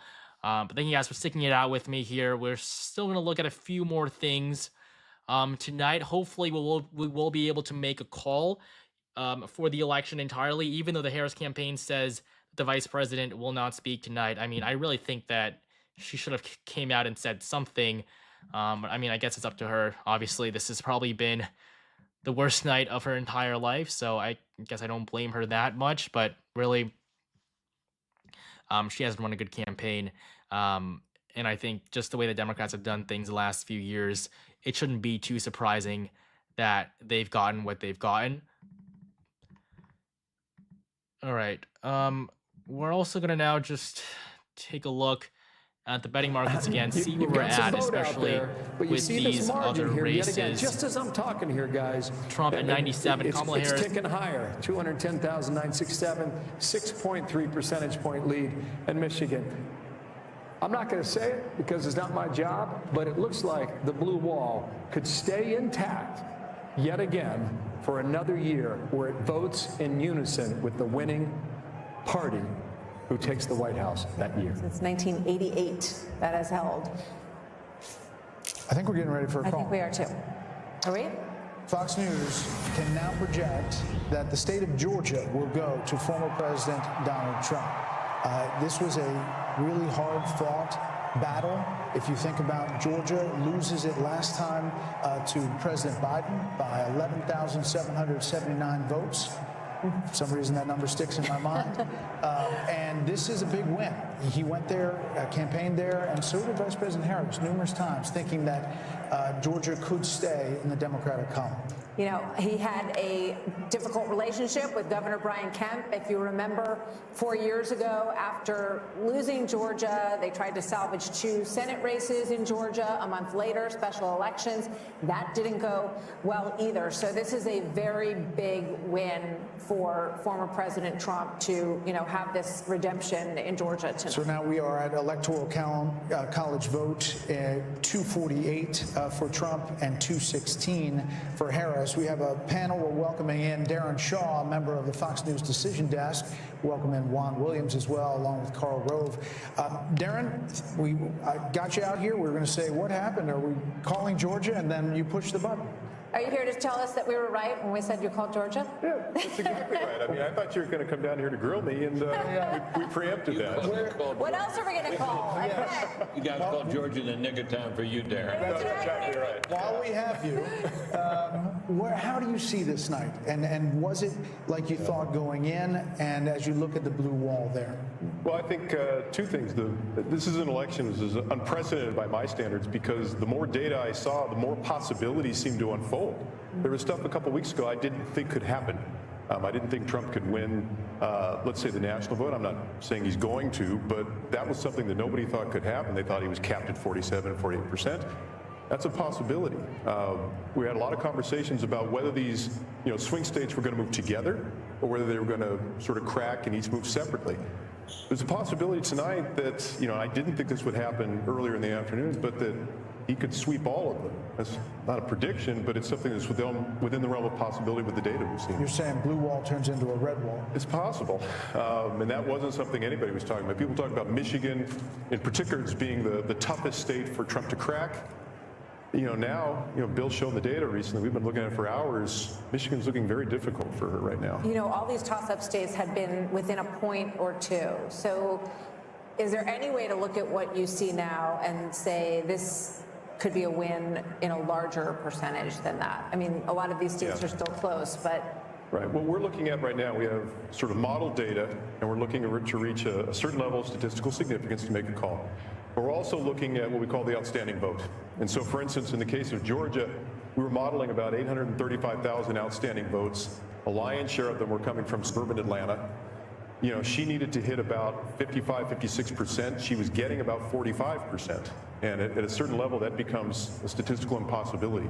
The more data you get, the less room she has to actually grow or do better than she's been performing. And so that sort of triggered the call in Georgia. We're not quite there yet in the other states, but this may not be an election where we need to be here till Thursday or Friday. Right. And so when they say go home, relax, you're saying maybe not yet. We'll see if they continue to count. Arizona and Nevada have been particularly stubborn about that. We understand in Nevada they don't allow any counting until the last vote has been cast, which is we think why we're getting basically nothing from Nevada so far. But Arizona, it's coming in sort of droves. It's a close race there. Wisconsin and Michigan seems to be counting there at like 54, 55%. Wisconsin at 2 a.m. in 2020 had counted 99% of the votes. So we think there's a chance we might have enough data in Wisconsin, maybe Michigan. So we may have some resolution more quickly than we thought. So in Pennsylvania, Sean talked about this earlier, the early vote and what that looked like and what she would have to do day of in Philadelphia and those counties right around there. Is it possible that that's still out there and it's possible to do? Boy, it seems to be a probability diminishing by the hour. I think this is something from the Georgia data, but we've also seen it in Pennsylvania. Young African-American men did not come home. Part of the African-American vote came home to her, but a lot of it didn't, and there's a gender gap there. And the Georgia, I think, I have to run the numbers, and I'm not going to lay this at the feet of any demographic group in particular, but she really did seem to underachieve amongst African-American males, especially young African-American males. I mean, it just makes me think about Michelle Obama and Barack Obama, the former president, and the very strong appeals that they made. Michelle Obama said, don't let your husband or boyfriend's rage dictate your vote. President Obama talked about bringing out brothers and scolding them. That does not seem to have been a strategy that worked. Darren, did the Fox News voter analysis track with what you saw with raw vote as you went around the states? Yes. There were a couple. What we're doing early on is we get this early vote from Indiana and Kentucky. It allows us to kind of figure out is the FNVA performing consistent with the data. There were a couple states where Trump overperformed a bit. Florida was one. We were a little concerned that we might be overestimating Trump's performance in rural areas. But the more data we got, the more that didn't seem to be the case. It seemed like he was basically hitting what we thought he would hit. We've got the brain here. Did anybody else have a question for Darren? I'm curious about immigration and what you've seen in terms of how much that played into the votes in some of these states. Well, I think the one thing we can say is that it didn't repel people. In particular, there was some talk about the Hispanic vote coming home over the issue of immigration. That did not seem to happen much at all. The FNVA suggested, I think it was 40% was Trump's performance amongst Latinos. that ended up being, I think, within 13 or 14 points of Harris's. I mean, if you'd showed me data before the election and said, you know, that he's going to get 15% of the African American vote, 40% of the Hispanic vote, I'd say that's an awfully tough night for a Democrat to win an election in.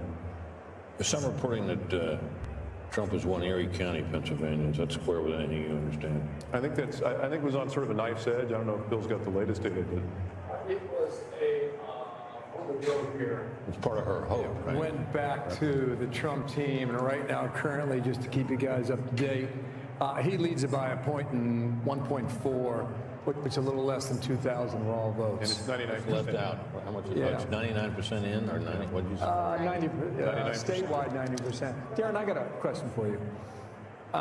When you think about the blue wall in the upper Midwest, when we were at the convention in Milwaukee in July, it ended on a Thursday. On a Friday, we had that national computer glitch, and all the airports were shut down. So all the delegates and all the journalists and all the campaign folks were stranded at the airport in Milwaukee. And I was still thinking at the time about, you know, why did I just see Kid Rock? And why did I see Hulk Hogan? And why did I see Dana White? And I went to the campaign and I said, what's going on there? Because it was men. It was white men. And they said, we notice in the upper Midwest, at the time they were thinking about Minnesota, Wisconsin, Michigan, Ohio to a lesser degree, and Pennsylvania. That's what they were thinking about. And they said, we noticed that there was a certain percentage of white men who voted in 2016. They sat out 2020, and we're trying to win them back. Is there evidence that those white males in those upper Midwest states did that tonight? there was sort of a rule of thumb we were adopting that, and we spoke about this a little bit earlier in conversation with y'all, but that, the gender gap is a double-edged sword. The gender gap can help or hurt depending upon, the absolute level of support. We were looking at 55%. In other words, if Trump was hitting 55% with men, that was a good sign. If Harris was hitting 55% with women, that was a good sign. And in the upper Midwest states, he was getting closer to that sort of magic number than she was. So what you call it the bro strategy or whatever, it seems to have paid some dividends up there. I mean, we're still waiting, but it's looking pretty good for him. So we can definitively say that the poll that we don't talk about in Iowa was kind of off. I love Ann Seltzer. She's a giant and a pioneer in our field.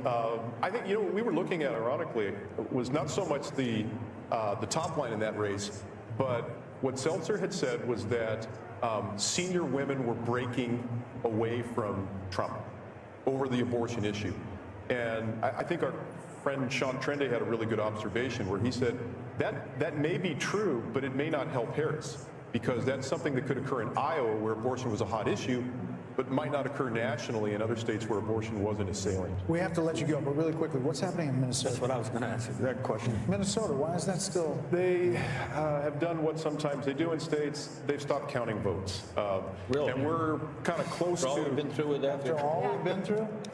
We're at a level where we're close to statistical significance, but it's not quite there yet, and there are still... Tim Walz in charge of that? Yeah. Well, there you go. Rumor has it. We have to let you go because you have some more data crunching to do. Yeah. We appreciate you coming Thank you, by. Darren. Thanks, Darren. Good job, Dan. A lot. Coming Thank you. Nice to see you guys. Thank you. Let's check in with Aisha Hosni at the Let's Trump do that. campaign headquarters. Aisha? Hey, you guys. Well, all signs here are pointing to perhaps imminent remarks from the former president shortly.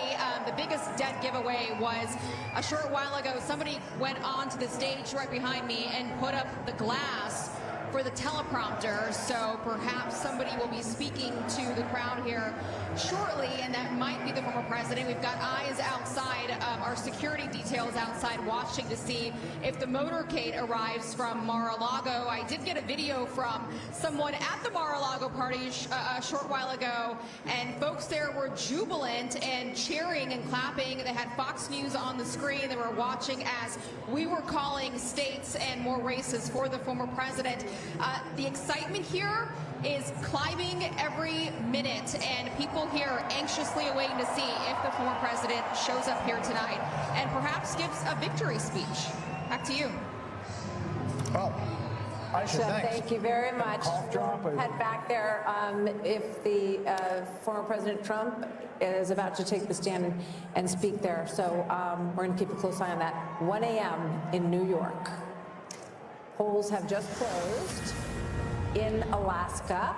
The Fox News decision desk says it is too early to call. Trump has a lead in our Fox News voter analysis, so we will get you back to Alaska when we have a little more data to report there. And there you see 248 to 216, the Electoral College map. We are waiting on the blue wall, which could be a red wall. You just heard from Darren Shaw. And I think that data and the way he laid it out there and their decision-making really kind of lifts the curtain to how these guys operate. Based on our Fox News voter analysis, which again was 120,000 voters, that a rolling poll, and then the raw vote total that they came in. Alex Hoff is in Pennsylvania. We'll check in on the ground there. Alexandra. Hey, good to be with you. Yeah, the crowd here in Bucks County, they are excited by some trends they are seeing, not necessarily expecting to result tonight. Pennsylvania's results, and the count is historically slow. It took 4 days in 2020, but the Commonwealth Secretary does believe that it's going to be faster this time. New technology, more trading will come into all this. Now, looking at Philadelphia, both the Trump and the Harris campaigns, they're saying they're outperforming there, but Team Trump feels that this could be good news for them because there are pockets of support inside of South Philadelphia, Northeast Philadelphia, and there is a saying that goes that Republicans can gauge how well they are doing in the state by how much they are losing Philadelphia by. Simply, it cuts into the margins that Democrats need. And here in Bucks County, they're seeing themselves on the screen right now. It means a lot. If he were to win this county, Bucks County, I mean, that would be the first time a Republican presidential candidate has taken this county since 1988. And these suburbs of Philadelphia, this is what pushed Biden over the edge in 2020. Harris needs to do well in these counties if she stands to have a chance of taking the state, guys. Brett, Martha? Alex, thank you. So let's go to Bill and see, what are you cooking up over there, Bill? You know, I was just looking at New York. You know, we heard so much about MSG and the insult comic about the Puerto Rican joke. And, you know, Trump, you know, New York's his home, right? I'm now living in Florida, Mar-a-Lago, but just look at this. I'm going to go ahead and use the slide bar and just, okay, 8 years ago when he's running against Hillary Clinton, this is his margin in New York, all right? 37.5 compared to almost 59 for Hillary Clinton. And then against Joe Biden, it was, what? What was it? Oh my gosh.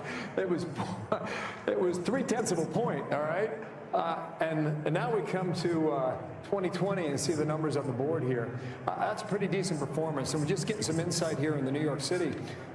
He did well over 40% of the vote here in New York as well. One thing I was checking out here, guys, this is the number, right? Path to 270. I guess in theory right now, if you were to close out, you know, you're at 248. If you were to close out Pennsylvania, and even though Alaska has ranked choice voting, which could take a while to post a number here, nonetheless, that would put him right at the number 270. So even around the blue wall, that's possible too. That goes back to the argument that we've been talking about for some time now, that Trump had more paths to the Oval Office than Harris did. Let's go check on Pennsylvania one more time here, and we'll see. Okay, it's holding steady at 3.5. 90% of the estimated vote out there is now reporting here. In Michigan, you know, the blue wall, 6.3, so that number is stuck a little bit here. Estimated somewhere, maybe 40% of the vote still missing there in Michigan and Wisconsin. You know, maybe we get some more numbers in. It got 85% of the vote in here. And, you know, Trump's holding on to this 4.2 advantage in Wisconsin.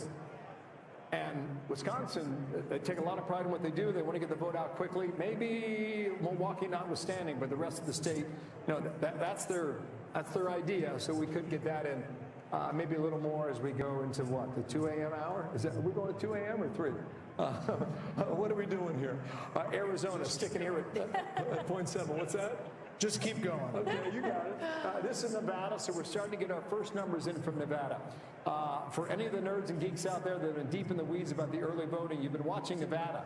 And Nevada's been a pretty good marker there for Republicans. This is a quick count here now. It's saying 75% of the vote is in, and Trump's got a firm lead at 3.4 points, roughly, just a tad under 35,000 votes. Clark County, Las Vegas, 70% of the votes in the Silver State here all come from Nevada. Let's see what's happening right now. Okay, Harris.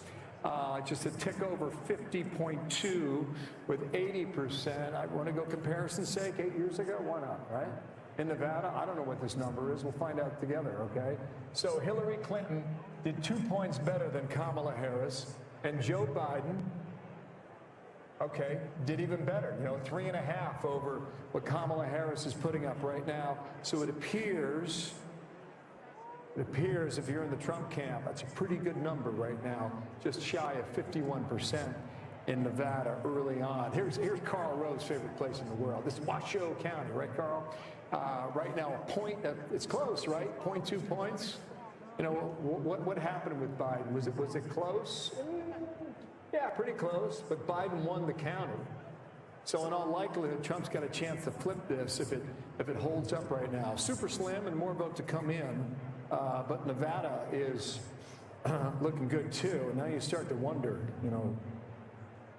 how high does this number go on the Electoral College? Yeah, New York Times needle is now at greater than 95% and likely to win the popular vote is what they have. Well, let's check in. Let's go out to Vegas. Jeff Paul is live in Las Vegas. Jeff, what's happening? Well, a lot of excitement here and optimism at the Sam Brown watch party. He's, of course, the Republican candidate trying to unseat the Democratic incumbent Senator Jackie Rosen. And just a few moments ago, when Bill was talking about Nevada, you heard a lot of cheers here from the crowd at the Sam Brown watch party, just knowing some of those initial numbers. It took nearly 3 hours to finally get some of those numbers. We're hoping to get another batch in the coming hours, but Nevada has an interesting law where it's, you can vote right up until the 7 o'clock hour, and if you're in line, they'll let you vote, and in order to release those results, they wait until the very last person in line votes. That person, it took 2 hours. New Hampshire, though, 88% of the votes are in, and Kamala Harris leads by just 3 points. It really couldn't be any worse. She's on track to win by 2.8. This should be pretty depressing for Democrats. Minnesota, Kamala Harris leads by just 2 points. She's on track to win by 3.4. Still not the greatest.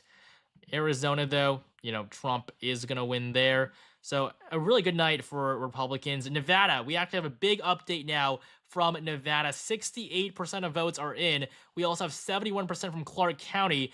Kamala Harris leads by just 2%. I can tell you right now, this is not what she needs. I can show you guys the results from 2020.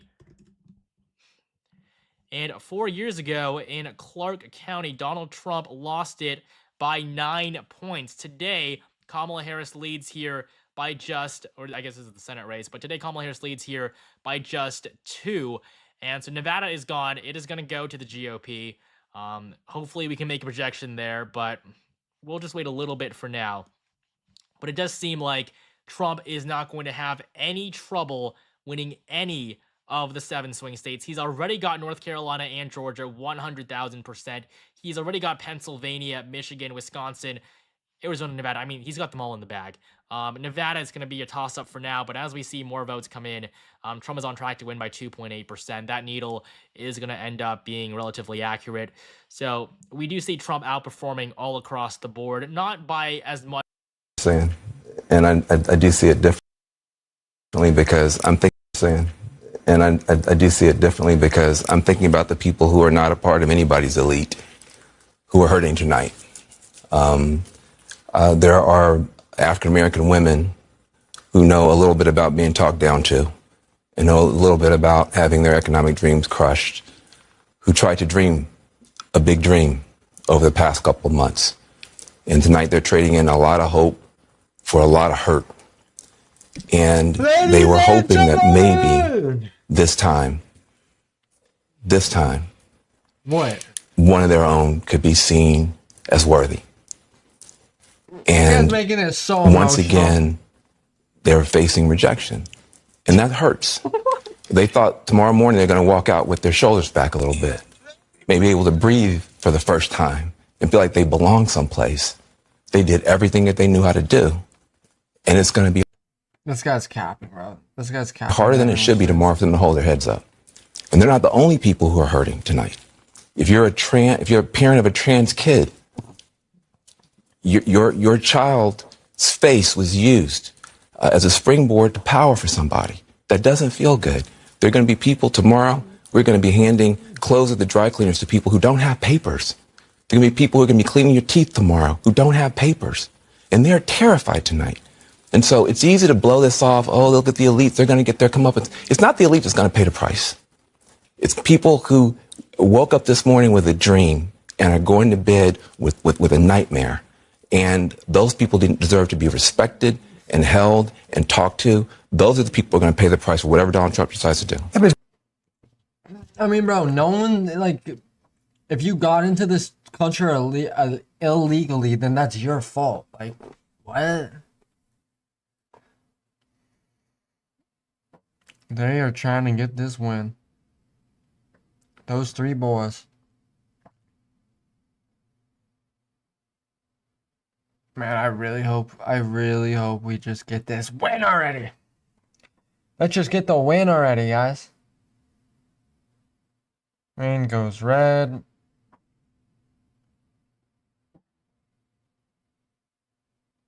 Trump won Georgia so long ago, dude.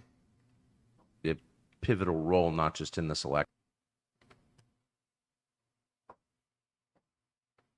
Feels like 2016 again.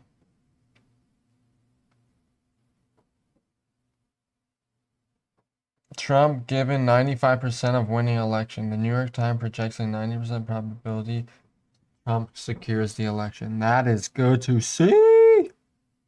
Let's go. Yeah, so give me 1 second.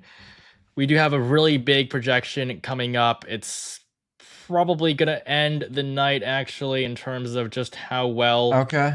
It might end tonight, ladies and gentlemen. Here. So in Alaska, Trump is going to win the state. It's 3 electoral votes. I'm really having trouble getting the post out, to be completely honest with you guys. What is that from? But just give me 1 second. I'll get Pennsylvania He's at 250, out. so I'll get all Alaska he needs is right Pennsylvania now. to win. You guys will just bear with me for a minute here.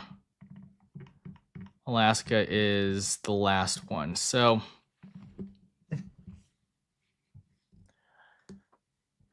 all right, just need to get red.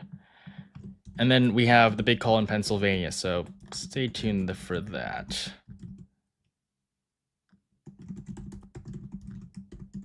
Any new updates? Donald Trump wins Alaska, 3 electoral votes. It's basically an automatic victory 'cause he won Alaska. for the former That's why president. he's There's no at way he 350. wasn't going to win Alaska. We actually do have some of our first votes out right now from the state. Oh my gosh. 17% in. Trump at 56. It's likely Republican. 1%. Trump is going to win there. And then now at this point, I think this is when the night really starts to come to an end here.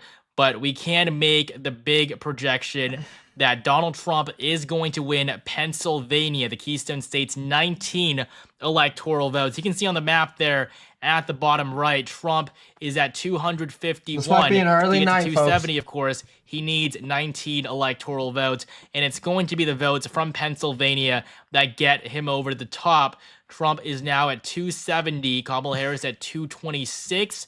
With those victories in Alaska and Pennsylvania, we can project that Donald Trump is going to win the presidency. Now, the mainstream media is going to take a lot longer to call this, but it is pretty clear to us here that Donald Trump is going to win Pennsylvania, Hopefully, and he is Republican going Party to win can get the election. citizenship questions. He is in an incredible spot There it right is. now. Citizenship question on the census us with control of House, Senate, President, and the courts? Yes.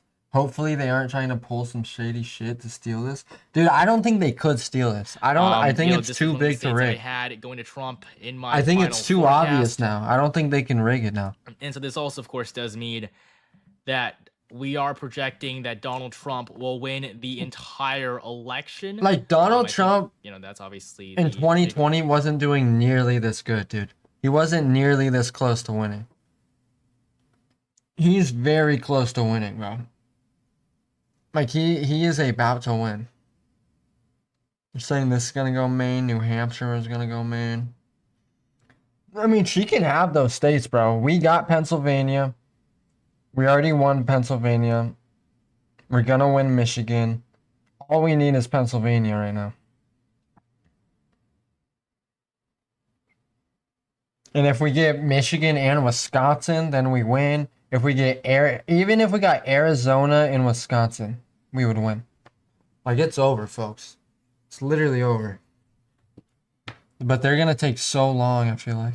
And racist and all that. Despite all those smears, and Trump's winning the popular vote. Continue to smear people, and they will always ask, "Why do we lose? Why are we so out of touch?" Oh, maybe it's not because we called people all these bad names. Born in the USA. Want to have cheap food, cheap groceries. No inflation, a safe country, not this open borders nonsense, no LGBT crazy weird stuff with kids. It's just common sense stuff. Oh, I have kids in the building. Never get that because they just don't. Oh no, they're gonna give me on copyright if I play that shit. I want to play that so badly. That song is so good. Trump. Look, it's go ahead, Chief. Oh, I'll say this: Nevada, it's not in terms of electoral votes. It's only 6. It's not a lot of votes. He doesn't need.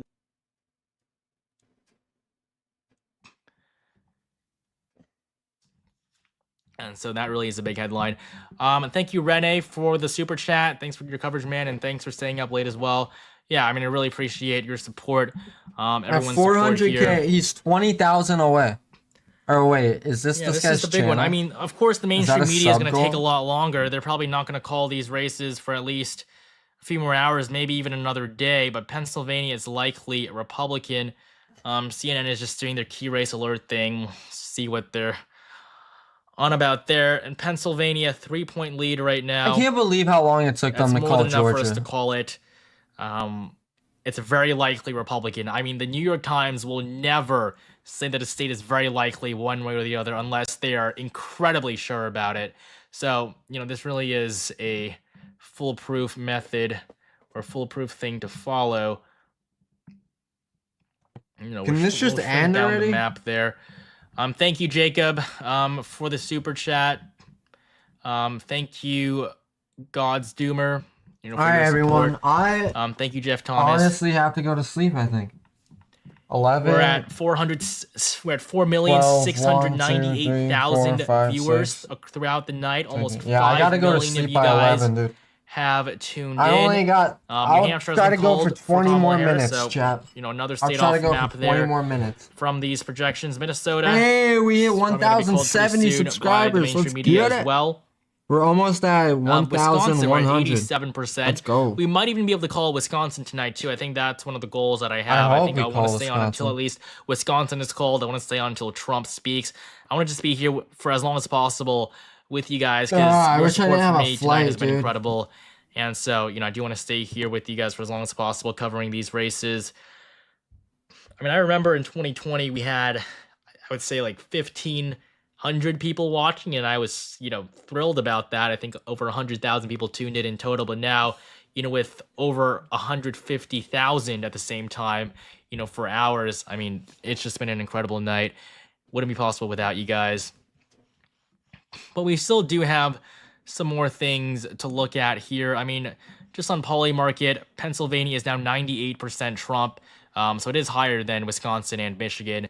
If that really means anything, it's already been pretty high, so not much was ever going to change. Of course, you can keep up with all this on the Twitter, but Donald Trump has been elected the 47th president.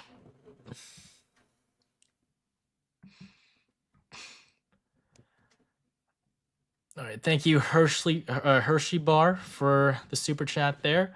Thank you for the support. And then coming back to the popular vote, we'll take a look at this again. Donald Trump at 66 million, Kamala Harris at 61. Jill Stein is still in third place. I mean, Jill Stein is doing a good job on behalf of the Green Party here. Robert F. Kennedy is still outperforming Chase Oliver. The Libertarians always get third, but I guess this election will be the exception. Libertarians obviously not having a good night.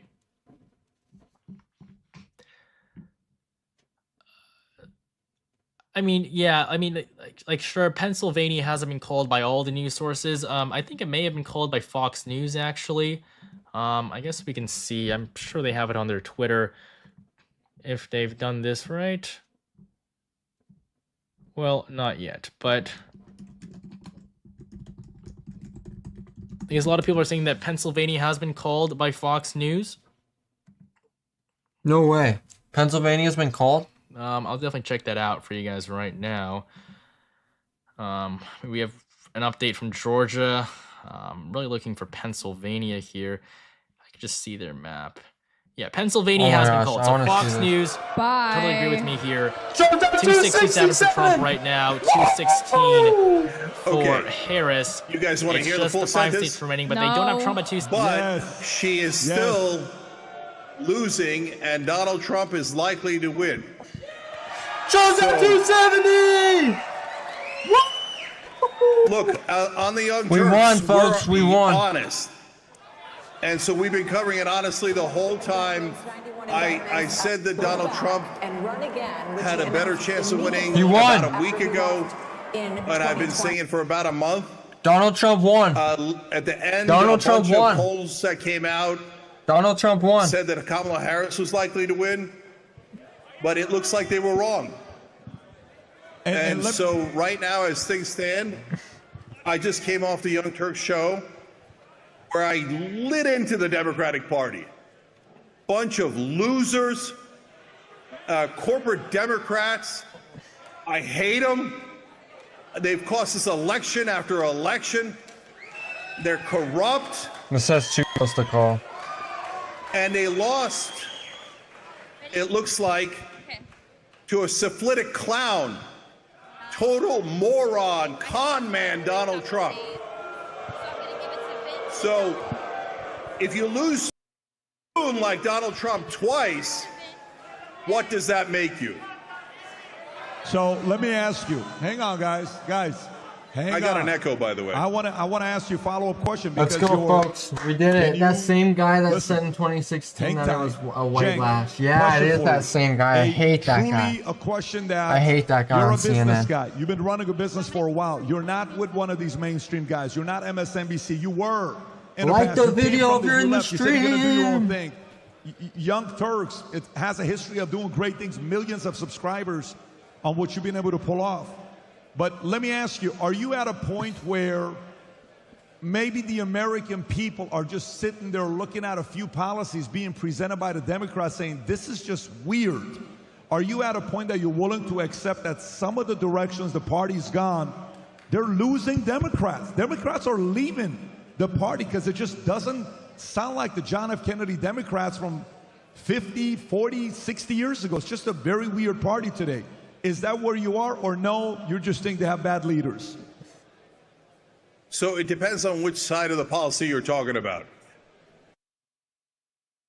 Him to speak in just a few minutes here, probably won't be too long. It's going to be a victory speech. Now, he could declare victory, he could not. People had issues with him doing that last time, but it doesn't matter because he has won this time. He can honestly say whatever he wants. Thank you to N7 Warhound for the super chat. Is it over? Is it truly over? If so, thank you for following this race bearable. Donald Trump these last won, few months. everybody. The dishonesty of the mainstream media has been so painful, but even a light in the void. Donald Trump has won. I'm glad I've been able to This help you out with that. was an early night, baby. And thank you so much for your support. This was and an for following early me over night. the last few months. I'm glad I've been able to provide you with this coverage. Drunken Donuts, have you seen the mysterious white vans in Pennsylvania? Personally haven't heard about it, but he's already won the state. There's nothing to worry about there.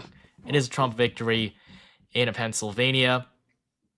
I also do want to say, though, that my Discord server is also projecting many of these races simultaneously, and you can join there at discord.gg/elections. I'll type it in right here for you guys. Discord.gg/elections to join my Discord server. You can chat with thousands of other people about the election and about politics. We do lots of events all the time, but they've also been covering this election over the last few months. They also projected a Trump victory, so make sure you check them out. Discord.gg/elections. But now coming back, so we're going to try to stay on until Trump speaks to supporters at his campaign event in Palm Beach, Florida. That's really going to cap off the night, because even though we don't have the official projection in favor of Trump, maybe we won't get it, maybe we will. But, symbolically, we all know that the former president has been reelected. It's going to be a change in administration. Let's go. Republicans are going to sweep the presidency, the Senate, and very likely the House. We'll check back on the betting odds here as well. Republicans have a 74% chance of winning the House of Representatives. They won it in 2022. They're going to hold on to it in 2024. They have a 98% chance at winning the U.S. Senate.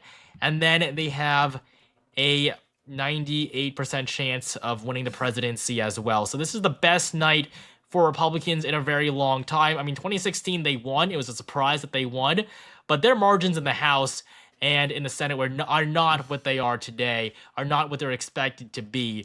And I would say this has been the best Republican performance, as a whole, going all the way back to 1984, 1988, in the Reagan era, and then to Bush. So Republicans probably have never felt this good in a very long time. Thank you, Air GNM. The first thing that he did, the very first thing that he did in Just have 2015 was this up. take on the old Republican Party. He has completely reshaped the Republican Party. The Republican Party is no longer doesn't stand for a lot of things that it stood for before. He has made it a far more middle class, working class, a far more practical party, I think probably a far more durable party. And he's figured out how to win with that.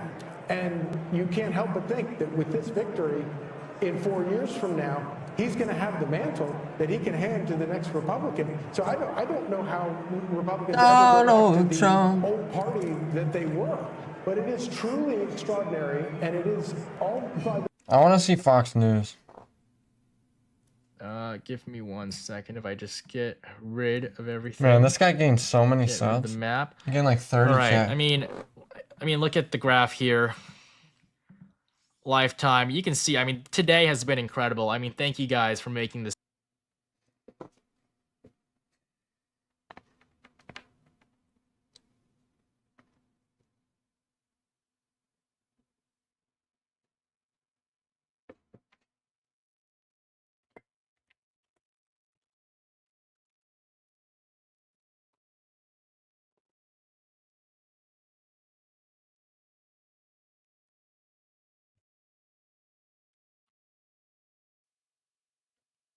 Minnesota would be the same.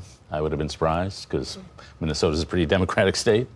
And so it's just, there's not much more you can say, but there's a prevailing wind in this campaign, and the wind is touching pretty much everywhere. Prevailing wind, which I hope shifts.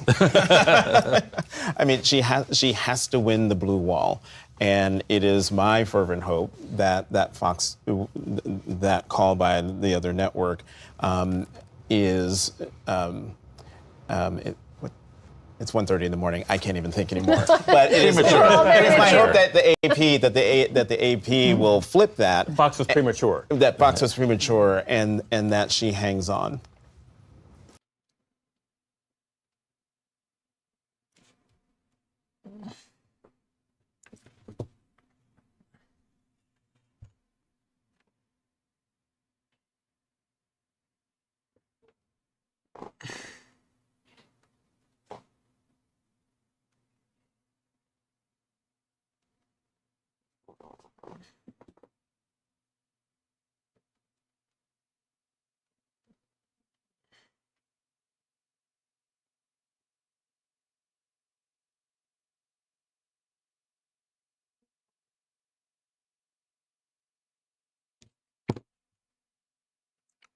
So Trump did it.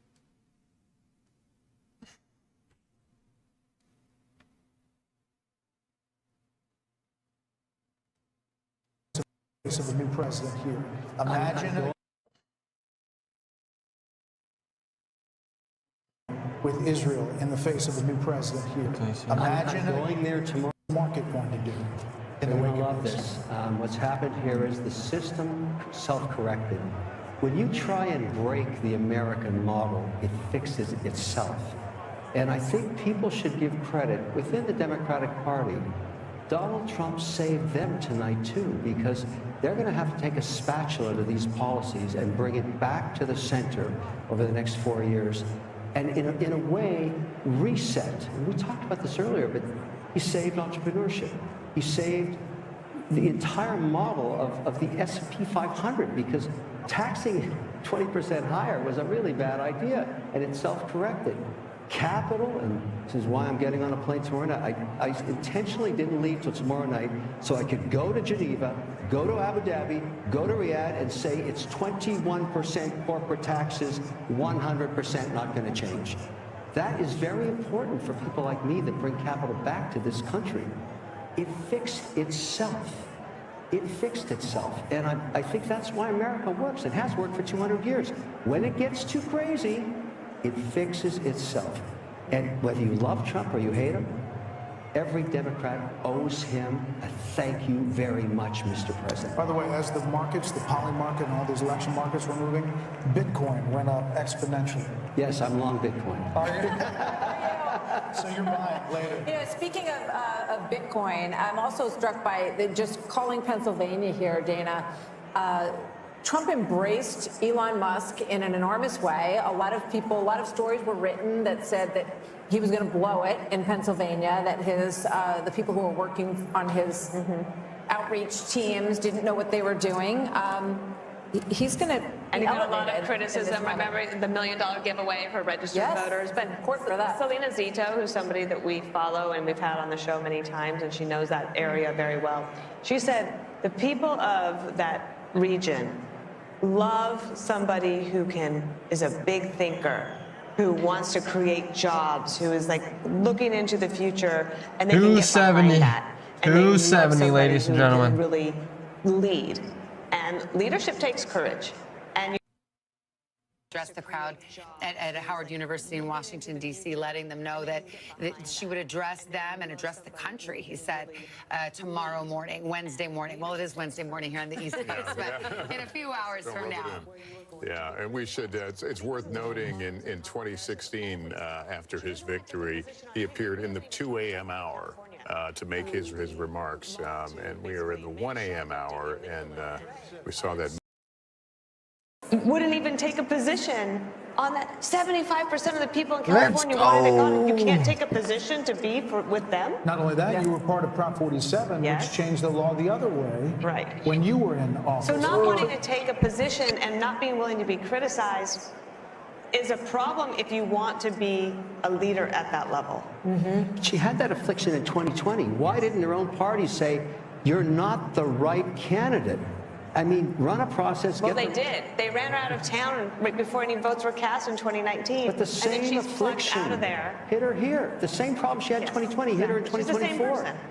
I mean, it's not all her fault. They put her in a race that she, well, we now know couldn't win. Yeah. But Karen, in fairness to Democrats, there's no doubt. I agree with you on the unrealized capital gains. We shouldn't be taxing that. But we produce more wealth, more innovation, more oil, more cures, more therapeutics over the last 3 years.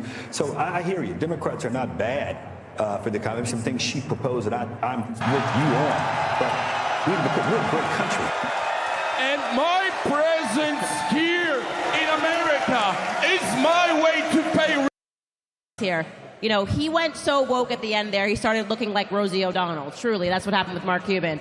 But I have to say, for him to do a one.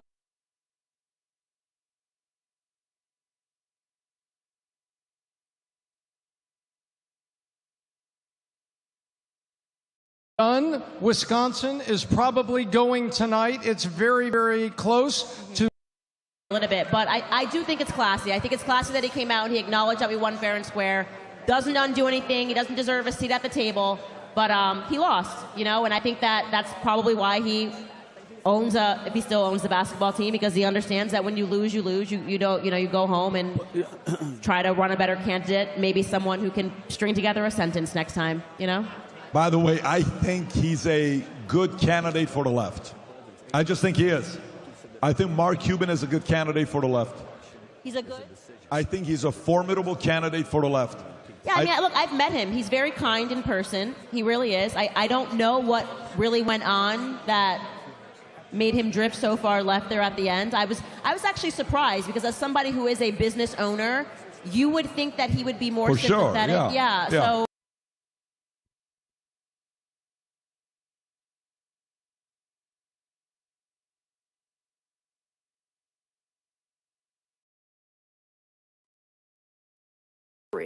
and there was, he struggled. He got the tax cuts done, but that was really the only, he didn't repeal Obamacare, he didn't build the wall, he didn't do a lot of the things he had promised to do, even though he had all 3 houses. So I worry that if the Democrats get the House, then whatever he doesn't get done will be Hakeem Jeffries' fault. As opposed to his inability to produce on the promises he's made. But if we don't take the House, then I think he's got a tall order, and I think he's got to do the tariffs. And he doesn't need Congress for that. He can do the tariffs right away. I've been hearing from my friends that are in Europe. They're very worried about the lines of those countries being redrawn fairly quickly. You mean Ukraine? Yes, and more. Orban and other autocrats that now will feel this is a green light. I think NATO will be greatly diminished. I think our European allies will be very, very nervous. So that's another whole piece of this. So I think it really is important for us to know whether the Democrats take the House before we start speculating too much. And part of me, I want the Democrats to take the House because I think there'll be a check.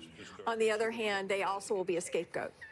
Well, let's be clear. If the Republicans hold on to the House, they have the Senate. If they win the White House, you have an ideological 6-3 Supreme Court. You will have the Republicans in charge of every branch of government in this country. And not to raise this specter, but it is possible that if Donald Trump wins another term, if that happens, and we have not called Pennsylvania or the race yet, so big ifs here, but if that happens, you could maybe see some court retirements if there is a Republican Senate, Republican House, Republican in the White House as well, and then the court could become even more conservative. Again, potentially, I don't want to go too far down that road. Let's see how the night shakes out, but since you brought it up, Savannah, just to throw that in. Well, that brings us to Tom Llamas and the Commonwealth of Pennsylvania.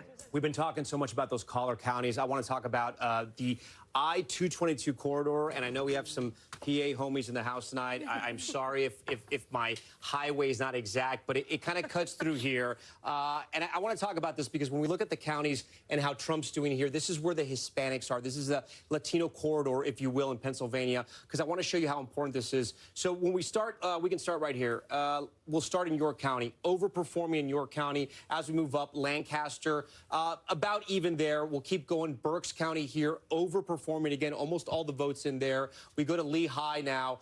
She's underperforming. Harris is underperforming from Biden. Trump is overperforming. And we finish over here in Northampton again, Easton, PA. Again, he flips this county, overperforming there. And then I want to show you the polls, guys, right? This was the exit poll that sort of, I don't want to say it surprised us, but this told us that the story was going to be different tonight. This is Trump support among Latino voters in Pennsylvania. Look at this number. 2020, 27%. In 2024, 41%. It was just not Latino voters. And again, I know this could change.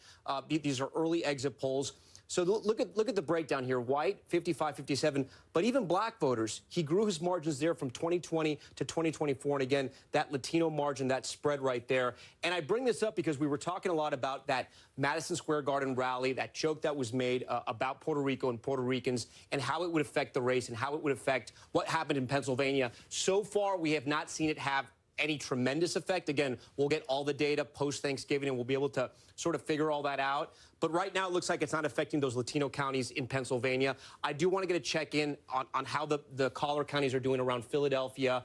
And we'll, again, Biden's number, where Trump is. This is statewide. We're going to start in Chester County. Harris is underperforming, still about 15% of the vote left out there. Montgomery County here, again, underperforming.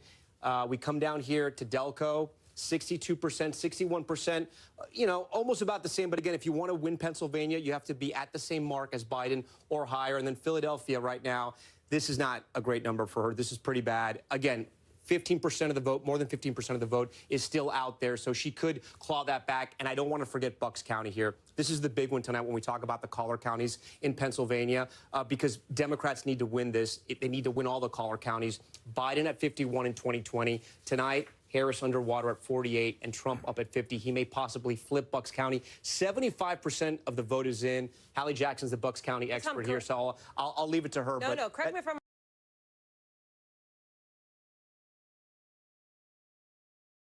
to wait. I mean, we don't need to be 100,000% sure with all of this stuff.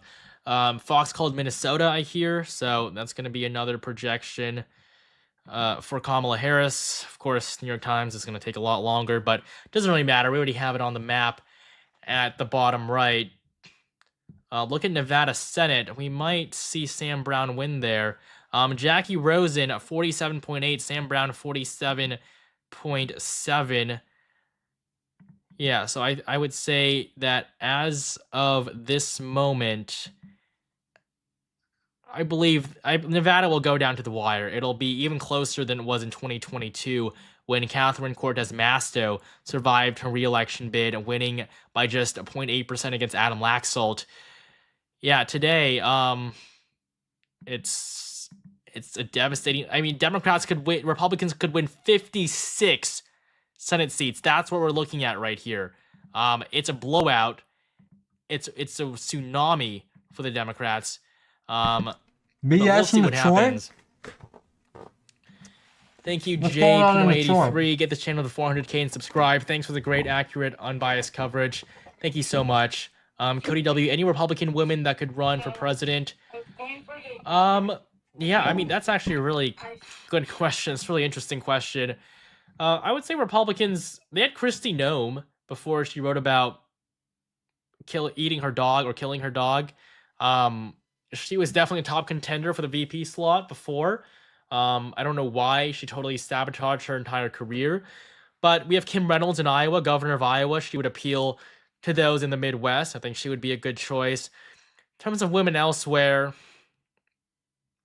I would not say that we have the longest list of women that could potentially run for the presidency. I mean, if Carrie Lake didn't suck so much, if she could actually win, she would definitely be a top contender for the nomination. Nikki Haley probably will never run again. She knows that she won't win. Her run was mostly a protest run. And then Tulsi Gabbard. I think Gabbard will get a cabinet spot in Trump's administration. I think that's what she and RFK Jr. are going to get for supporting him. And then maybe they'll run as Republicans in the future. Maybe they'll run together. But I think Tulsi Gabbard has a future in the Republican Party, especially as the one that brought down Kamala Harris's campaign in 2020. I think she definitely has a place in Trump's cabinet and maybe a place on a future Republican ticket. But in terms of running for office, she's from Hawaii. She won't really get too far as a Republican. A lot of people are floating Vivek Ramaswamy. He can definitely do well in the Ohio governor's election. He can succeed Mike DeWine. I would say, though, he has to try to appeal to the center more. I think some of the things he says are alienating. As a presidential nominee, I don't know if I would see that, but he definitely can become the next Ohio governor. And, obviously we'll see where he takes it from there. Yeah, so Trump is going to address his supporters very, very soon at a campaign event. Probably in the next 10, 20 minutes, probably before 2 in the morning here, Eastern time. Decision Desk HQ just called 270 is what I see. Let's see here. Presidential election results. Yes, they've called it. This is a major organization. 270 electoral votes for Donald Trump, 213 for Kamala Harris. Trump leads in the popular vote with 65 million. Kamala Harris at 61 million. Thank you, Jimmy, for the super chat. Margins, basically the possible. Ultimately, I guess that came back to bite me, but still we were able to accurately predict the winner within 2 states. Last time we got the exact electoral vote count. This time we're not too far off either. So I'm pretty happy with our track record. And again, there's still 75,000 of you guys left. If you guys could hit subscribe, I'd really appreciate it. We're less than 15,000 away. We couldn't be any closer. So yeah, the night is still looking good. We're probably going to have to wait a little bit longer for the Trump speech. But I'll definitely let you guys know when that happens. Although many of these Senate races, they probably will not be called tonight. Nevada, though, potentially, but there is still a good amount of outstanding votes left there.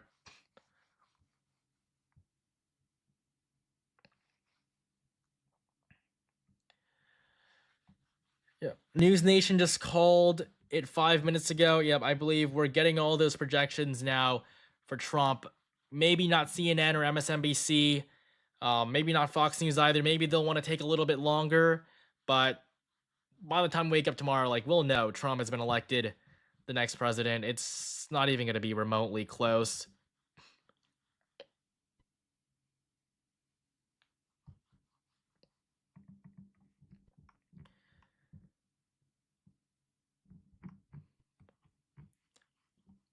Yeah, we're just seeing some more votes start to come in. Minnesota is now 3/4 of the way there. Kamala Harris is on track for a super narrow margin of victory, but I guess a victory nonetheless, even though it isn't even close to what she probably hoped for. Honestly, quite disappointing for Democrats there. Jared S., thank you so much for the super chat. Thank you, Dr. P. Thank you, Radarau. Thank you, Constitutionalist, for your super chat as well. Just bear with me here for a little bit longer. We'll get the Trump speech. I'll tell you guys exactly what he's saying. We'll make some final projections. We'll try to see if we can call Nevada, Arizona, Wisconsin, or Michigan. We'll see about that. But we'll see. Because we still have quite a bit of things to go over. I will say though that 100% tomorrow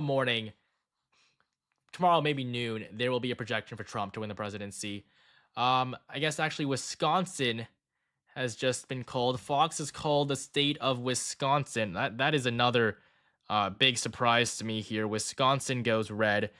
So this is going to be another win. Trump is now well over 270 electoral votes. He is at 280. Yeah, I mean, Wisconsin, this is another big one for Trump. Wins Wisconsin.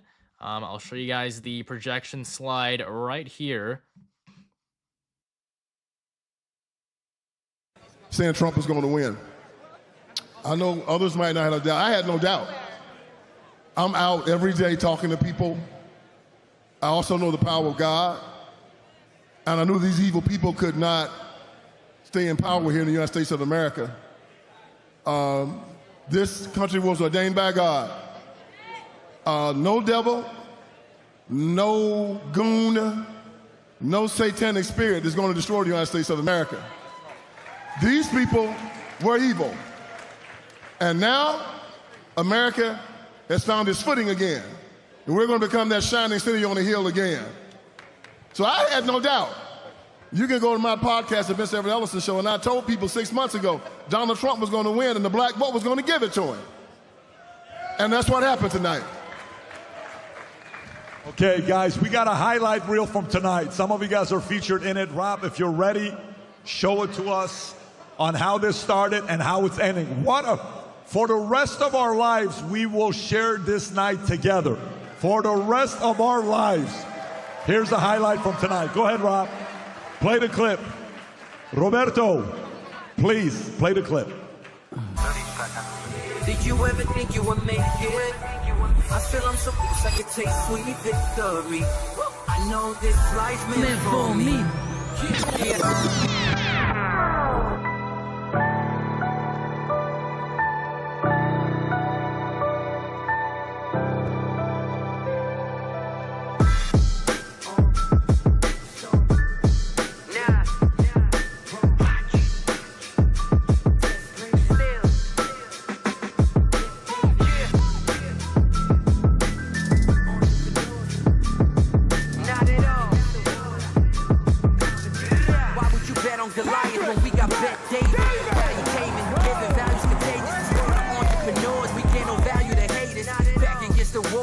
Hidden with a combination. I won't let nobody come rob me of my inspiration. America is back, baby. Let's go. Yes. And we're calling Georgia. Georgia. Let's go, baby. Let's go. Yeah, I feel I'm supposed I could taste it. I feel I'm supposed I could taste sweet victory. I know this life meant for me. She can still win. Okay.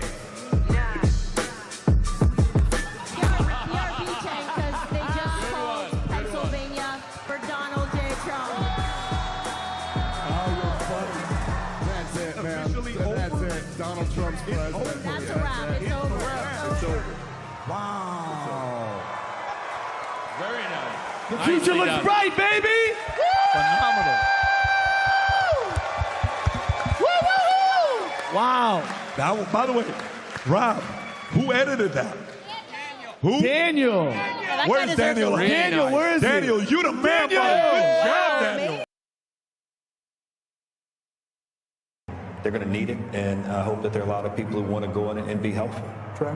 Yeah, I think his transition team has done a wonderful job vetting potential candidates. And to Kaylee's point, I think a liberated Donald Trump, he's never going to be on the ballot again. This is his last term. I think, Harold, he will surprise his detractors. I think he will be not anything like what his detractors have described him as being now that he is liberated. If I'm wrong, you can hold me to that. But I think he will, a liberated Donald Trump is going to shock his detractor. He has said that the assassination attempts had an impact on him. You know, we saw him in many ways return to the very rough.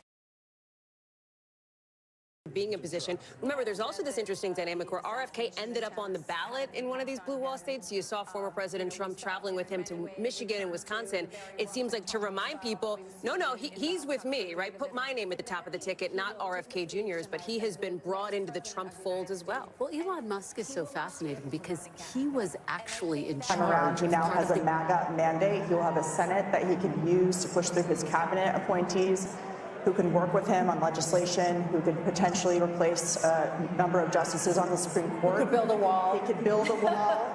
He has a working group in Washington, D.C. We'll see what happens with the House, but he also has been working very hard on his transition, get the right people around him. He talks about the lessons he's learned about the first time in the White House. So this is a mandate tonight for him, and I think he should get a lot of credit for doing the work on the ground, going to these states to pull these Senate candidates across the line with him. What do you think the analysis is going to be? There's going to be a lot of time to digest all of this. We're focused now on what the incoming president is going to say. What do you think the analysis is going to be on the Democratic Party and what went wrong? I think it's going to be agonizing. I think it's going to take a little while for consensus to form about what the party needs to do next, or what it did wrong this time. It'll be grudging at first. One can certainly imagine that if the party were smart and shrewd political voices were heeded, that there'd be some major changes in their agenda and their approach in this. And you think of the issue sets that they've tried to run on against this man that failed. They need to reconsider all of that. And I think it'll take a while. Now, our colleague and friend Mark Halperin, who's been very astute this particular cycle, he thinks there's going to be blood in the streets and people are going to be hysterical. I hope not, but it could happen. Ben? I am really looking forward to reading some of the stories, probably with a lot of anonymous sources amongst Democrats with the recriminations, and it's going to be fast and furious, and you will have people saying that Joe Biden should have dropped out the day after, not dropped out, but said he was not running for re-election on the day after that midterm in 2022, and either endorsed her or said, let there be a primary, and Dr. Jill Biden, there will be thoughts about her, and I wonder how chilly that White House is going to be for the next 90 days as they try to figure it out. And let me just say that as Vice President of the United States, Kamala Harris will certify the election results on January 6th. A lot of irony in that moment. Harold, your thoughts? This is how our country is organized, and it's a great education, I think, for people who had very high passions in this race. There are Democrats who were fervently for Joe Biden. He performed poorly during a debate, and the party switched to Kamala Harris, and there was genuine excitement, I think, built over a period of time.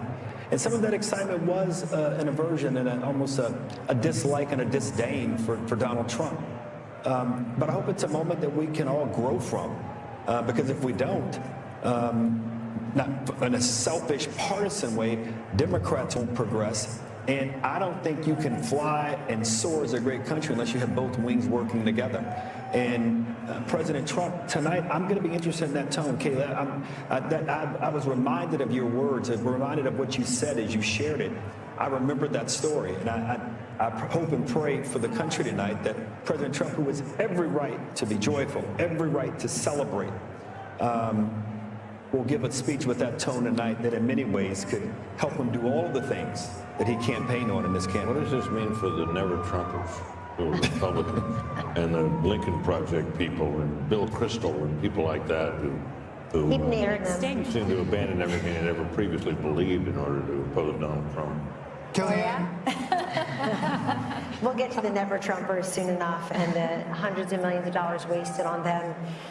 Look, Donald Trump won this on policy and personality. I don't want to be remiss here. He is talking about energy independence, manufacturing, an economy where everybody is working, no new foreign wars, getting out of the entanglements we currently have, respecting and resourcing law enforcement, border patrol, military. And by the way, friends, we don't get those policies without that personality. What did we hear during the Republican primaries? I want Donald Trump's policies without his personality. Good luck with that. You don't get this strength and this resolve and this toughness. You don't get those policies without that. But I want to say this. It's on this phone that Huma Abedin placed a call 2:30 a.m. on November 9th, 2016. And on the other line was Secretary Clinton to concede the race to Donald Trump on my phone. I handed it to him, and I said to Vice President-elect Mike Pence, make sure Hillary actually concedes. She did. And President Trump was gracious to them, too. They came to the luncheon at the Capitol after the inauguration. The Obamas and the Clintons were there. I was there to see it myself. And then something just changed. The Washington Post said, let's impeach him at noon, 2 minutes after he's inaugurated. Melania wrote about this in her book. So, Harold, I hear you. I hope everybody can unify. But I got to tell you, my friend, I think it starts with your party and not mine. Fair enough. They had this guy in a courtroom. He's not an indoor cat. I get it. They have him, and they had him in the courtroom. They have him impeached. They have him. And whether people think that was justified or not, now is a good time to respect the will of the people. Forget about us, the will of the people. I agree with you. I'm just saying be a gracious winner and let's move the country forward. I agree. And I know you will. That was my only point. I heard a gracious winner today when I talked to him. I really did. He's known for a while. He's going to, I wrote a piece on FoxNews.com October 11th saying he's going to have a narrow landslide. I think he's felt that for a while, but he wanted to go and earn it. And I even think the people around him have to be gracious too. I think he will. I know him as well as you, but I think the people around him can be gracious as well. That's a different question. We can always hope. Yeah, well, that comes from the top. Once more, I just want to say how much money was spent on this election. $15.9 billion with a bill. Wow. B, if you spent $1,000 a day for 2,740 years, that would be $1 billion. It was 16 times that. What has been spent on every race, presidency, the whole deal. $16 billion. And here we are. What is that, a check you can write to for every American? What did you about say? $50, if not $40. About $50. But I just want to say, every presidential race has a medium. You know, you go back to television, cable. Yeah. This was, in some ways, a podcast experience of a campaign. And those are free to go on podcasts. And you wonder how much of that money really needed to be spent when there's a lot of ways to reach people. But I think it's really interesting and something we'll be talking about a lot in terms of the reach of these endorsements. You know what I was struck by? The final and Musk and the rest of them. The final ads where they were excellent. They talked about making America great again, but then ending with the assassination attempt and that fist in the air, the iconic image, and the fight, fight, fight. Absolutely. Warrior president. And it worked. Yep. Yeah, toughest son of a gun we ever saw. That was the last note we see in that ad. And I think, for whatever you think of the guy, you got to admire that. Yeah. I mean, the adversity he's faced, everything we've seen in other presidencies and other political figures who've gone through all kinds of trouble are pale in comparison to what he's been put through. No, Maybe it's time for his enemies to stop it. Not only that, but the energy that he has is truly amazing. He's the Energizer Bunny. Let's check in with Aisha Housing. Speaking of the Energizer Bunny, at Trump headquarters in West Palm. Aisha, this has been a big night all night long. I'm sure it's really getting fever pitch now. A big night, Brett and Martha, a long campaign for the former president, for all of us, the press corps that have been following him around now for more than a year. The crowd went absolutely nuts when Fox News called it here, and people were hugging each other, they were high-fiving each other, that people were on FaceTiming. I think they couldn't believe it that this happened tonight, and they didn't have to wait days and days and days. We are now awaiting the former president to take the podium. He is here in the building, as is his running mate, now Vice President-elect J.D. Vance. They're backstage. We were told they were going to come out as soon as the election was called, and so now we're just waiting. We asked for a 2-minute warning. I don't know if we're going to get one, but hopefully we will see him soon.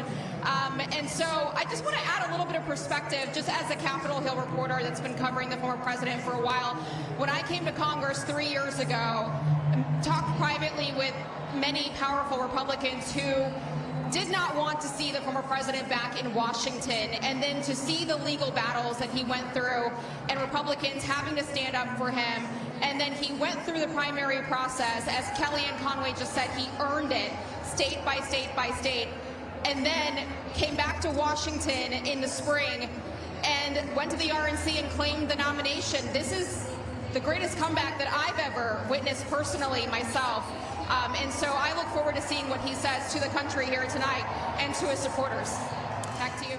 Aisha, thank you. The Harris team is now texting to say Vice President Harris will speak tomorrow, and that will be her response to the election results. That's all we have from the Harris team, which is really strange. I mean, from a PR perspective, Dan? No, I also just think it's a shame, because I remember when John Kerry did this to George W. Bush in 2004, and you work so hard, and I know that they're disappointed, but you should concede and let your opponent have their election night, and let everybody that's there at Trump, at Mar-a-Lago, where are they? They're in Palm Beach. They're in West Palm at the convention center. At the convention center, let them have their moment without anyone. I remember Andy Card had to come in and say, well, yes, we know we won, but we have to wait until John Kerry concedes, and then we all had to traipse back in the next morning and wait, and you don't get that moment. I don't think it's right. And that's not to say there's not going to be a phone call. There could be a phone call tonight, but she's not going to speak public. If there's a phone call, they have to make it public. And then nobody needs to hear from her. So if I were her, I would do it tonight. I mean, they had that whole setup in front of Howard. Yes, all of her people were already there. Everybody was there, and it does feel like you want to just collect the moment and do it the way the communities do. They were holding out hope. They were holding out hope that the blue wall could somehow come together, but it's going to be a red wall. 90 minutes before that, they were told to go to bed. I got that text. 90 minutes before all of this, Jen O'Malley Dillon, the Harris campaign person, said everyone can go to bed and come back tomorrow. So she didn't even address her own supporters. We want her to call President Trump. She didn't talk to the people who were assembled there for hours for her. It just seems very ungracious. By the way, it ended up being a very bad split screen. You probably couldn't see it in here, but they're filing out, and he's expanding his folks, and they're all excited for him.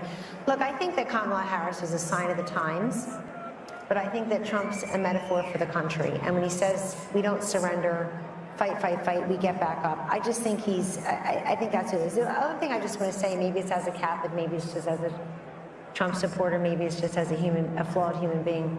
We all get second chances in this life. Rarely do we get a second chance as big as this one. And I have got to believe the man that I know and that Kayleigh worked with is going to work with a certain alacrity and energy to get things done very quickly. What he can do through executive order, what he could do with the Congress, bringing in the governors. Nobody gets a second chance this big in their lives and just puts it on the shelf like it's a trophy or a gold star. He's going to use that as a platform for good and undo some of these bad policies and I think do even better. You know, these celebrities, these athletes, he's got job creators and innovators. He's got Elon Musk and Dana White. He's got people who make stuff, who people say, wow, there's an American success story, and he's going to bring them aboard. So Vice President Harris has now encountered what is known as the Van Buren curse. It's the failure of the Vice President to get to the presidency. Only two have done it, and that is Mark Van Buren in 1836 and George H.W. Bush in 1988. You know, the question is what the Republican Party looks like now. And Kayleigh, it's a multiracial party, to your point.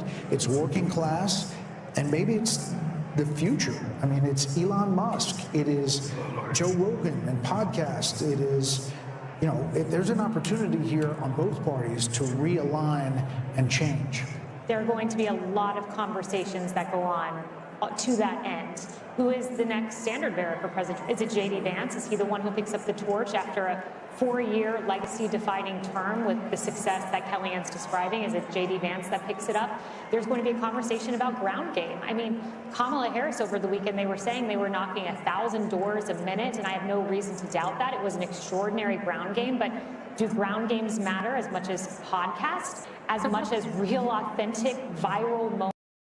If we fill in, and let me see, because sometimes when we get to a certain point, you can no longer fill in some holes here. But he wins Alaska, and then we go back. In Maine, there's a congressional district in Maine that we're still waiting on. You can see Maine is not filled out yet. There's a congressional district in Maine. Once he gets there, he'll get past 270, or he'll get right to 270, and that's where he'll stand tonight. And when we hit 2024, he'll likely get to 272 again. And we haven't called Wisconsin and Michigan, so it could grow from there. But as Savannah mentioned, he got to 270. That's the magic number. We're projecting that Pennsylvania is a win for former President Trump. He is headed back to the White House. This is all, of course, assuming that Alaska and Nebraska and the Maine district go the way that we expect them to go. So just to, I think Tom is making an excellent point here that we haven't hit that. Organic and they are authentic, and I think that that is something that Kamala Harris fell really far short on in terms of the authenticity measure. Yeah, if you had told me that a billionaire from New York would be able to connect with middle America, I would have questioned that. To my friend, the gentleman from Tennessee, autopsies are painful, especially when the patient's still alive. I wonder what the Democrat Party is going to go through in the next weeks and months, because this was a loss that I don't think anyone saw coming, not to this magnitude. So what does the autopsy look like if you're a Democrat? It's painful, but you have to have one. How did you lose, and how did you lose this soundly? The easiest way to do it for them would be to simply say, if Joe Biden hadn't clung to the job, clung to the nomination, and hidden his condition with a lot of help, they could have had an open nominating process and gotten a more attractive nominee who would have been freer to walk away from Biden policies and would have had a better shot. I mean, I think that's the easiest, simplest solution. But I'm not sure that's where they'll go. But that makes sense. I don't think you can pass over an African American female, which is a very loyal constituency for the Democrat Party. I don't see how they could have passed over. But if he left the office and she'd run, she would have been put through a different process and would have had competition, and the whole thing would have been different. But I mean, Harold, you have a Democratic Party that's pretty old. I mean, you have Nancy Pelosi and Chuck Schumer and Joe Biden. You know, we got Andy Beshear, you got Josh Shapiro, you got Gretchen Whitmer. That's a different kind of Democrat, and that is not the progressive Democrat that wins in a primary. So is it going to be a change in your party? Well, we nominated. It was a very different vibe coming into this. She talked about, and her campaign cast her as the underdog here in this race, not as the sort of heir apparent, if you will. So there are some distinctions here. By the way, this is the third straight election in which it appears that pollsters have underestimated the Trump vote. I mean, we will see. We don't have all the numbers here, and we can all do the comparison, but it does appear that he, at least, maybe it's not a polling miss, because those were, in most of these battlegrounds, dead ties. And within the the margin of error. And if it's in the margin of error, it's not a polling miss.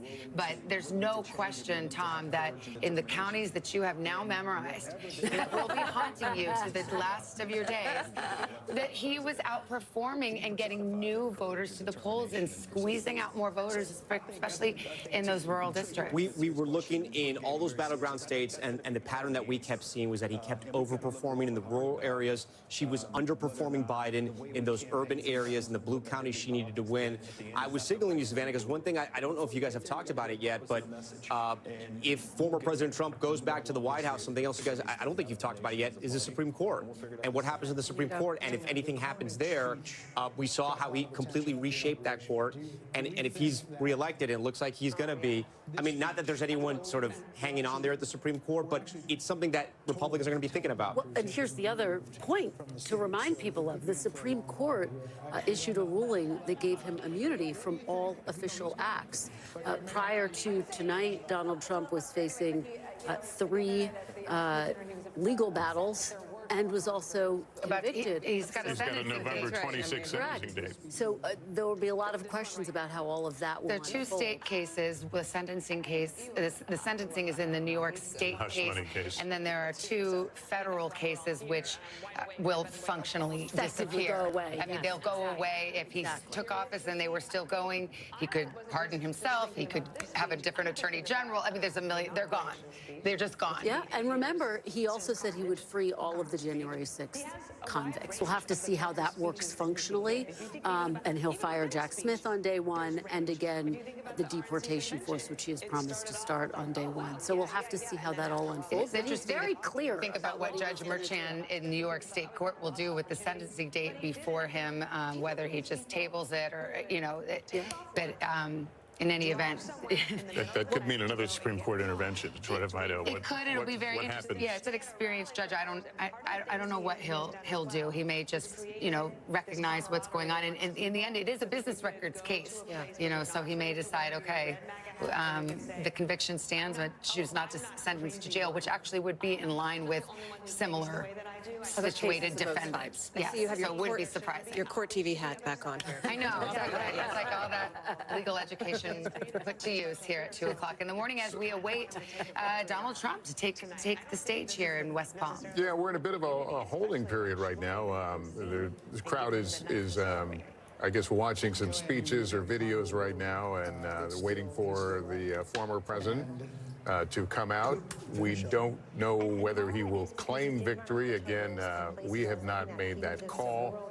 At least one other network has, and the crowd reacted to that a bit early, but we make no statement from that other than the fact that we're our decision desk works along with its own metrics in making these decisions, so they will at some point make calls, and we'll see where the evening ends up. Yeah, well, barring an earthquake in some of these states, such as Alaska, I think that by calling Pennsylvania, it's sort of all over, but the voting. But we will wait for the official moment of 270 votes. But I can guarantee you Donald Trump is. There's Vivek Ramaswamy, Doug Burgum. These are former opponents in the primary who were quickly dispatched and then came over to the Trump side, and perhaps they have stars in their eyes about what roles they may play in a Trump administration. There's another piece of history that if this goes the way that it seems likely to go here, and he does hit 270 electoral votes, he would be the oldest president ever elected. He would actually beat now President Biden by about 143 days. So he would make history in that setting as well.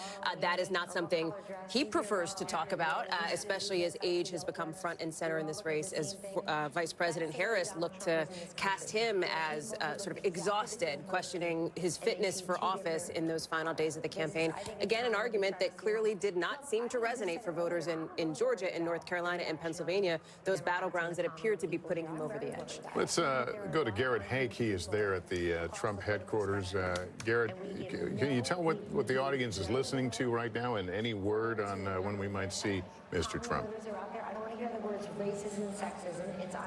Lester, they're listening to a discussion of the race on Fox News. Beyond that, I'm still embarrassingly bereft of much programming information.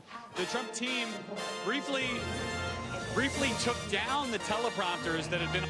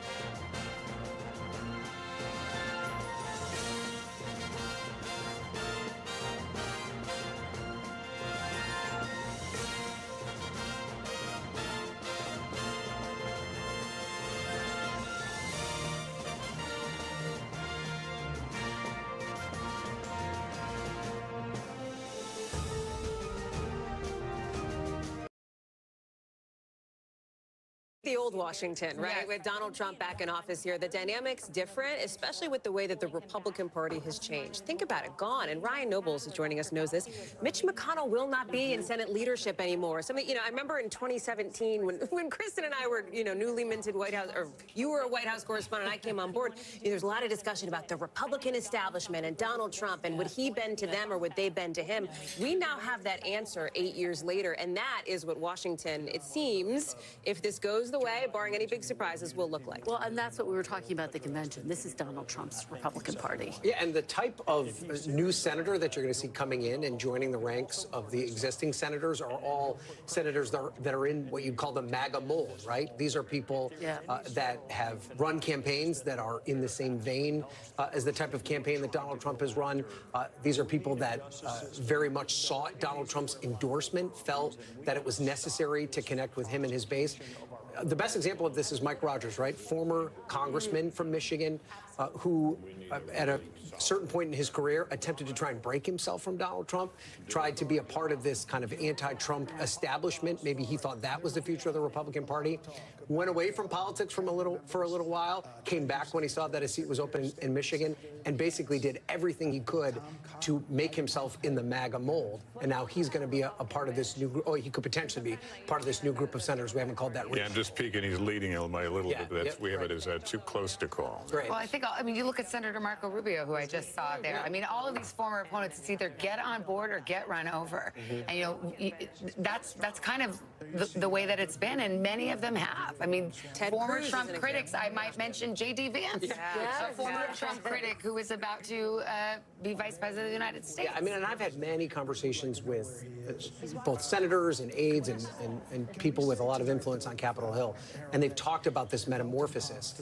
And they've talked about how maybe they don't like necessarily Donald Trump's personality or the way he presents himself or the way he talks about people, but they also realize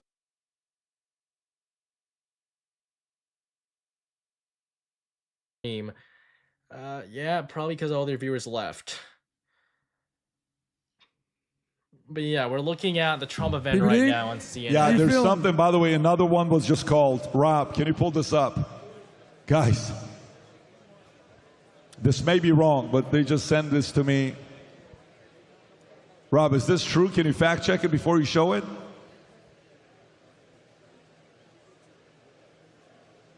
I just texted it to you, Rob. Can you fact check it before you show it?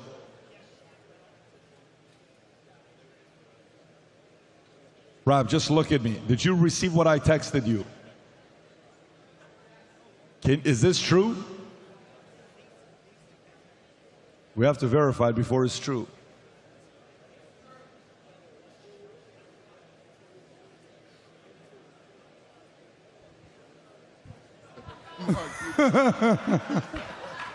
Man. Let the trolling begin. He did it to himself. He did it to himself. It's like it doesn't make sense. He did it to himself. What do you say, but? He could have played a very different role, but he did it to himself. Ladies and gentlemen, it's Brian Callen's bedtime, so he's going to say bye.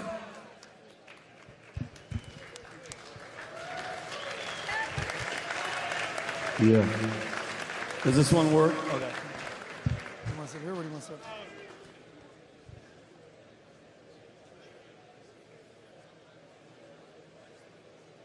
Oh, man, much love.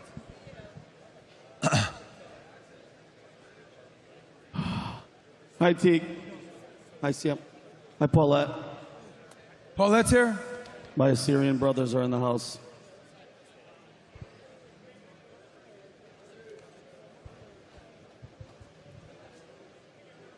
Just to piss you guys off a little bit, I have to do this to you. I know it's late.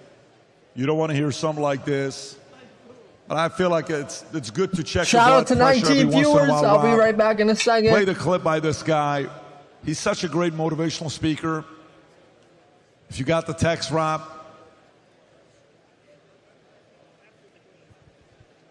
It's too...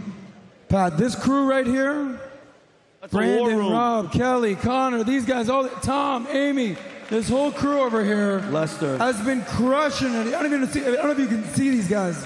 Adam, watch this clip. Yes, sir. by Keith Olbermann. Go ahead. I have not seen this. Go ahead, Rob. Wednesday Countdown podcast. Russia has committed an act of war against this nation.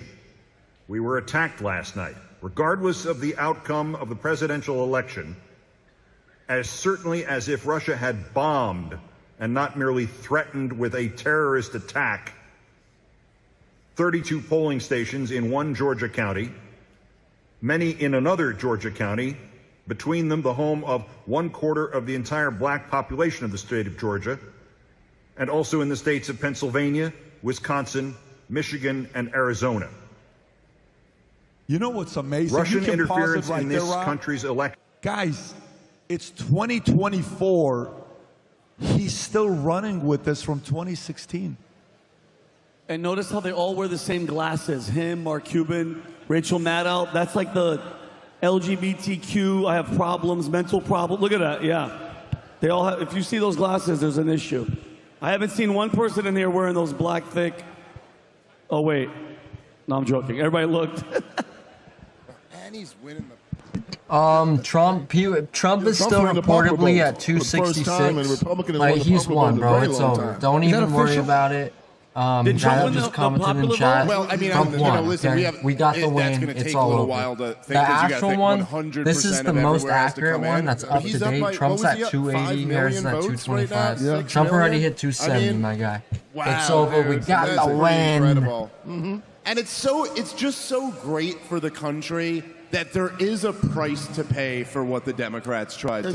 Exactly. That you just can't do that. Right. Like the fact that he even right. Well, yeah, that and also it doesn't matter, Lester, right? Because he's not going to run for re-election again. That's it. He's going to have these 4 years, and he's the same Donald Trump, but he may govern differently. And what I mean by that is that he knows Washington now. The first time he didn't know Washington. Now he knows Washington. And also the people that are going to sign up for his cabinet, they know what to expect. You remember, all these people signed up, they got approved, and then they quickly were dismissed. What we saw with his campaign that was different from 2016 and really from his White House presidency, the team he assembled is the team that stayed. Right, his campaign team, those around him, are the people that stayed. What's different this time around, though, Trump's inner circle is much different. You've mentioned this. No more Jared, no more Ivanka. There's much different people that have gotten close to him over these 4 years. So it may be a little different, and everyone that signs up sort of knows what to expect. I think when you talk about people like Senator Marco Rubio, Senator Tim Scott, these are people who stayed very close to him. They ran against him, but they stayed very close to him. You can see positions like Secretary of State and other cabinet positions being offered to these senators. Some of the OGs are still around, right? Some of those 2016 people who came in Think about early are Kellyanne Conway. I'm thinking Tori Lewandowski, who's back in the fold. Steve Bannon, still an outside advisor. I'm told not planning to go back to the White House, but I think these are people who will continue to be in his They'll be in orbit. his ear. But I wonder, to your point, though, Lester, when we look at this campaign, one of the things that was much different than what we saw in 2020 and 2016, aside from the candidate himself, the operation was far more disciplined than what we saw in those previous two election cycles. Absolutely. Chris LaCivita, who I covered for a long time as a political reporter in Virginia, Susie Wiles, they at least kept the overall message of the campaign very focused.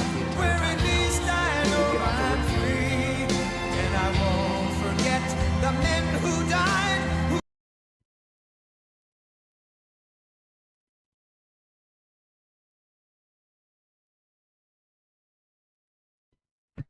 Ladies and gentlemen, let's go!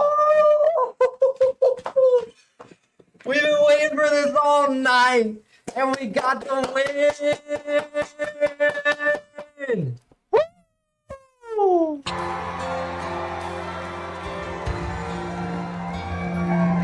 I gotta mute a bit because copyright purposes.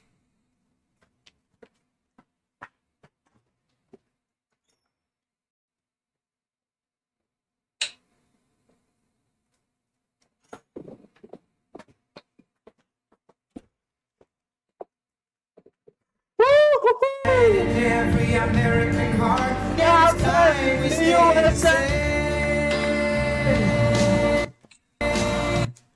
proud to be an American, where at least I know I'm free.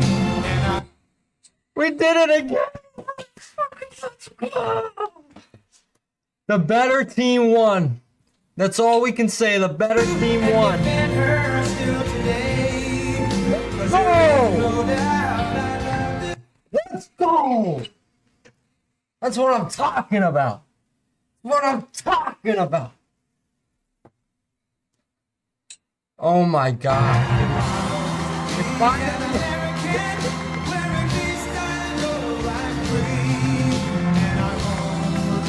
oh shit. Oh shit. Lil Lee Greenwood won't sue you. You better not sue me. So happy. Jacob Mosley Machine 88. Let's go, brothers. Let's go. Let's go. We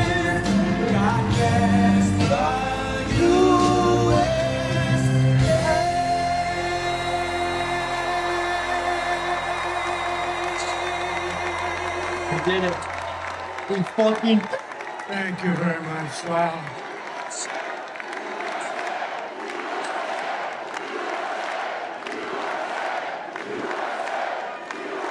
Well, I want to thank you all very much. This is great. These are our friends. We have thousands of friends in this incredible movement. This was a movement like nobody's ever seen before. And frankly, this was, I believe, the greatest political movement of all time. There's never been anything like this in this country. And maybe beyond. And now it's going to reach a new level of importance because we're going to help our country heal. We're going to help our country heal. We have a country that needs help, and it needs help very badly. We're going to fix our borders. We're going to fix everything about our country. And we made history for a reason tonight, and the reason is going to be just that. We overcame obstacles that nobody thought possible, and it is now clear that we've achieved the most incredible political thing. Look what happened. Is this crazy?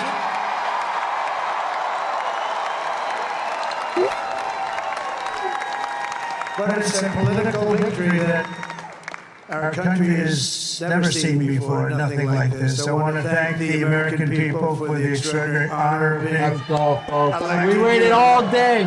47th president, and you're 45th. We waited all day. 47 and 45.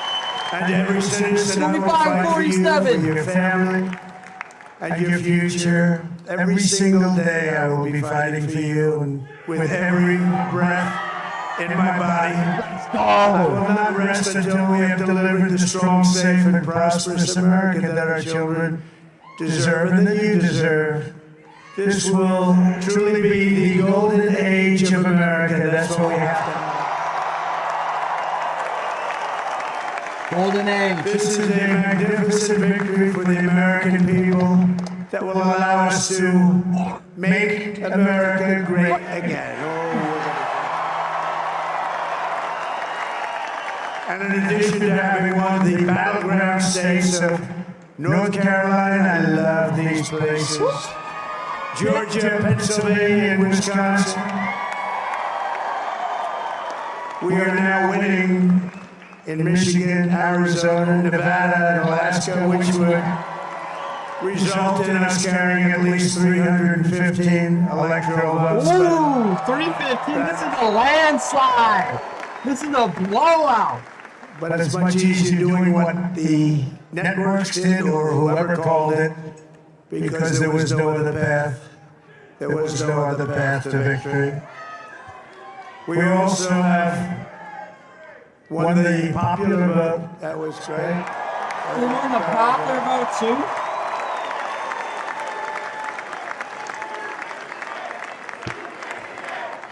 USA! USA!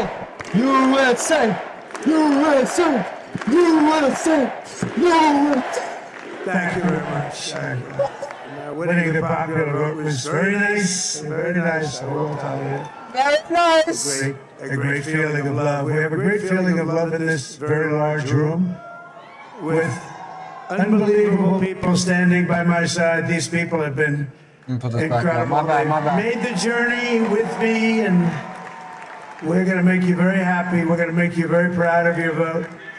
I hope that you're going to be looking back someday and say that was one of the truly important moments of my life when I voted for this group of people. Beyond the president, this group of great people.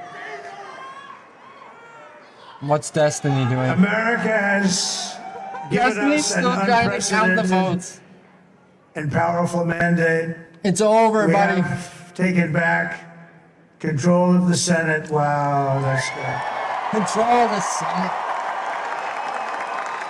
And the Senate races in Montana, Nevada, Texas, Ohio, Michigan, Wisconsin, the great Commonwealth of Pennsylvania, were all won by the MAGA movement. They helped so much. MAGA, MAGA, MAGA. And in those cases, every one of them, we This is worked with beautiful. the senators. They were tough races, and This is beautiful. I mean, the number of victories in the Senate was absolutely incredible. And we did tele-rallies. We did tele-rallies with each one of them, and sometimes we did 2 or 3 and it was amazing to look at all of those victories. Nobody expected that. Nobody. So I just wanted to thank you very much for that. And you have some great senators and some great new senators. And it also looks like you'll be keeping control of the House of Representatives. Oh, and they got the House. And I want to thank Mike Johnson. I think he's doing a terrific job. Terrific job. I want to also thank my beautiful wife, Melania, First Lady. Let's go, Melania. I told you.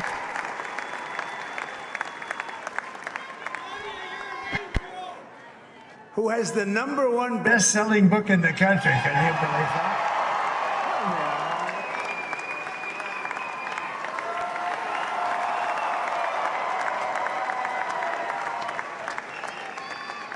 No, she has done a great job. Works very hard to help people. So I just want to thank her. But I want to thank my whole family, my amazing children, and they are amazing children. Now, we all think our children are amazing. Everybody here thinks their children are amazing, but that's a good thing when you think they are. But Don, Eric, Ivanka, Tiffany, Barron, Laura, Jared, Kimberly, Michael, thank you all. What a help.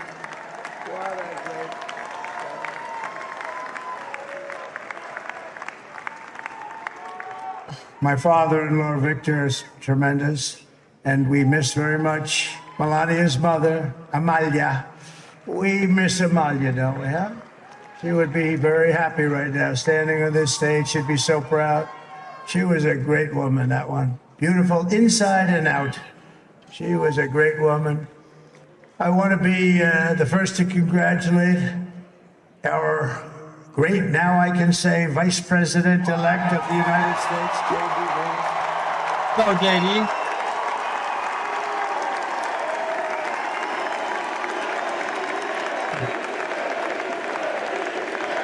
Wow. And his absolutely remarkable and beautiful wife, Usha Vance. And he's a feisty guy, isn't he? You know, I've said, go into the enemy camp. And you know, the enemy camp is certain networks. Let's go, Trump! A lot of people don't like to William in the chat. He just goes, okay, which one? CNN, MSDNC? He'll say, all right, thank you very much. He actually looks fun. He's like the only guy I've ever seen. He really looks forward to it, and then he just goes and absolutely obliterates them. Say a couple of words, hey. Wow, this is beautiful. America wins, baby. America wins. Wow. JD, JD, JD, JD. Well, Mr. President, I appreciate you allowing me to join you on this incredible journey. I thank you for the trust that you placed in me. And I think that we just witnessed the greatest political comeback in the history of the United States of America. Some call it a comeback. I think we won the last election. And under too. President Trump's leadership, we're never going to stop fighting for you, for your dreams, for the future of your children. And after the greatest political comeback in American history, we're going to lead the greatest economic comeback in American history under Donald Trump's leadership.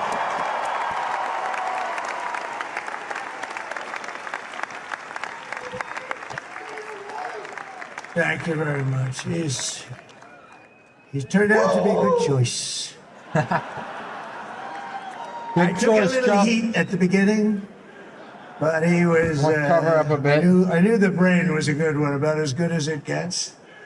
And we love the family, and we're going to have a great 4 years, and we're going to turn our country around, make it something very special. It lost that little thing called special. We have to make it so. We're going to make this so great. It's the greatest country and potentially the greatest. Yes, sir. Country in the world by far. And yes, sir. We're going to just work very hard to get all of that back. We're going to make it the we'll best be it's great ever been. again. We can do that. If we had to wait longer, I don't know. It was going bad, and it was going bad fast. We're going to have to seal up those borders, and we're going to have to let people come into our country. We want people to come back in. But they have to come in legally. We have to let them come back in, but they have to come in legally. They have to come in legally. Let me also express my tremendous appreciation for Susie and Chris, the job you did. Susie, come here. Come here, Susie. Chris, come here, Chris. Susie likes to stay sort of in the back, let me tell you. The ice spade, we call it the ice spade. Chris, come here, Chris. I hate these two. Susie likes to stay in the background. She's not in the background. Hate these two guys, but I guess they helped us win. So this was unexpected, but I just want to thank what was unexpected? President Trump for this journey. It was a great one, and he's a hell of a candidate. He's going to be a hell of a great 47th president. And this team that we had, the best team, and of course, even my boss, Susie Wiles, the best. Thank you. The ice spade. We call her the ice spade. Thank you. And thank you, Susie. Look at her. She's shot. I've never seen her be shot before. Susie. They're great. Everybody up here is great. Everybody up here is very special. Why does Susie look like that? Trump. Who did you say? Oh, let me tell you, we have a new star. A star is born. He's gonna get impeached again. Watch. He's gonna get impeached again. Sure, buddy. If they try to impeach him, he's just gonna win again. Get the fuck out of my chat, Josh. Get the hell out of here, pussy. Get the fuck out of here, pussy. Trump 2024. Spent 2 weeks in. He just won fair and square. Get the fuck out of here, bitch. Down, I saw it. It was when it left. It was shut up, John. Shiny white. When it came down, it didn't look so pretty. It was going 10,000 miles an hour. It was burning like hell. I said, "What happened to your paint job?" He said, "We've never made a paint that could withstand that kind of heat." And but I saw it come down and turn around. Fuck you, Josh! And it was, it's like Mods, get him out! By the way, it looks a little smaller than that, but it's big. And it came down, and you saw that fire burning. And I'm saying, only Elon can do this. It must be an Elon. And I tell the story. I told it last night. I had a man on the phone. I had the screen muted, no sound. I was talking to a very important man, happens to be here. And a very important guy, one of the most important people in Josh! I would say the country. We won, Josh! Suck my. I was president. We and now won. it looks like I was going to be maybe president again, so I figured I could ask him to hold. So I asked him to hold. And especially because you're going to be president again. We won, buddy. We won, buddy. And I'm looking at the screen. I'm seeing this crazy thing that's going around and coming down. It looks like it's going to crash into the gantry. And I said, "Oh no!" And I said, "Do me a favor. Do you mind holding for a couple of minutes? I want to see this." I thought it was a space age movie or something. I put the phone down. You thought it was a movie? I didn't pick it up for 45 minutes, and he was holding. But this spaceship came down, and I saw those engines firing. All right, let me it looked mute. like it was over. It was going to smash, and then I saw the fire pour out from the left side, and it put it straight and it came down so gently, and then it wrapped those arms around it, and it held it, and just like you hold your baby at night, your little baby. And it was a beautiful thing to see, and I called Elon. I said, Elon, was that you? He said, yes, it was. I said, who else can do that? Can Russia do it? No. Can China do it? No. Can the United States do it other than you? No. Nobody can do that. I said, that's why I love you, Elon. That's great. And you know, when we had the tragic Hurricane Helene, and it hit North Carolina, they were really devastated, the water. This was a big water, as big as we've ever seen, water hurricane. It built lakes out of nothing. Fields became lakes, and the danger was unbelievable. And the people from North Carolina came to me and they said, would it be possible, at all possible, for you to speak to Elon Musk? We need Starlink.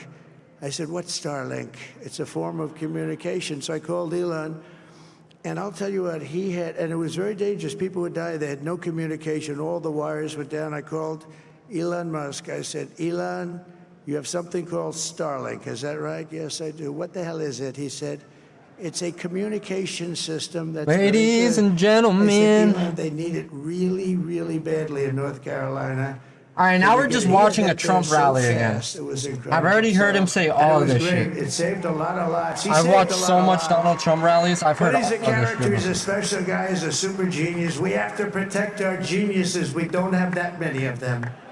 We have to protect our super geniuses. I want to thank some of the guys. You know, we have up here today the U.S. Open champion. He's fantastic. Over slightly longer than me. It's about a little bit longer I than love me. this picture. Just a little bit. Bryson DeChambeau is up here someplace. What happened to Bryson?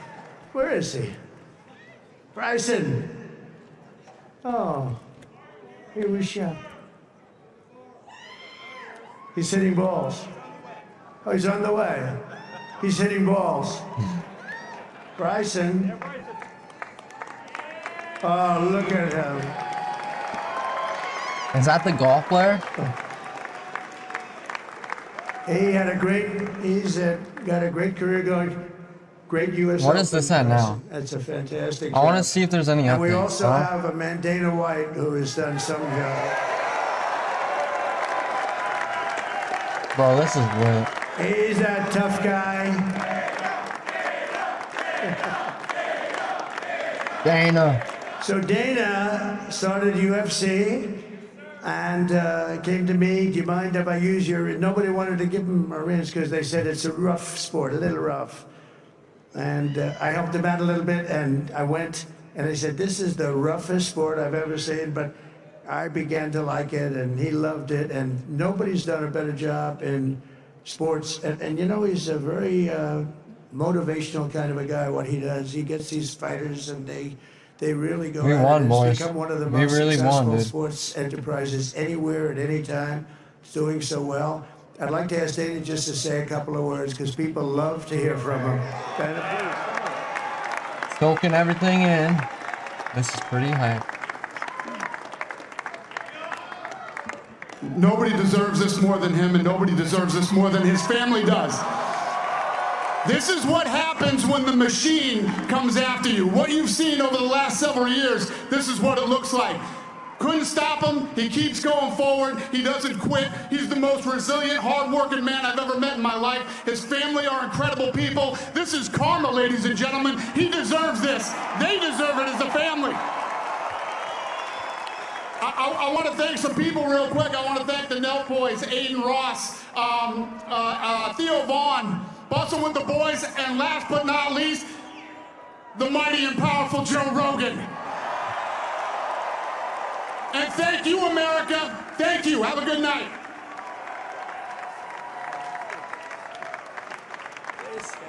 That is a piece of work. No, he's really an amazing guy. But most That of was all, I want insane. to thank the millions of Joe hardworking Rogan. Americans across the nation who have always been the heart and soul of this really great movement. We've been through so much together, and today you showed up in record numbers to deliver a victory like really, probably like no other. This was something special, and we're gonna We're going to pay you back. We're going to do the best job. We're going to turn it around. It's got to be turned around. It's got to be turned around fast. And we're going to turn it around. We're going to do it in every way, with so many ways, but we're going to do it in every way. This will forever be remembered as the day the American people regained control of their country. Let's go! Yes, sir! We got So the I just country wanna back, say bro. that We got on the behalf country of this back. great group of people, these are hard-working people. These are fantastic people, and we can add a few names like Robert F. Kennedy Jr. He came and he's going to help make America healthy again.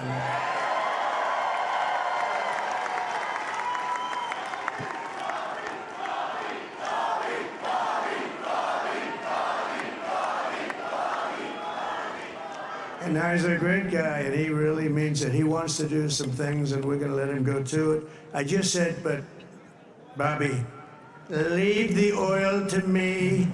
We have more liquid gold, oil and gas. We have more liquid gold than any country in the world, more than Saudi Arabia. We have more than Russia. Bobby, stay away from the liquid gold. Other than that, go have a good time, Bobby. We're going to be paying down debt. We're going to be reducing taxes. We can do things that nobody else can do. Nobody else is going to be able to do it. China doesn't have what we have. Nobody has what we have. But we have the greatest people also. Maybe that's the most important thing.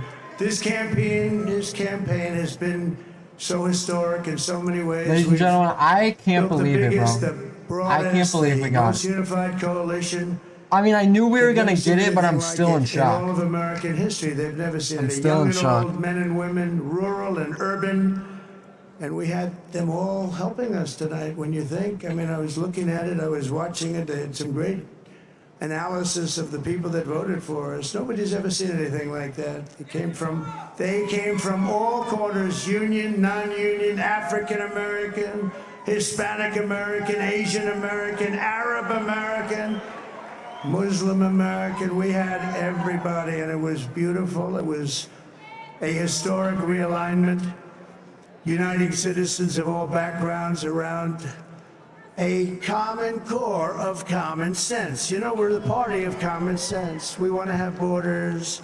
We want to have security. We want to have things be good, safe. We want great education. We want a strong and powerful military, and ideally we don't have to use it. You know, we had no wars. 4 years we had no wars, except we defeated ISIS. We defeated ISIS in record time, but we had no wars. They said, he will start a war. I'm not going to start a war. I'm going to stop wars. But this is also a massive victory for democracy and for freedom. Together, we're going to unlock America's bet on glorious Trump, my destiny. boys. We're going to achieve the most incredible future for our people. Yesterday, as I stood at my last stop on the campaign trail, I'll never be doing a rally again. Can you believe it? I think we've done 900 rallies approximately from them. Can you imagine? 901 something, a lot of rallies. And it was sad. Everybody was sad. Many people, I said, this I'm is staying our live last to the rally. bitter end, folks. But now we're going on to something that's far more important, because the rallies I've literally were been used for live us to be for put in this 6 hours position now. where For we can 6 really hours. help our country. That's what we're going to do. This has been We're an going to insane make our live country stream. better than it ever has been. And I said that many people have told me that God We got up to spared my life for a reason. 1,771 subscribers. Thank you all. Thank you And all. that reason was to save our country and to restore America to greatness. And now we are going to fulfill that mission together. We're going to fulfill that mission. The task before us will not be easy, but I will bring every ounce of energy, spirit, and fight that I have in my soul to the job that you've entrusted to me. This is a great job. There's no job like this. This is the most important job in the world. Just as I did in my first term, we had a great first term, a great, great first term. I will govern by a simple motto: promises made, promises kept. We're going to keep our promises. Nothing will stop me from keeping my word to you, the people. We will make America safe, strong, prosperous, powerful, and free again. And I'm asking every citizen all across our land to join me in this noble and righteous endeavor. That's what it is. It's time to put the divisions of the past 4 years behind us. It's time to unite. And we're going to try. We have to try. And it's going to happen. Success will bring us together. I've seen that. I saw that in the first term when we became more and more successful. People started coming together. Success is going to bring us together, and we are going to start by all putting America first. We have to put our country first for at least a period of time. We have to fix it. Because together we can truly make America great again for all Americans. So I want to just tell you what a great honor this is. I want to thank you. I will not let you down. America's future will be bigger, better, bolder, richer, safer, and stronger than it has ever been before. God bless you, and God bless America. Thank you very much. Thank you very much. Well, ladies and gentlemen, that's it. I think we gotta wrap up the stream here. We got the win. I don't want to get any more copyrighted. I think I end the stream. But we did it. We did it, ladies and gentlemen. We did it. We won. We have won the United States election. I think we hit it off now. I think we end the stream. We got the victory. Let's fucking go. Trump 2024. Let's see what happens now. Hopefully our country gets back on track now. Oof. I gotta go to sleep, catch a flight. I wonder if I'm gonna watch any of this later. Like, watch it back. Okay. I'm out of here. We won. Let's go. Fight. Fight. Peace. We out of here. All love. Peace. Love.